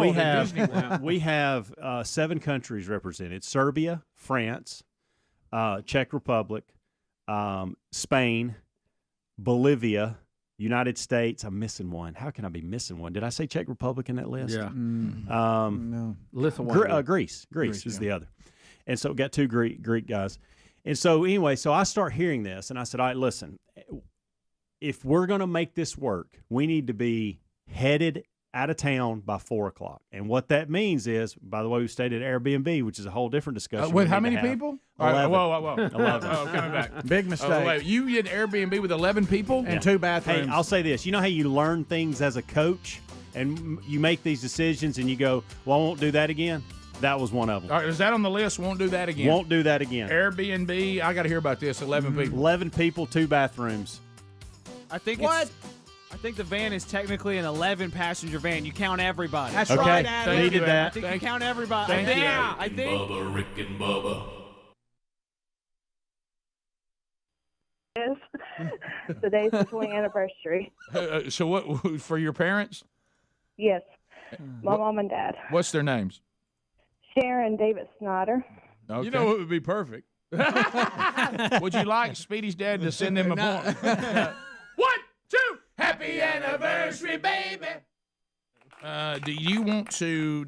Are you just put out with this and don't want to talk about it anymore? Or do you want? Are you just? I mean, if this is old, but there's a. It's not new, but there's still another point that needs to be made about all this. I mean, I probably have talked. Well, it really more is about what Right. Twitter is doing to censor people now than anything. Well, and there's a lot of that going on. You know, you were asked a question even on Fox and Friends Saturday, you know, that Facebook, you know, here's PragerU, of all things, saying that masculinity in and of itself is not evil, so we shouldn't eradicate masculinity from our society. We just need to eradicate the wrong kind of masculinity, and that was considered to be too controversial, and Facebook pulled the video. Yeah. So if these and see, once these things start, if they get away with it, if they don't get backlash on it, they'll get more and more. They'll really get the ball rolling on some of the stuff. I would say this to Rick and Bubba and Speedy and Helmsy and Greg and Adler and you know, this young man that's working with us. We've known him for a while, know his family, who's the new intern. I want everybody listening, watching, and all of us in the room to realize in this country, you are never afforded the right not to be offended. Right. It's just, you don't get that. I've combed the Constitution, Rick, from cover to cover. I cannot find that. Right, and so to this other point we have, so certainly the kneeling NFL players bother people, and then there's people that think it's great, and then there's people that think it's not, and so, you know, they can certainly do whatever their employer allows them to do, or out in public they can address the government anytime they want to without, you know, the fear of repercussions, death, or imprisonment. That's really what the First Amendment was all about. But as we've said 1,000 times, inside the private sector, you cannot do on the job anything you want to that might violate what the company says is their role for you. So, but the company they work for won't deal with it, so it's still continuing, and other people have to adjust to it. Well, undoubtedly there is an Instagram account that belongs to Project Warpath. This is a clothing company owned by Navy SEALs and Army Special Forces combat veterans, and they have been removed now from Facebook's Instagram platform for hate speech because they criticized NFL players who kneel during the national anthem. So what we're saying is, if you're offended by someone kneeling during the national anthem publicly, you have to just get over it. But if you offend them, then there's hell to pay. So, and that seems a little. You know what's funny is I will test the system sometimes with our social media, because we will get hate speech or whatever you want to call it, some of the most nasty language you could ever, just the vile and the filth in regards to us. Right. And I will just test it and send that to file a complaint, let's say with Twitter, and I'll say, hey, this is abusive, whatever, just to see what kind of reaction. It never fails. It doesn't matter how filthy it is. It doesn't matter how many F-bombs they drop or how many bad words they throw in there. They can be just threatening to us, whatever. It doesn't matter. It always comes back. We didn't find anything in here. Sorry. Well, I guarantee you, if I had just put something in there about something like this, that I took it down in a minute. All right, so you're saying that you've sent in things about us that went beyond, and I apologize. If you want to dial away for a minute, I'm going to use a word that's kind of potty. It's a potty word, but it's not a nasty word. Or we just abbreviate. Yeah, as Tom Doran would say, it's not a cuss. Yeah. But it's a word that starts with the T for human number 2. Okay, yeah. My dad used it all the time. Oh, Greg uses it too. As a matter, he had a term. Well, sometimes it's just... my dad would use this term all the time. Sadly, about Greg and I usually. Yeah. But anyway, so they put out underneath that the people kneeling, in their opinion, now these are Navy SEALs and veterans from Army Special Forces. They have a clothing line, and on their Instagram, they put that those who kneel for the national anthem in the NFL refer to them as overpaid this word. TURDS. And that's it. Yeah, TURDS. Toots. And then they have now. I didn't know we couldn't say that. They have been blacklisted by Instagram for hate speech.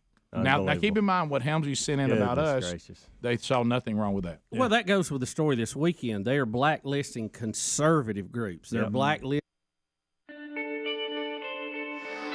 It's 8 minutes past the hour. Rick and Bubba Show. Buffalo Wild Wings charity charge today for Kevin Derryberry Ministries. Go to participating Buffalo Wild Wings. Enjoy great food in Alabaster tonight, home of ZZK. You can actually see Kevin on the back porch at that location performing tonight. So enjoy that. But you're helping out a great cause. Also, $12.50, still the highest bid for Children's of Alabama. For tickets to the race to the Children's of Alabama Indy Grand Prix and riding in the two-seater automobile that they have. It is an Indy car, and a driver will take you around the track prior to the race on Sunday if you have the highest bid. $12.50 is the highest bid, and we will close bidding in 7 minutes.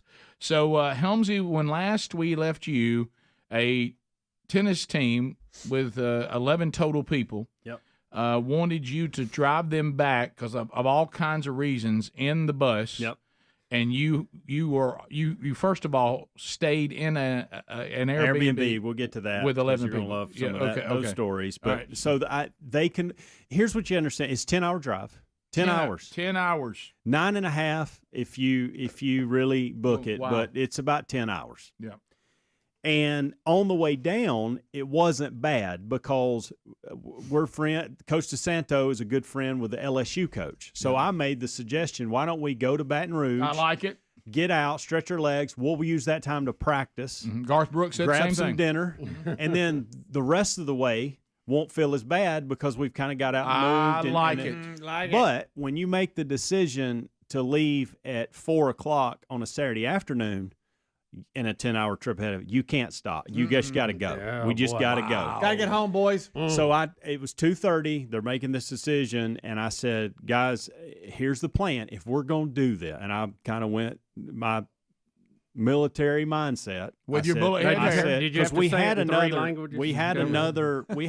day in the Airbnb, and I said, I don't care what we do. We can stay and get up early the next day and go, or we can go now. But if we're going now, we've got to go. Like, we got to shower quick, we got to clean the place up quick, and we got to be on. I gave them a time. I said, if y'all are not in the van by 3:55, we're not going. Okay. And they said, did you done. want to go? I didn't really care. Okay. I think about 1 o'clock in the morning, I was on such a caffeine high. I was glad that we made that decision because I could see myself being in my own bed by 4 o'clock. I understood. And realizing that I had the rest, even if I slept till 10 or 11 on Sunday, I had the rest of the day to be with the family, hang out with them, get everything back to normal for starting this the next day. And so wasn't really thrilled about it at that moment because I felt rushed because we were, again. Because you are rushed. And so. What are we forgetting? We pulled out at 3:58. Where's so my racket? Excited.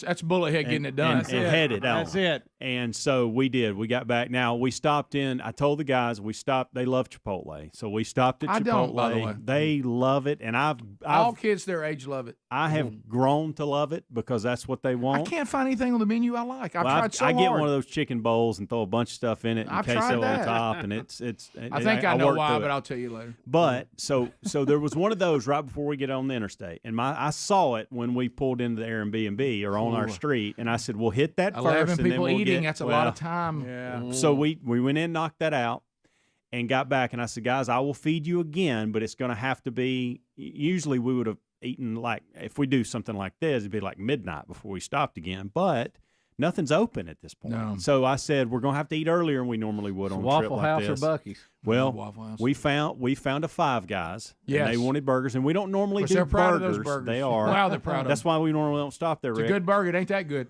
But it was one of the only places open. Right. And so chairs flipped up on the tables Lot of already. fries. There's 15 minutes They couldn't before believe they you close. walked in. So Bus. I We walked have a in. bus. I walked in and I said, "Listen, I know y'all are trying to close, but can y'all put some burgers on the griddle and let's get this thing going? We'll take them to go."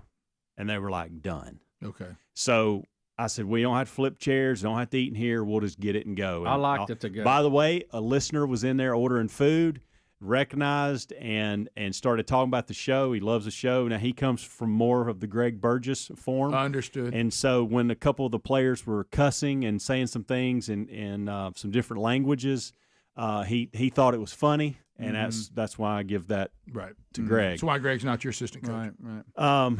So we made it back safe and sound.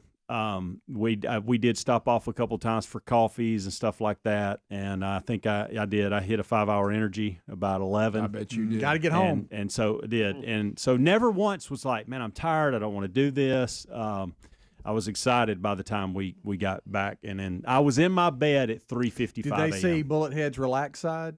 They did. Okay. I kind of, the whole season they've seen. That side of coach you don't get to see No, much. it's I know, not. and I let my guard down on several fronts on the way home, and I think they loved it. There was a couple things throughout the week that I did that they didn't see coming, and they were happy about. They were excited to see that side. I think they appreciate the other side of me, but at the same time, they didn't know that I could go the other way, and because they don't really listen to the show, so they don't know the silliness and the things that I will actually do, like when Greg and Speedy asked me to do things that I wouldn't normally do, and I do them. Do you ooh them any? Oh yeah, Okay, they get oohed good. a lot, Ooh. and so I can hit a ball. So we made it back safe and sound. But the biggest story, I think, and the biggest learning experience for me was never will I ever do an Airbnb with a team again. Now, if Coach DeSanto makes that decision, there's nothing I can do about it. But if I'm making the decision, that'll never happen again. I bet that was for so many reasons, and we had a great time. Don't get me wrong, but I don't want to sleep on. I slept on an air mattress, and that was good for about. It was a sure enough good one too. By the way, I'm going to find one of these. It was a really, really good one. I think it's two bathrooms, 11 people. That was that was one of the biggest struggles with showers. Now we thought, hey, Rick was getting close to our budget number, and hey, look, ads do not like you going over your budget. Yeah. So we were doing everything we could to stay under budget for this year. Now I think they're going to look at it, the fact the kind of season we had and all that. They'll probably go, not a big deal after what you did, but we still, and I don't think we saved money. There, I said it. I think by doing everything we did, I don't think we. If we. I would be willing to write the difference of the check out of my own pocket not to do it. For hotel rooms. Yes. Yeah, I agree with you. Yeah. There's just so many things that doesn't work with. No. Top of the hour. Welcome home, Bullethead. If you're leaving us, have a good day. You got more Rick and Bubba. We'll be right back. Closing the bidding right now. Bubba, Rick and Bubba. People that lean to the right, not to the left. And that's because a lot of the people that are the gatekeepers are liberals. Correct. I mean, that Yeah, are the guy, no the question. CEO of Twitter will tell you he is a liberal. He doesn't hide it. Yeah. That's okay, but he's got to be consistent on how he treats his platform when it comes to people's right to express themselves. Mm-hmm. I've seen it in our Facebook video numbers as well. There's no doubt that we have been, maybe not selectively, not like, okay, a person went in and clicked our page or whatever, but we have been taken out of the algorithm.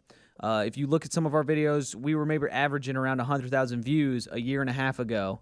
If you look at them now, our numbers are much, much lower. And I know that's because we cannot count on Facebook to fairly aggregate our content to other people. Mm-hmm. I know that. Yeah. And so we keep putting good content out because people want to watch it, and it's still, still large numbers are watching it. But you can see it in our numbers. Facebook realized we're a conservative outlet, so we don't get pushed to the masses in a way that maybe we would have a year and a half ago or 2 years ago. It's just we know that, and that's why we have to do stuff like CRTV, and that's why we have to just put our content everywhere because people will find it if we put it out. But we have definitely been affected by the Facebook culling of conservatives. Well, you're right, because we talked about for the longest we love some of this new technology because it can bypass radio goobs if you have a market where the radio people there are never going to put us on, then you can get us on the TuneIn app, you can get us on Archives, you'll be able to get us on CRTV.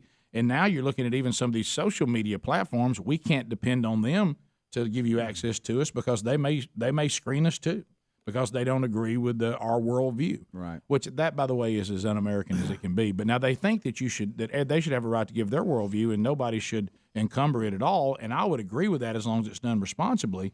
But you can't turn around and say, but anybody who opposes me cannot have their platform. And that's what they've done. They've got a picture here of these veterans holding up the very platform in which Colin Kaepernick and others were able to kneel.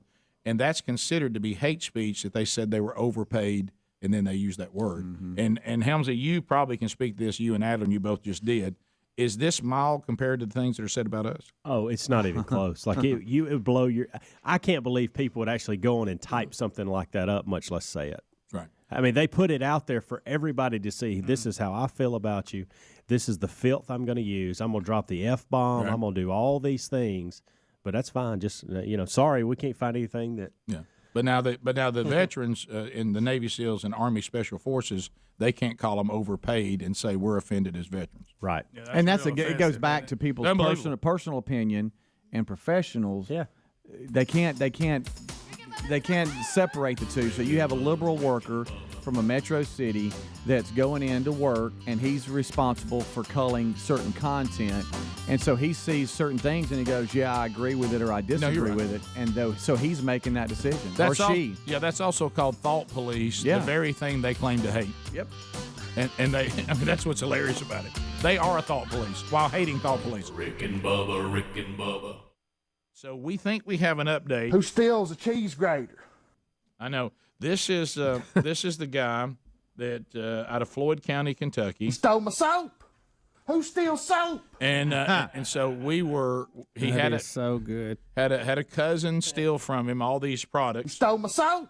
And I mean, who stole my soap? Right? Who does? Who steals soap? So what we've done is we found out there's been a follow-up interview with him. Yeah. And he's now addressing the backlash that he's gotten for his treatment to the druggy cousin who was stealing things out of his home to go try to get money for drugs. He's getting backlash. Yeah, and that's in the story. Right. How? And he confronts that head on. I feel like I'm in the funny farm. I know. Is this the same source again? Who steals a cheese grater? WYMT, Floyd County, Kentucky, and they set it up and everything. Take a listen. That story has taken the internet by storm. Our web story alone has been shared thousands of times. WYMT's Sean Allen talked with Mason Tackett again today about the viral story. One question has been on the mind of millions. Who steals a cheese grater? Hey, I walked by the mirror earlier this morning, got starstruck. Okay. Who steals soap? Since Tackett's social media explosion, the web has been flooded with memes, and even T-shirts are being made. I need to just go down there and thank him. Take him $5 and a honey bun, put it on his books, maybe soap on the rope, anti-theft soap, whatever he might need. But not everyone is a fan of Tackett's story. You know how rogues do. To me, they're just a bunch of jelly monsters on Jelly Mountain smoking bad batches. Saying his cousin, who allegedly stole from him, has a drug problem and needs help instead of ridicule. It's not a drug problem. They've been stealing. They're the Turkey Creek terrorists. They've been stealing. They've rogued everybody in every surrounding zip code they are since they was 4 and 5 years old. Tackett says the instant fame really hasn't changed him all that much. However, for these guys, it's a different story. The other night I went to BP and I had to put them all in the car with me, and I strapped a seatbelt on them. People was taking pictures of them in the car. I was like, it went to their head. Yeah. They won't come in the house and everything. Tackett says he hopes that jail time does his cousin some good, but says there's only one way he would want the charges dropped. We wouldn't care to drop charges if they'd cut his hands off, because that's the only thing going to stop him. Philip Matthew Higgins is scheduled for a preliminary hearing Tuesday. It is 6 minutes now past the hour. Rick and Bubba show. Coming to you from the No Name Studio on the bleeding edge of technology from Sweet Home, Alabama to the world. We'll get more of your phone calls in this hour. Thank you for being with us. Speedy, Helmsy, Adler, all here. I know you can't believe me when I tell you that Greg is not here because he is nursing puppies. I don't know what else to say. Welcome back, Bill Bubba Bussey. Thank you for making me follow that, Rick. Glad to You're be welcome. here, and we hope that the puppy suckling is going well. So I bet he has a tremendous attitude about how this all played out. Well, he called it. He knew it was going to be bad. Yep. This is when you take in strays, this comes with it, especially if you delay the spay and neutering. All right, so but we'll have we got puppies for free. Put them on the wheel. There's something, we can put them on the wheel of meat. Well, that may not work. That might be bad taste. Right. Yeah. Greg just well, never mind. I'll say that. All right, so let's start this hour. The Bubba again. We don't know yet. We're only judging this experiment with each individual, phase as it goes by. Is it true that it looks like, no matter what has happened yet, that Colorado made a really wise choice in choosing Coach Prime as their head football coach? It is paying dividends, and we're going to see some more of them today. Yeah, I mean, we haven't played a game yet. We don't haven't. have a record. I'm We talking don't about have we can only wins and judge losses. the stages we're in now. But as far as turning the program around, for as making interest, as far as signing, Exciting the fan base. some good talent, and getting the Buffalo faithful out and roaming around again. No pun intended. Yep. He gets all A's.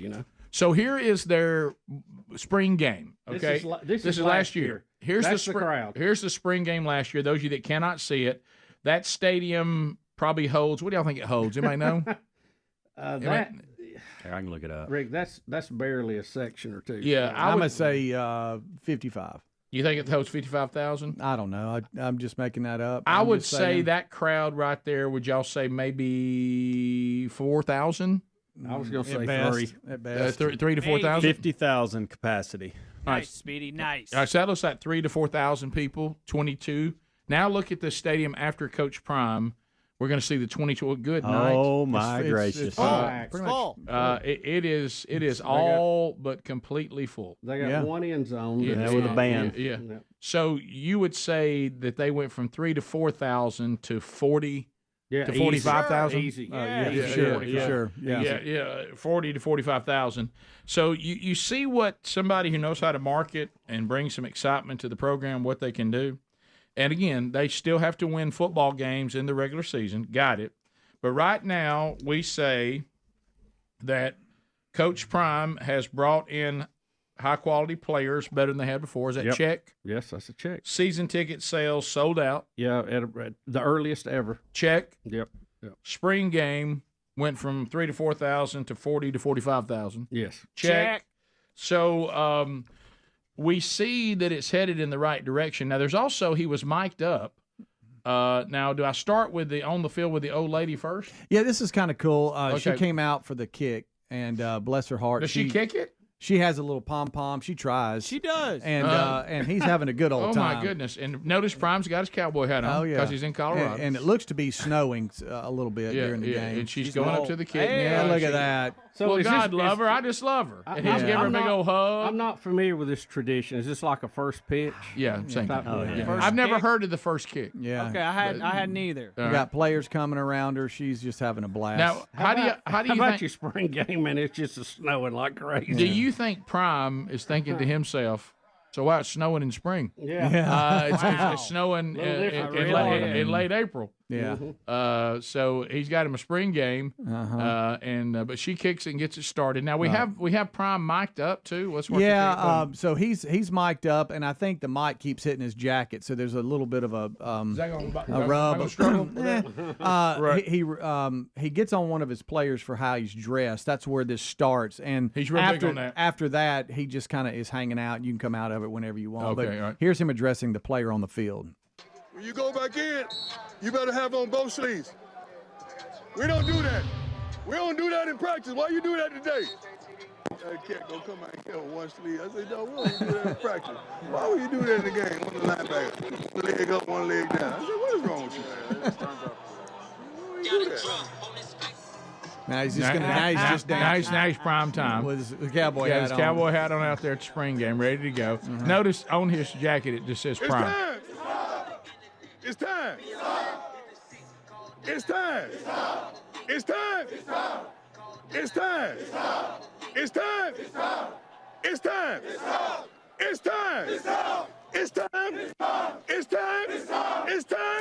It's time.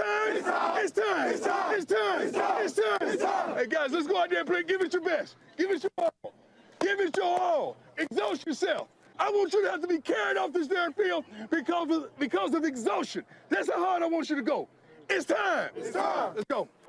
Well, there it is. There it is. Prime time. It's time. Love it. It's time. What time? Prime. And he's cold. Yeah. All right, so while stylish, his injuries really hurting. While stylish, the cowboy hat doesn't feel like keep your ears as cold, as warm as you would like for it to be. Bubba. Of course, I can't get past. They've got those non-contact helmet things, Yes, which I look saw that. absolutely ridiculous. Yes. But I know that's part of it. But I do like the fact that things that drive me nuts about some of the way people wear their uniforms now, he's shutting down. Things that they do with numbers I hate, he shut that down. He really is doing some things that I absolutely love. Mm-hmm. And Bubba, there he is. He's out there dancing like you. Yeah, It's a little different, but Bubba, it's time. It's fun, that's for sure. So will they beat TCU in the in the season opener? I don't know. That's a high. Yeah, I don't know what TCU order has there. coming back. I don't know what kind of team TCU has. I have no idea. But I wouldn't know. I don't. TCU may still be traumatized from the Georgia game. Well, I know they're probably losing their quarterback, right? Yeah, I think so. Yeah. So but they're TCU, so they're going to be. They're going to bounce back. Yeah. Yeah. So I don't know, but that will be a tall order because you've got a program that hasn't won in a while that's got to get it turned around with a program that's coming off one of the best seasons, if not the best season they've ever had. They'll, Colorado will definitely be better than they have been. I don't know that they'll get 8 wins, but they're definitely going to be better than they were, and I think he'll build on that. Oh, do I think if you give him time that Colorado will be in the mix? Absolutely. Are they bowl eligible next year? Go. Yes. Yes. Well, they got to win 6. Yep. Absolutely. Yeah, I think so. With, Too. look, with the people he brought from Jackson State with him, and then the transfers he had come in, they're going to be a totally different Well, team. I saw some of the highlights. I mean, his son was quarterbacking, and he threw one pass probably 40 yards out of his end zone that the guy took all the way. So they're going to open it up. They're going to make plays. So you did get some. I wondered, did the crowd get to see some things that might excite them? I think so. It's time.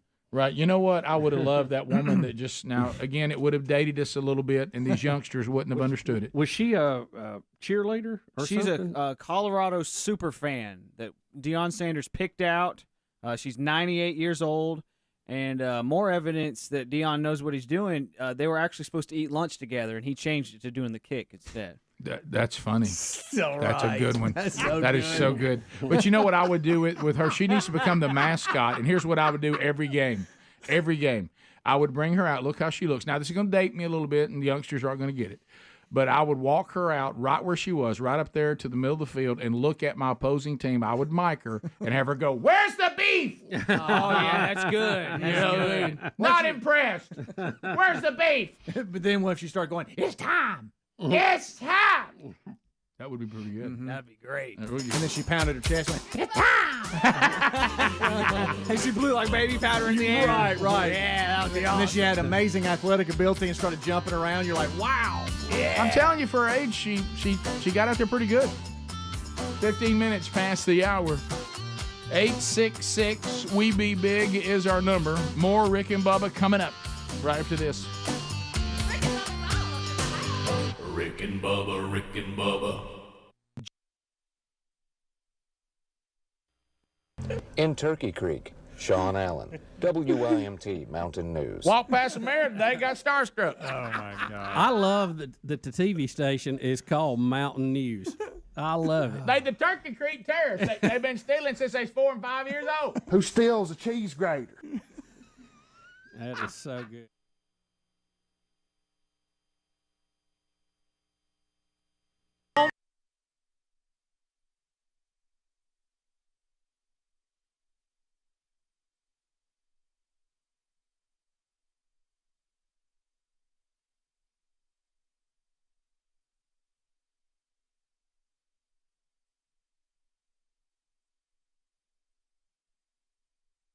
You didn't see that one coming, did you? No, I didn't. That came around That the was bend. a blindsider there. That ran a little inside reverse on you. I couldn't have been more shocked with a blitz up the middle. That's right. Stay at home, defensive end. So you can see football's about to start. Oh, I know. Yeah, What's long overdue. So anyway, that will. It's really already started, but not really. It's like I heard all you guys talking about it in the kickoff hour, and sometimes more is not better. I know we're kind of it's like we say, well, we're going to start football season. Let's move it up to Labor Day weekend for college, and let's move it to the weekend after that for the NFL. And everybody's like, man, let's just get something started. All right, we'll move college up. And what happens is you move it up so much, you watch the teams play like garbage because they're not ready. Yeah. I mean, it's just that game with Jacksonville State and North Carolina A&T, that was the sloppiest mess. I mean, it looked terrible. Both teams. It was horrible. And it wasn't that they're not good teams. They just neither one looked like they were ready to play yet. It looked early, didn't it? Yeah. It did. So anyway, and one of the things that I noticed, and I think we're going to see it, I heard a guy say it, a color guy. Now, he may be some idiot. I don't know whether this is true or not, but it seemed to make sense to me as a football fan. He says, and it's one of the things we've talked about, I certainly understand the desire to minimize injury, to minimize, heading. I understand all that, and I don't disagree with it as far as the concept. Now, the strategy is what we have to try to figure out that's got to make sense, because you can all you want to, Coach Bussey, let's say you're a coach, okay? Hey, Coach, get your team ready, but you can't do anything that remotely resembles the game. Well, then the game comes. Yeah. Okay, and you're like, okay, so are we doing the same thing out here you made us do in the practice? Oh, no, now here it's different. All right. So everything I need to prepare for, you didn't allow me to prepare for, and now we're here. Mm-hmm. And I'll tell you who it hurts the most, offensive line. And that's the reason why you see so many sacks, so many broken plays, whatever. The defensive line and the front seven just come roaring into the backfield because the offensive line has spent the last month not being able to go live with anybody. And at least the defense is down there, going by dummies and working on getting on the corner and all that. Well, the offensive line, if you're blocking dummies, that is not like blocking people coming upfield. I mean, it's just not. And and eventually it works its way out about game 2 or 3. Right. But boy, you got a potential for that first game to be a mess. Yeah, I don't know. You'll see some bad offensive line play to start the season if your team hadn't played yet. I've kind of flip-flop back and forth on having games on Labor Day weekend. I mean, it is good because it's a long weekend, but I'm thinking, you could still be out enjoying summer stuff, and to me, that football is not a summer sport, although it's awful warm here in September, I've noticed. In a lot of places we call now. September in Alabama and Mississippi, Louisiana, and mostly Georgia, we call that August Part 2. Yeah, well, it feels like it. Right. And, I don't know what's wrong with having football in the fall, but, everything's moving that way, so I guess we'll just have to deal with just it. like I said, now it's not enough. We actually had a college football game on August 24th. I mean, come on. I mean, that's ridiculous. It's you still need to be out on the water, cutting grass, and playing in the pool, and all that. And it looked like garbage. Yeah. It looked like they didn't have time to get ready. That it was too early. I mean, it was terrible. I mean, people throwing the ball up the stands when somebody's wide open. It was terrible. So anyway, all right. So we'll move on. We got a lot to discuss today. Will of Meat could happen any day. Now, somebody say, "Oh, it's Wednesday. I bet he'll do it." He did it last Wednesday. That's not necessarily true. We've done it on Tuesday. We've done it on Monday. We've done it on Friday. We now make the Will of Meat just a programming element of the Rick and Bubba show on any given day at any given segment. So that means it could happen today, but it also could happen any day. We'll be back 15 minutes past 866 We Be Big. Lots of stories to break down from around the country. I just gave you the phone number, which means what? We like talking to you as well. Want to hear your feedback. Also, be sure and check the Rick and Bubba website, September the 10th. The Rick and Bubba Show, 866 We Be Big is the number, and we are so thankful that you are here today. Buffalo Wild Wings Charity Charge today, benefiting Kevin Derryberry Ministries, participating Buffalo Wild Wings. Rick and Bubba University, a new podcast out. Shane and Shane, our guest. TheManChurch.com going back out next week, and I'm excited. I'll be going to Somerville Baptist Church in Phoenix City, Alabama on May the 6th. Same day, Rich Wingo will be. Well, no, they've moved that one to a different day. I'm sorry. I got to go change Scratch it. They moved that later in the month. Check that. May 19th, First Baptist Church, Opelika, Lee Moore will be there. So make a note of that. Find those at themanchurch.com under upcoming events. Here we go. So, the West Mobile one, I think, moved to the 20th, if I'm not mistaken. But anyway, it's right on themanchurch.com. I just have an old sheet here. All right, so, Bubba, as we come back, you told me in the break that there's a new, is this going to be a daytime talk show? It's going to be a new primetime weekly show. So I guess that'll be in on the prime weekend. time. Okay. Coming to CNN. Okay. And it is CNN. Going to be hosted by Gayle King and Charles Barkley.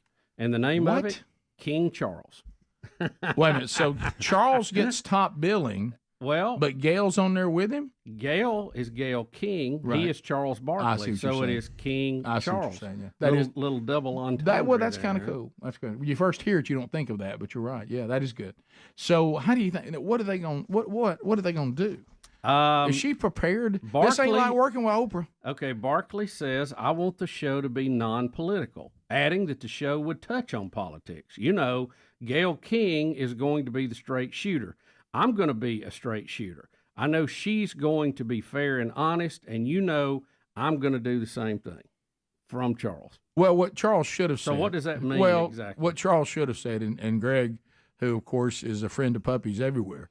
But Greg said correctly, Gayle King, I don't know enough about Gayle King other than she was Oprah's best friend who's done well on her own right, and I think she's all over Oprah's TV channel. Mm-hmm. But I know who Gayle King is. How old do you think she is? How old do I think she is? Mm-hmm. Like if I was just shooting from the hip? Yeah. I would say she is 65. 68. Okay. Barkley 60. Okay. How about that?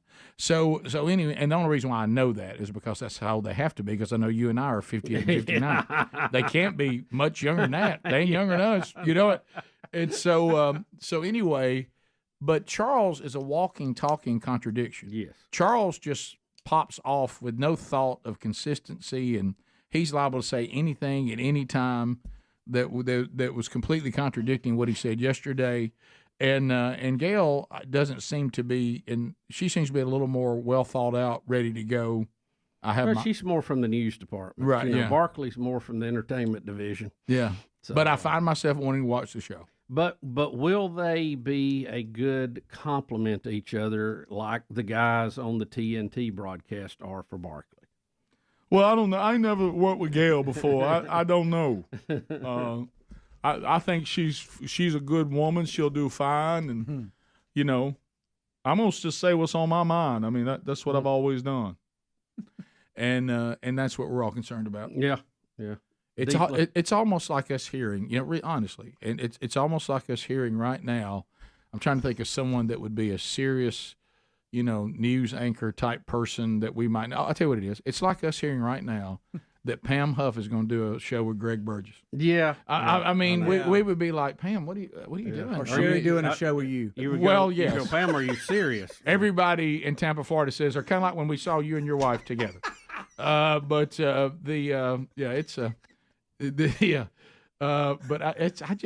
to me, this has potential. I just don't think this is going to last. I think, you know. Well, yeah, you're right. They're going to get a lot of press, right? A lot of promotions out of it. We'll see how long. Yeah, did you ever get tired of Oprah? I mean, you know, it's you can just see it, can't you? It'll be a 1 hour program every weekend. Any shot every weekend or weekday? Weekend. Primetime weekend. All right. Yeah. Weekend. Any shot you give out a look-see?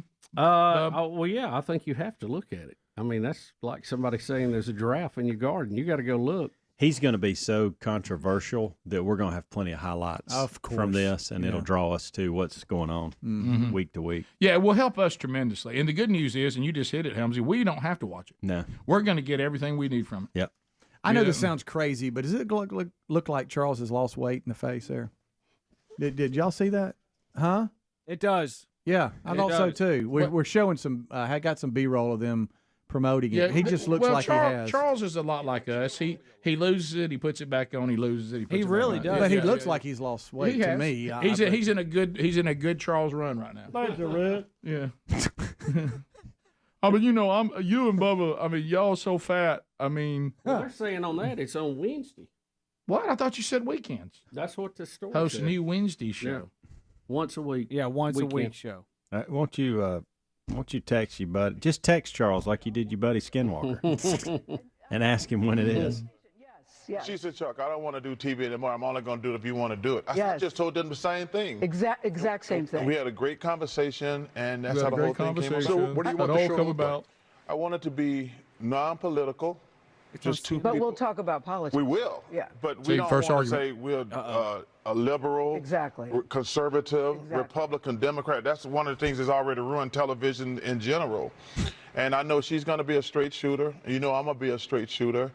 And when we got together for lunch, we just started talking about random things, and it was really curious that we had different opinions, which is fine. Like we weren't. I was correct. He was wrong. But continue. Anyway, this has got some potential, boys. You don't realize until they're sitting there like that. That's got a shot. I give it 6 months. Yeah. Okay. Yeah. Shaq is a big man. Charles can't be rough with her like he is with Kenny and Shaq because she'll cry. Even Ernie.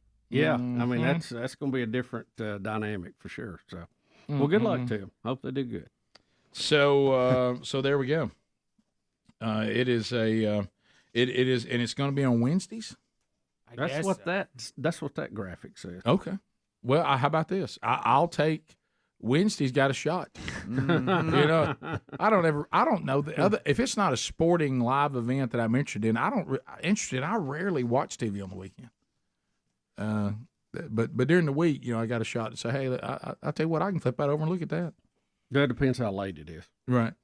It's do you have an airtime over there? Don't. Okay. Don't. All right. Plus the other information I had was suspect. So. Don't. Yeah. Did that say Wednesday and you thought it said weekday, weekend? King and. I mean, is it possible? I've seen two different stories. One of them said weekend. Okay. And then one of them said weekly. Okay. Do you think it's on Wednesdays for sure? It is on Wednesdays. It says it all in here. This story I'm reading. Well, probably the one story you had said weekly, and the other story got it wrong and thought weekly meant week, and they just mistyped weekend. Probably rushing to get it out. Well, look, the news is not trustworthy anymore. Let's just call it. I mean, when you see something, you don't know if it's right. But I like Wednesday better than weekend. I love this line. Seeking a rebound, CNN turns to Charles Barkley. That's funny. Looks like it might be 9 Eastern. All right, that's 8 o'clock, Bubba. You got a shot. Yeah, Bub. You can watch it in bed. Yeah, that's pre-CPAP. You can watch it in bed. I don't know if that's the last thing I want to see before I go to sleep. Well, that's true. I just said maybe one time. I don't think it's going to be appointment TV. I want to watch it early when it's awkward and they don't have their chemistry yet. Yeah, that'd be good. All right, we'll be right back.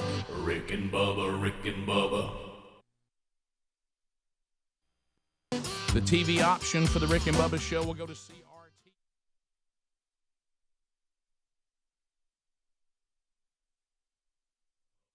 Rick and Bubba show.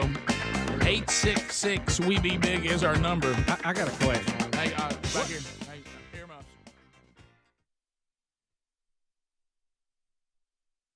Afternoon, and the Commodores got me down there and back. So that's where I found yesterday playing Easy and Sail On, and now this. And then for some reason I can't explain this, and it really can't be good. I don't guess. You know how sometimes you get a song in your head and you don't know how it got there. You didn't hear it. Nobody mentioned it. It just is there. Maybe that's some of these subconscious people. I've already been saying there's things in your subconscious or whatever. Yeah. I got up today and I was getting in the shower and I found myself humming. And I can't remember the last time I've even listened to music from Kiss. And I got up and there was an obscure Kiss song in my mind. And I thought, why is that there? And it was so obscure, I thought it would weird everybody out if I played it to start the show. And then I thought, well, Shout It Out Loud's got some pep. So let's do that. That's kind of the process. Really, if you wondered, if some of you knew how some of the bed music got on, it would really make you feel strange. Some of the weird ways it finds its way in. You know what I mean? It's strange. Yep. Yep. And so and then sometimes it's nothing more than, hey, we're almost out of the break, and I'm tired of the Rick and Bubba thing. Grab something. Yeah, that's that too. Some of it's push a button. How about this? Some of it's really well thought out. Some of it's not. You know what I mean? Let's go. Yeah. Some of the, and then sometimes, usually, we know y'all love the Rick and Bubba theme, and the kids love it, and we got a lot of that at the expo, which was great. So we're always going to play that some. But when you hear it being played a lot, that means we're talking a lot during the commercial breaks, and whoever's on the board's not preparing to come back from the break. Yeah, that's what that means. That's that too. When somebody was holding court, and you look down the breaks, over, uh-oh. Yeah, normally when you hear that, it's either that or something on cue. I'll even do that on the kickoff hour. If I hear the Rick and Bubba bed, I said they must have something going. Yeah, they must be on a big topic. Somebody was holding court in the break. All right, do we want to try to unpack? Would this be a tech update? Not really. This is politics. Is this more politics? You're America kind of thing. Is it really? Okay, Bubba, you of all people call it.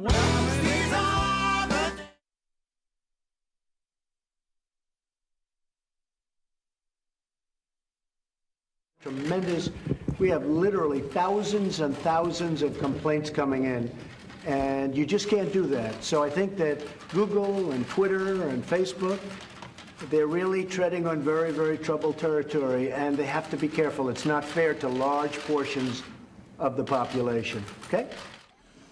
All right, and what he's talking about is we talked about it yesterday. That there's these outlets, and they happen to be on the internet, and they are private businesses, and they do really cool stuff. We've all enjoyed social media. It's become a way of life. Right. And that they have very liberal bosses, and they tend to support liberal causes. And, behind the scenes, what they were doing was fine. But as we learn more, it appears that they are suppressing stories, even customers that might be more conservative.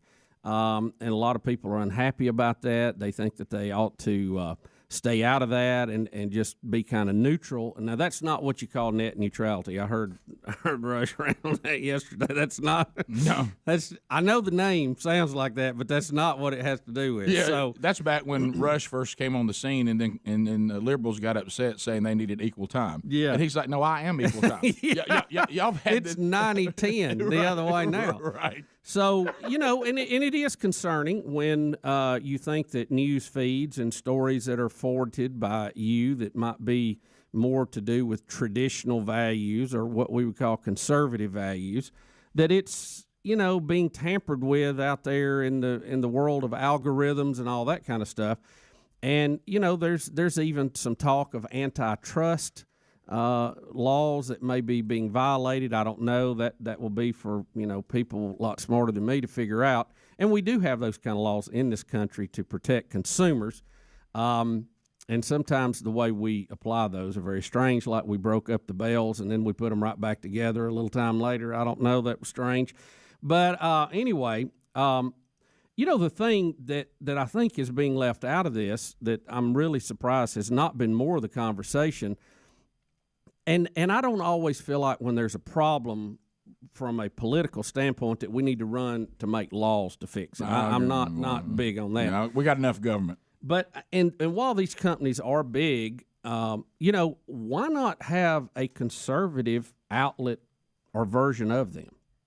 I mean, why doesn't some of these big money guys start a C-book? I mean, make it conservative Facebook. Make it so that you don't allow liberal, left-wing, far-reaching stuff on there. And you can join us. So all 10 lines are open. Coach Bullet heads on the phones. 866-WE-BE-BIG. Line them up. Let's chat. You're running the show. And all the lines are wide open. At the end of 30 seconds, the buzzer sounds. Your time on the program comes to a close. Then we'll move to another caller. No meaningless shout-outs. No shameless plugs. No baby predictions. Anything like that. This is all about you bringing something to the table, making a comment, asking a question. And if you move right now, you will get in. HelloFresh.com/Bubba. Look, don't you just love spring? We were just talking about we're outside over the weekend where we live. The weather was just beautiful and perfect, and things that weren't killed by the Arctic blast are blooming again. And it's time that you want to be doing stuff, and so you want to be able to get everybody around the table. Let's enjoy something. Let's go out here on the porch and eat out here. But sometimes that's a hassle because of the groceries, and what are we going to do? Go to HelloFresh.com/Bubba. It's going to save you money. You get fast and fresh options for our family on the go, 25 minutes or less.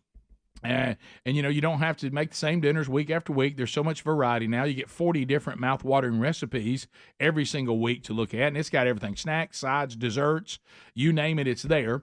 The produce is fresh. The recipes are always easy and delicious. They deliver it right to the door. You can make changes anytime. It's America's #1 meal kit. You prepare the food. They give you everything for the recipe and the recipe. And right now, you go to HelloFresh.com/Bubba, sign up for 50% off, and your first box ships for free with the code, say it with me, children, Bubba.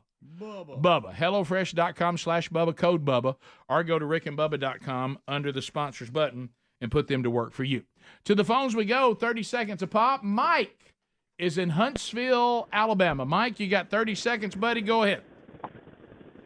Yeah, I come last week. I had a knee replacement and colonoscopy scheduled like back to back. Yeah. Yep. And a nurse toward the end of the day called in and kind of advised against that.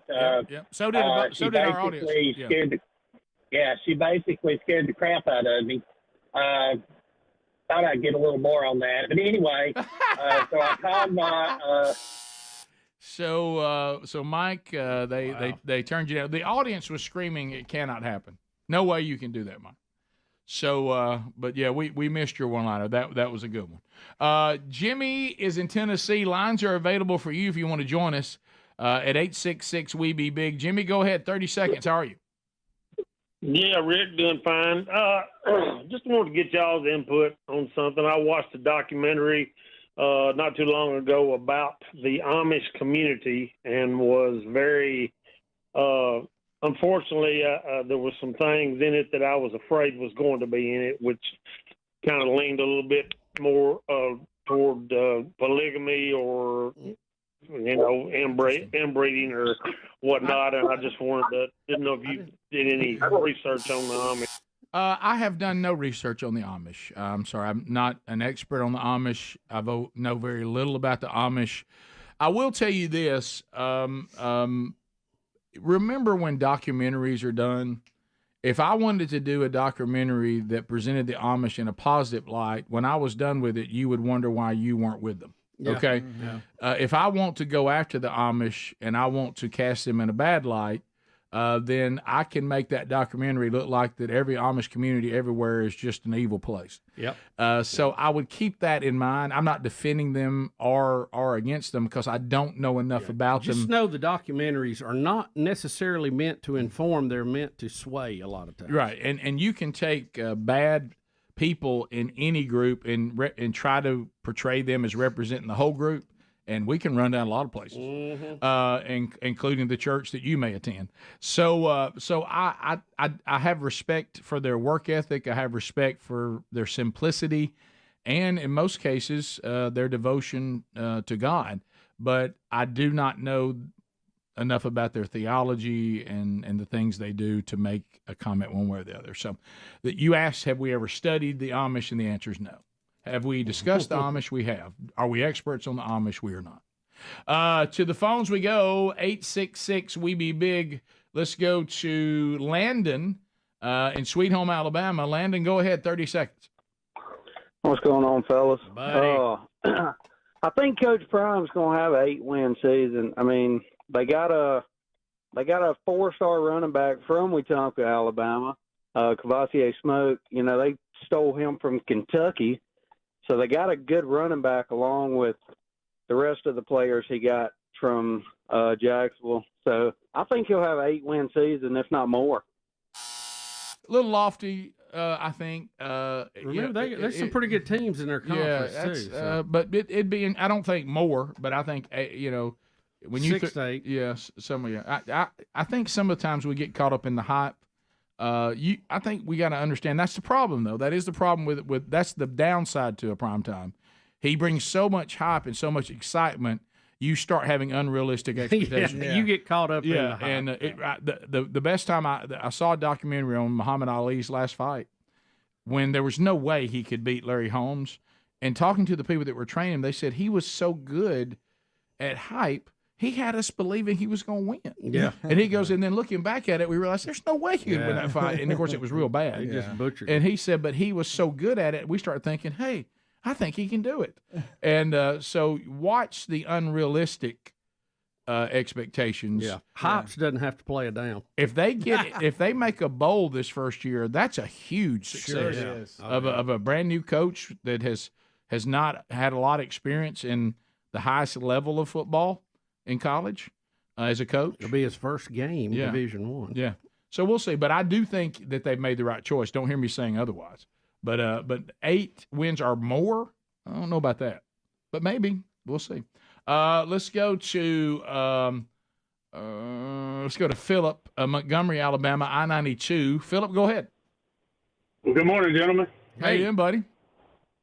Man, I'm great. I just have a question about the Dalai Lama story. Where was Speedy and Richard Simmons during all this? That's good. Speaking of Montgomery, Bubba and I will be there May 18th. Yep. Montgomery Biscuits. We're going to have Rick and Bubba night. So go to rickandbubba.com. You can see all the details there and keep listening to I-92 for all those details. We can't wait to see you there. Let's go to... Should be a lot of fun. Oh, yeah. Let's go to Mobile, Alabama. David standing by. David, go ahead. Who steals a cheese grater?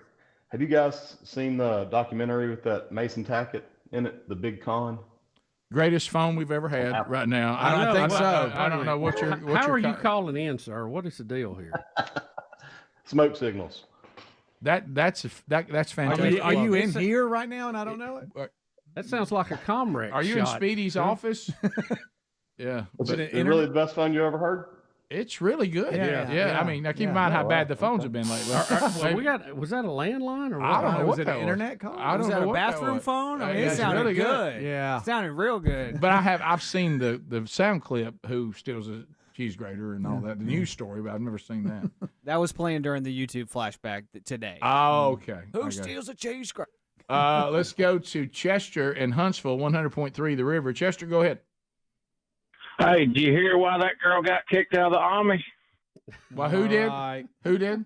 That girl. 2 Mennonite. All right. We go from that quality to that. And just within seconds. Yep. That's... It wasn't a joke. It was just the whole. I couldn't even understand what you were saying. Well, I'll tell you. Yeah, I know. I got it now. All right. I got it now, but at first I didn't get it. Kind of wish I never did. Let's go back to that good phone call. Let's go to Joe, Florence, Alabama, WLAY. Go ahead, Joe. Morning, guys. I listen to a lot of podcasts when I'm out working, and the February 3rd podcast at about the hour and 52-minute mark, to be exact. Rick, you did a great Gerald Cates impersonation. Spot on, hilarious. And I was wondering what the real Gerald Cates, as well as the impersonated Gerald Cates, is going to say about the puppy farm that's going on. Greg Burgess, are you nursing 9 puppies, Greg Burgess? If you don't howl right now like a mama dog. I mean, that's what he's facing. Has anybody told Gerald yet? Because I don't think so. What is he doing? He's in puppies. Okay. I have a feeling he's probably heard by now. I think if Gerald hears this, I think he'll go to Pleasant Valley. Yeah, he might drive out there in a fire truck. I'm texting him now. Are you in the loop on Greg? Oh, you know he is. Greg. I have a feeling he's already called. Puppies. Rick Burgess. Are you nursing? Rick Burgess, you don't think I'm calling him right now? Okay. And Greg's nursing little puppies. Sing it, Greg. Nursing little puppies. That's exactly what's in store. You know it is. I just want to be a fly on the wall. Oh, I wish I could be there. Sing little puppies, puppy in the window. He'll have all that. Yeah. You know, he's bark like a puppy. He's gonna, Greg Burgess, if you don't howl like a dog, we ain't leaving here. I saw him terrorize Greg. Oh, man. Very few people have ever been able to terrorize Greg. Oh. No, but hey, Gerald's got Greg's number. I mean, he's got him. We'll be back 15 minutes to the top of the hour. More Rick and Bubba coming up right after this. Rick and Bubba, Rick and Bubba. that is more friendly to conservative or traditional values. Why not have a Twitter kind of thing for that? Why not have a search engine that is not going to give preference to left-wing causes? I mean, to me, that is very much available, and people go, oh, well, but they're so big. They're so big. Well, there was a day there wasn't. I mean, there was a day that all of these places started in a garage. Yeah. And you know, even growing up, I remember I was thinking about retail, how it's changed over the years. You know, the big store when I was a kid was Sears and Roebuck. I mean, it didn't get any bigger than that. When that Wish book came out, oh my God, kidding me? We like to tore the pages out of that thing, Flip to the back for the toys. And in our town, even in my small hometown, the big store when I was growing up was TG&Y. You know, and there's not a lot of them now. And they were kind of replaced by the Kmarts of the world. And then before we knew it, we had Walmart in there. And now Amazon's giving them fits, you know. But so you know there's what? always but to your point, they're fighting back now. Yeah, there's always You know, the next one. They made some gains by adjusting how they did business to the new kid in town. Yeah, In town, yeah. I mean. You know, So to the technology. You know, I think that's the beauty of our freedom and our open marketplace, that somebody, because look, people like me and a lot of you and a lot of these commentators and President Trump, as far as that goes, if there was another option to get your internet searches done and you didn't have to fool with Google because you felt like they did not support the things that you hold very dear in your life, I would go to it. Wouldn't y'all? I mean, you can change that out. Yeah, I mean, we're up against the break. I want to come back and unpack that because I think you're on a line here that we've seen examples of before. And I kind of want to ask the question, can conservatives just not do this kind of technology? Because if you look, Apple, raging liberals, Microsoft, raging liberals, Google, raging liberals, Facebook, raging liberals, Twitter, raging liberals, Instagram, raging liberals. Do no conservatives have the ability to come up with these kind of technology? Are we just not good at this?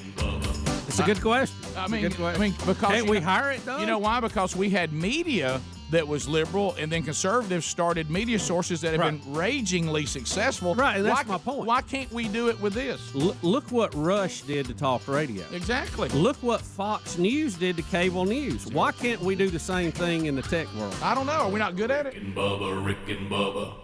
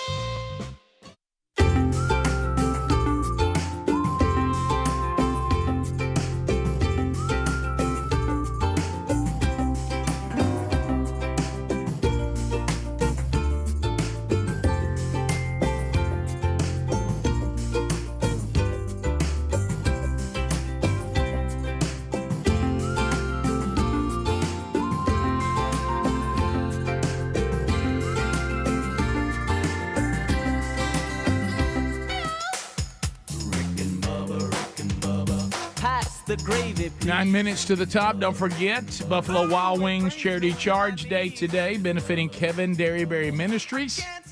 And you can get out, eat at participating Buffalo Wild Wings, and raise money for Kevin Derryberry Ministries at all the participating locations. Shane and Shane, our guests on the new Rick and Bubba University, the podcast. All right, so Bubba, we got a couple of stories to hit before we go. Here is NBC Meet the Press. This bizarre talk of Biden running again, which really is bizarre. And you and I were asking the question: Are the Democrats, are they okay with this? But here we go. We're talking to. You're going to hear Meet the Press talk about the numbers. Here we go.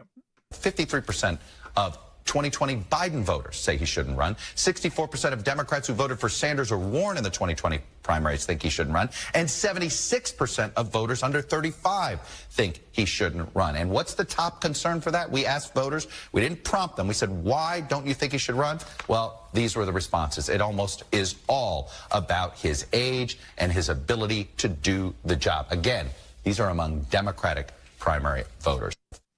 And didn't the Democrat? Didn't they say over the weekend they weren't going to have any debates?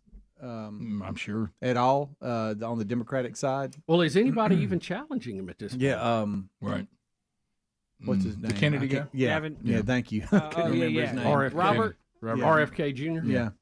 So, of course, Babylon B had a blast with that. Sure. It showed Biden over trying to cut the power off while he was announcing.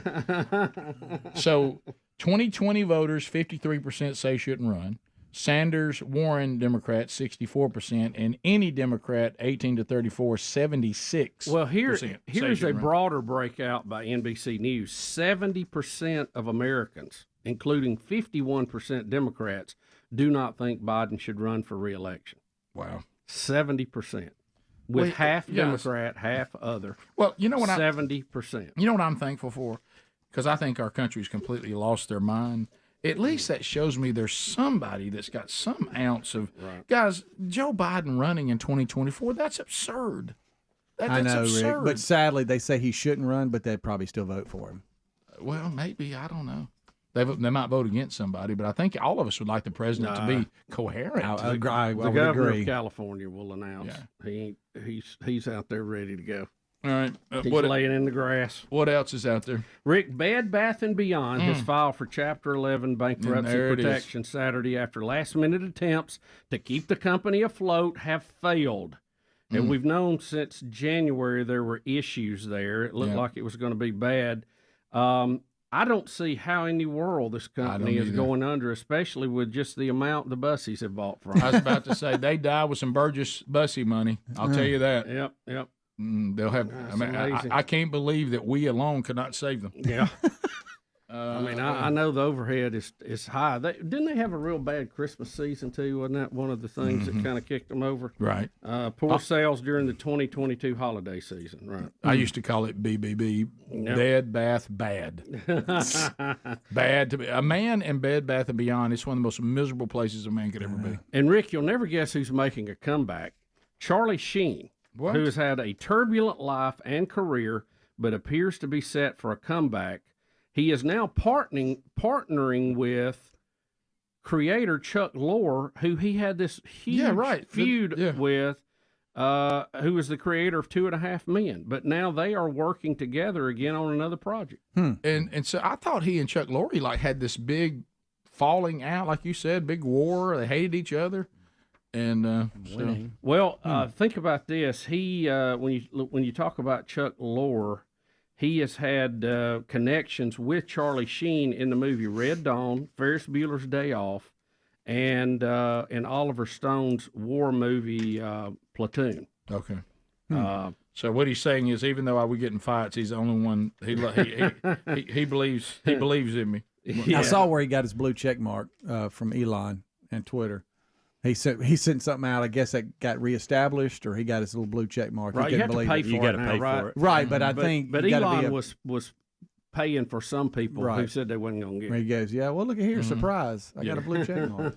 So there you go. Yeah, he paid for what was it, LeBron James's check mark, and he paid for Stephen King's check mark. And these people felt the need to get on Twitter and say, "I didn't give any money." to Elon, just for the record. Yeah, thanks. I really care what Stephen King thinks about Elon Musk. Yeah, and I worry about that all the time. They had a little spat. Yeah, did you see that? Stephen King was like, shouldn't you be giving my $8 to a charity and all this stuff for Ukraine or something like that? And then Elon Musk replied to Stephen King, I literally gave $100 million to Ukraine. What have you done? Right. That's a way to be uninformed. Shouldn't you be writing a ghost story, Steve? There's a great horror picture you're missing right now. It's called Our Country. Oh, yeah. I want to see 10. Can you imagine, the Disney thing, and it always made me feel weird that Disney did this thing where Mickey has that hat on, he acts like he's a sorcerer and Fantasia. I've never really liked that. I've always found that even as a kid to be creepy. But they have a live production of it, and look, the dragon caught on fire. Yeah. Well, I mean, it really catches on fire. Which is interesting. It's a prop, obviously. But and I've seen this actual show, by the way. I've heard a fire-breathing dragon, but that's really Look, carrying there's it a over. person right there. I didn't see that. Oh, it's Mickey. Yeah. Look, Look, like you're talking about. Right? Yeah, like he wears that little hat and all that. There were some employees that had to be treated, but are you serious? Yeah, and they said they've shut down all. Well, see, he's dropping the fire down. I hope he doesn't hit Mickey's hat, or we're really going. Yeah, well, the whole thing's about to catch fire too. It's a big one. That dragon is on fire. Wow, look, it's major on fire. Oh man, that's a cook's dragon. Yeah, I hope is Mickey gone now? I hope. Look, the whole crowd's like, I think the dragon's not supposed to be on fire. Yeah, is this part of the act? The no, dragon son. is burning and melting I think before our eyes. The dragon is. I mean, it is. I mean, look, the kids are laughing. They love that the dragon is. I mean, that's a major, because that's a big dragon. Oh goodness, there's somebody right here still on stage. I just saw that. Listen. Due to unforeseen circumstances, this performance of Phantasmic cannot continue. You got that right. For any inconvenience this may cause, and hope you enjoy the rest of your evening here at Disneyland. They're prepared for everything. They've even got a voice guy. Look, I mean, it's really sound burning. Effect But something that goes thing south. just exploded. Oh, again. wow, it's really burning. Somebody cut the gas off. Good night alive. Wow. That's a big one. Show ruined. Yeah. Wow. What's supposed to happen, Rick? It's just supposed to breathe fire, not catch on fire? Yeah, it's not. Let me tell you, I'm not sure all the details, can't remember, but I know it's not that. No. It's not supposed to burn like a raging inferno. They put out a Like a statement saying candle out of control. all events that have to do with fire are being shut down until we can evaluate what happened. They said they thought they were in pretty good shape and that it wouldn't catch on fire because when they had their gay pride thing with all the sparklers, it never once caught on fire. Oh, Right, but I mean, look at this now. That's a Bubba, big one. Bubba, please look. I know. I mean, that it looks is- like Burning Man. And ain't no way I'm leaving. It really does, Bubba. How about this? If I'm across that lake, ain't no way I'm leaving. I'm watching that thing burn. Yeah. Yeah, that is. That's a big one. That's The show was canceled, but they got a different show. yeah. There you go. Yeah, that might be better than the actual production. I was there when the dragon caught on fire. Hey man, you saw that video? I was sitting right there across the lake. Push it in the water. Thanks for being with us. If you are leaving us right now, pack up the day and enjoy it. You got any other Rick and Bubba archives coming your way, then enjoy those too. We'll catch you, Lord willing, on another Rick and Bubba show. Rick and Bubba, Rick and Bubba. So what's next? What else have we got out there today? Well, Rick, there's just several kind of interesting.